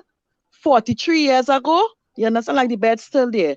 Don't talk it in a proper curtain. So if you want to lie down and sleep on a visit, a visitor come to a patient, they seen everything on you. The curtain falling down. I just suffer with sinus real bad. The place nasty. I had an ultrasound done, and shamefully the gentleman who was performing the ultrasound, time for me to wipe the gel off of my belly. The gentleman, he was feeling so shame because he have to work on that on a daily basis. Mom, well, you know, we really have no tissue. I fed up beg, I fed up ask. Do you have a rag? Or take this gauze and see if you could wipe off yourself. And it was like, I can't believe it. And we are paying tax. Even the nurses and them calling on the ward for gloves. And so that's still going on, till today. What Takisha So talking now about? that is the kind of talk I Going want to on hear. till This is today. the real talk. Bring it out. Till today. Bring it I Going out. can't on. believe it. You have to walk with your own fan. You have to walk with your own sheet, your own linen. You have to walk with your own pillow in the hospital. Don't talk for the mattress on the bed. They put this kind of thing looking like vinyl. I call it vinyl. You understand? Over the mattress. Because when you lie down, you're sliding off. When you ask the nurse and them, nurse, you can get a sheet, ma'am, no, they always have. When you raise up the thing I really want to bring down my country, but we are paying tax, so we need to talk about these things on them. You understand? You're not bringing can't it believe down. it. You're fighting for your I country can't by believe it. speaking out. Go ahead. I really can't believe it. You understand? It real. Talking about it just kind of scornful. Roach, don't talk for cockroach. Oh Don't God. talk for rat. Don't Oh talk for God. rat running in the hospital. Rat Oh in the God, hospital? oh God. Oh God. Oh God. But Hey, listen, Don't you talk ma- for rat running outside on the compound in the hospital. This is not a legend. This is a fact. You understand? And people have to go through these procedures on a daily basis facing the hospitals. You understand? And these nurses and them have to work amongst these, right? So that's why majority of them don't have proper training to deal with public. They will talk to you and speak to you any way they feel because they are being pressured. You understand? They have certain things where they could protect their own self. And if you ask them a question, it's like the boy, you're asking I wouldn't say a dog because a dog does live nice, eh? Dog and cat live in. I have a guinea pig right now, and my guinea pig and my dog does real play. Real play is a sight to see. You understand? So if a guinea pig and a dog could play, you understand, and could mix, who is we? Who is we? Yeah, but Savannah Hospital is a disaster because I tell you, 2012, I had an incident. I went outside and ate in a Chinese restaurant. And when I came out, my chest was jumping like crazy. I wound up in the hospital. They wound up keeping me like a few days for observation. It's the worst time I ever had in my life in Savannah Hospital. I thought I was in hell. And everything is Panadol.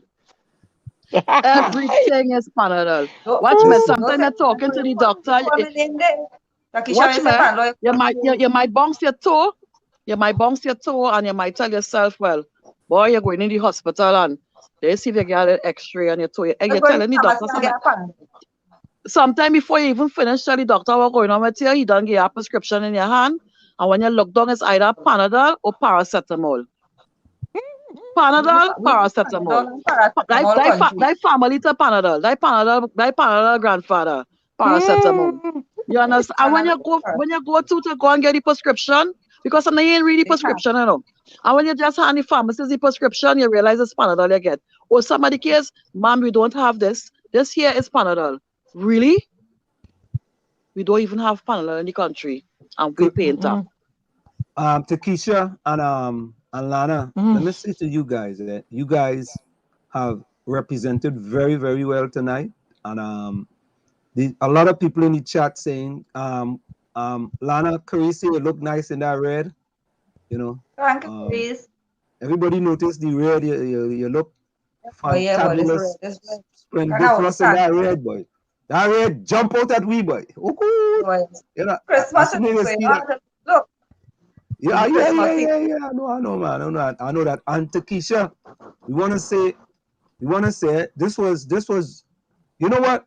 you know, sometimes you don't get a second chance to make a first impression. And bringing you guys here tonight was a fantabulous, splendiferous, marvelous first expression, right? First impression. I mean, I don't know if we bring a fella like Ron Horner in here, if he could, or Ellis Island, or breadsticks, or breadfruit, or carrot cake, or Holofield, it's Holofield or Swallowfield nuts, whatever it is. I don't know if they could live up to the great job that you guys did tonight, but you know, we Thank you. really appreciate that you Well, guys came in. Ansem, thanks for having me. It's a pleasure. Well, I didn't really get the fire from Takesha tonight because I'm talking to her and I'm shivering with fever. But say what? You understand? but But you see, it's always a pleasure. You understand? It's always a pleasure to really tell it as it is. And time for some of these activists, PNM, UNC, whoever it is, it's time for them to really, if they really want the country to go forward and they say they're supposed to be the voice of the people, it's time to really stand out.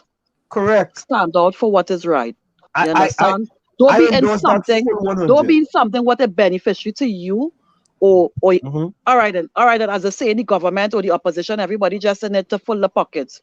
But some of these activists on them, they're coming just like them. You understand? Stand out. Stand for what is right. Don't stand to say, well, I'm blaming Rowley or I'm blaming Kamala. You see that? There's time for all these things to stop. It's to stop. The blame game has to stop. It's to stop.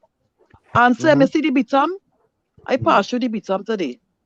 And I can't believe the scent. Ansem.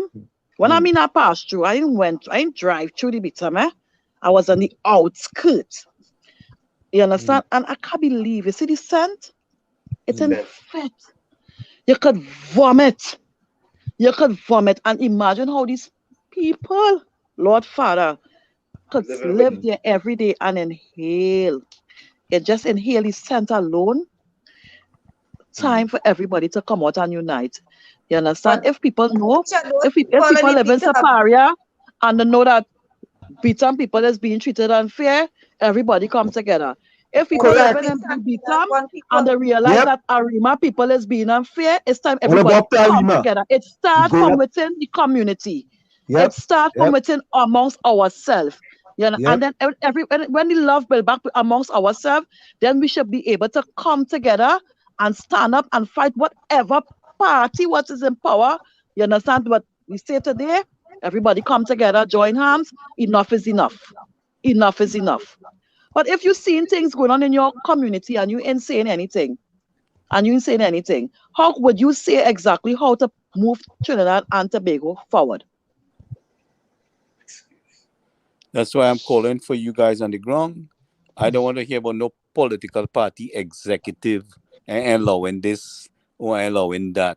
All you take control. Take control. All right? This is what that's what I'm calling on to do. Right? Yeah, so folks, I want to say that it's been a long night and we appreciate all of you guys. And, you know, we are 1 hour behind you guys. So we don't want to keep you guys any longer. Of course, we want to say thank you to Takesha and thank you to Lana for actually joining us. And what we're going to do, we're going to let Lana and Takesha close the show with any closing comments. And so in the chat, Claudia and Rose, can you put closing comments? Claudia, Rose, and Carice. So it's a kind of ladies' night thing tonight. Claudia, Rose, and Carice, put closing comments in the chat. And then we're going to get to Keisha and Lana to close here in the village with the DAG Triplets and WZYE 95.9 FM. So we're going to start with, Diana, we're going to start with you. Oh, boy. Nonsense. Throw me to the loop, boy. Okay. I'm going to talk about something. Push forward to the future. The best way, Abraham Lincoln said, the best way to predict the future is to create it. He also said, you cannot escape the responsibility of tomorrow by evading it today. You can't touch it, but you know it's there. Everyone knows what it is, but no one knows what it looks like. What is it? It's the future, of course. The future should be governed as though it were a public good, or else it may become a scarce resource. In the face of dire economic uncertainty of the future, layoffs and swirling cyclones of conflicting information, citizens of Trinidad and Tobago are fearful of their future. In the face of unspeakable challenges about the future, one of the greatest gifts you can give those you lead, Dr. Rowley, is hope and optimism. Transparency and trustworthiness of the democratic process relating to Tobago's election affects the quality of the social capital that will sustain the future of Trinidad and Tobago. This is why the governance of the future is fundamentally a question of intergenerational equality. Like forests or fisheries, the future needs to be protected from the human tendency to have it all today without anticipating that tomorrow there may be no more for us and the future generation of Trinidad and Tobago. What the future generation of Trinidad and Tobago is requesting from the current establishment is as follows, with immediate effect: post-COVID reconstruction plans. How can the collaboration between the public and private sector shape politics in the future that will benefit all citizens of Trinidad and Tobago? How will the digitization and automation impact the future of job market in Trinidad and Tobago? What strategies are the regional and local governments putting in place to handle the next pandemic? What tools do the next generation of Trinidad and Tobago leaders need? And how can they safeguard the Republic from external and internal threats? The future of democracy and our planet, our country, are under threat. Those in charge of the PNM and UNC, are you going to continue the sandbox politics, taking personal jabs at each other? Or are you going to govern impartially and steer the Republic on the right course, a course which is illuminated with possibility, promise, and growth for the future generation? This is Diana Benskin, your global ambassador, aka the Storm, bidding you auf Wiedersehen until we meet again. Good night, my beloved people, and good night, my co-host. You saved my voice tonight. Thank you. Night, Diana. Night, Diana. Tommy. Yes, sir.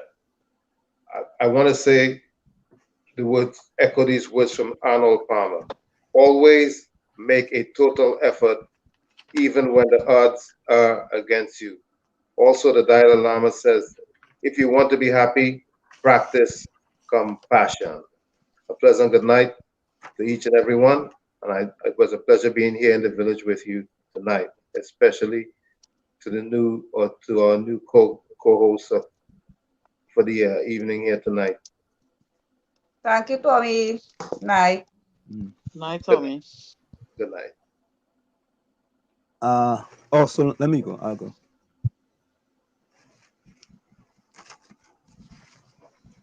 In the words of William Faulkner, never be afraid to raise your voice for honesty and trust and compassion against injustice and lying and greed.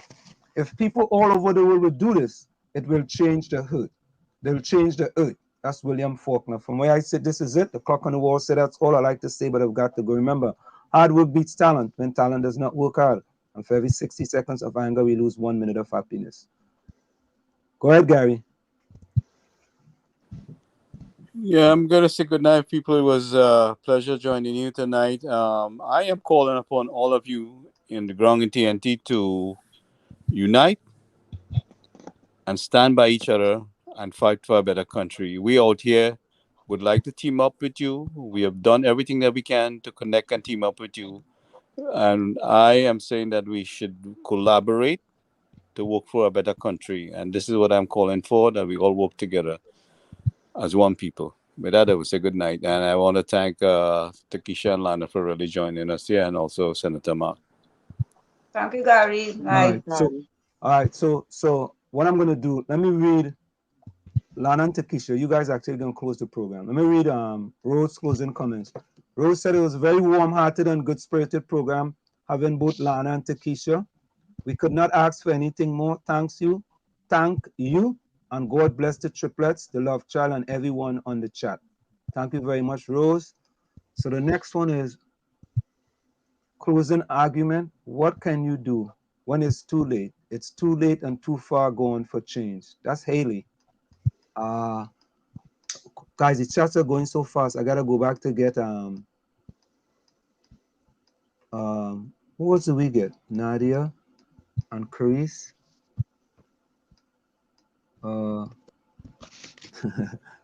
Haley says ladies night every night, Wall Street. Claudia said, I just want to say great job, ladies. You made us all proud. And there's one other person.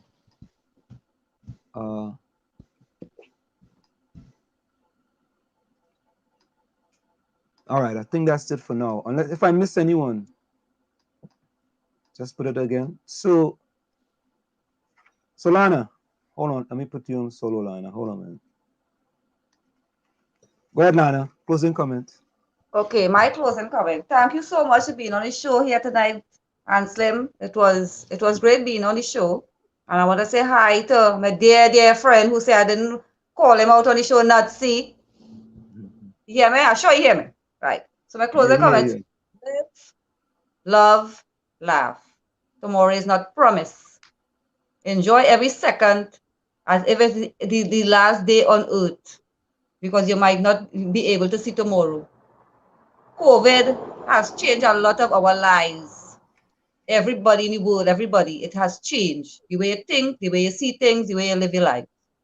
Do not let a moment pass or a second pass that you didn't do something that you wanted to do. If you want to do it now. Don't wait for tomorrow. You want to tell somebody something, tell them it now. Don't wait for tomorrow.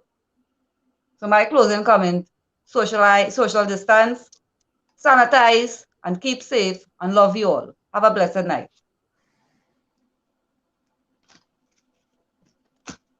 Thank you so much, Lana. Takesha, you are actually closing the program, Takesha. Well, I would like to big up Nuts Cake, Fistic, Ron, even down to Ron, Albert Ellis. Is a whole heap of all the ladies, woman power. You understand? I would like to tell everybody, have a blessed one. Time for us to come together and unite and put aside politics. It's not about politics. It's about living as one in our country and moving forward and standing up for what is right. And I would like to also say, time for us to also pray too, because God in front. And people who in the chat and people who is listening to in the village, our family that pray together, stays together. And we need more prayers. We need more prayers.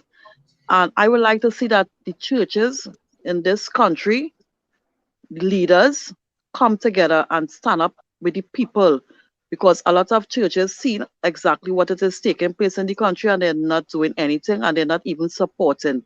It's who know who and who know who, just as the same thing with the government. And I would like to tell everybody, it's always been a pleasure to be. I just be excited to come here. Yesterday, I think it was Tuesday. First, I could not wait for today to come to actually log on. First, the love I feel in the group, in the village. Have a blessed night, everyone, and be safe. Thank you, Takesha. Thank you so very kindly, man. It's a pleasure. And guys, we're gonna go out tonight with Maestro Mr. Trinidad and Tobago. Everybody enjoy it. Stay safe and well. See you guys again in the village.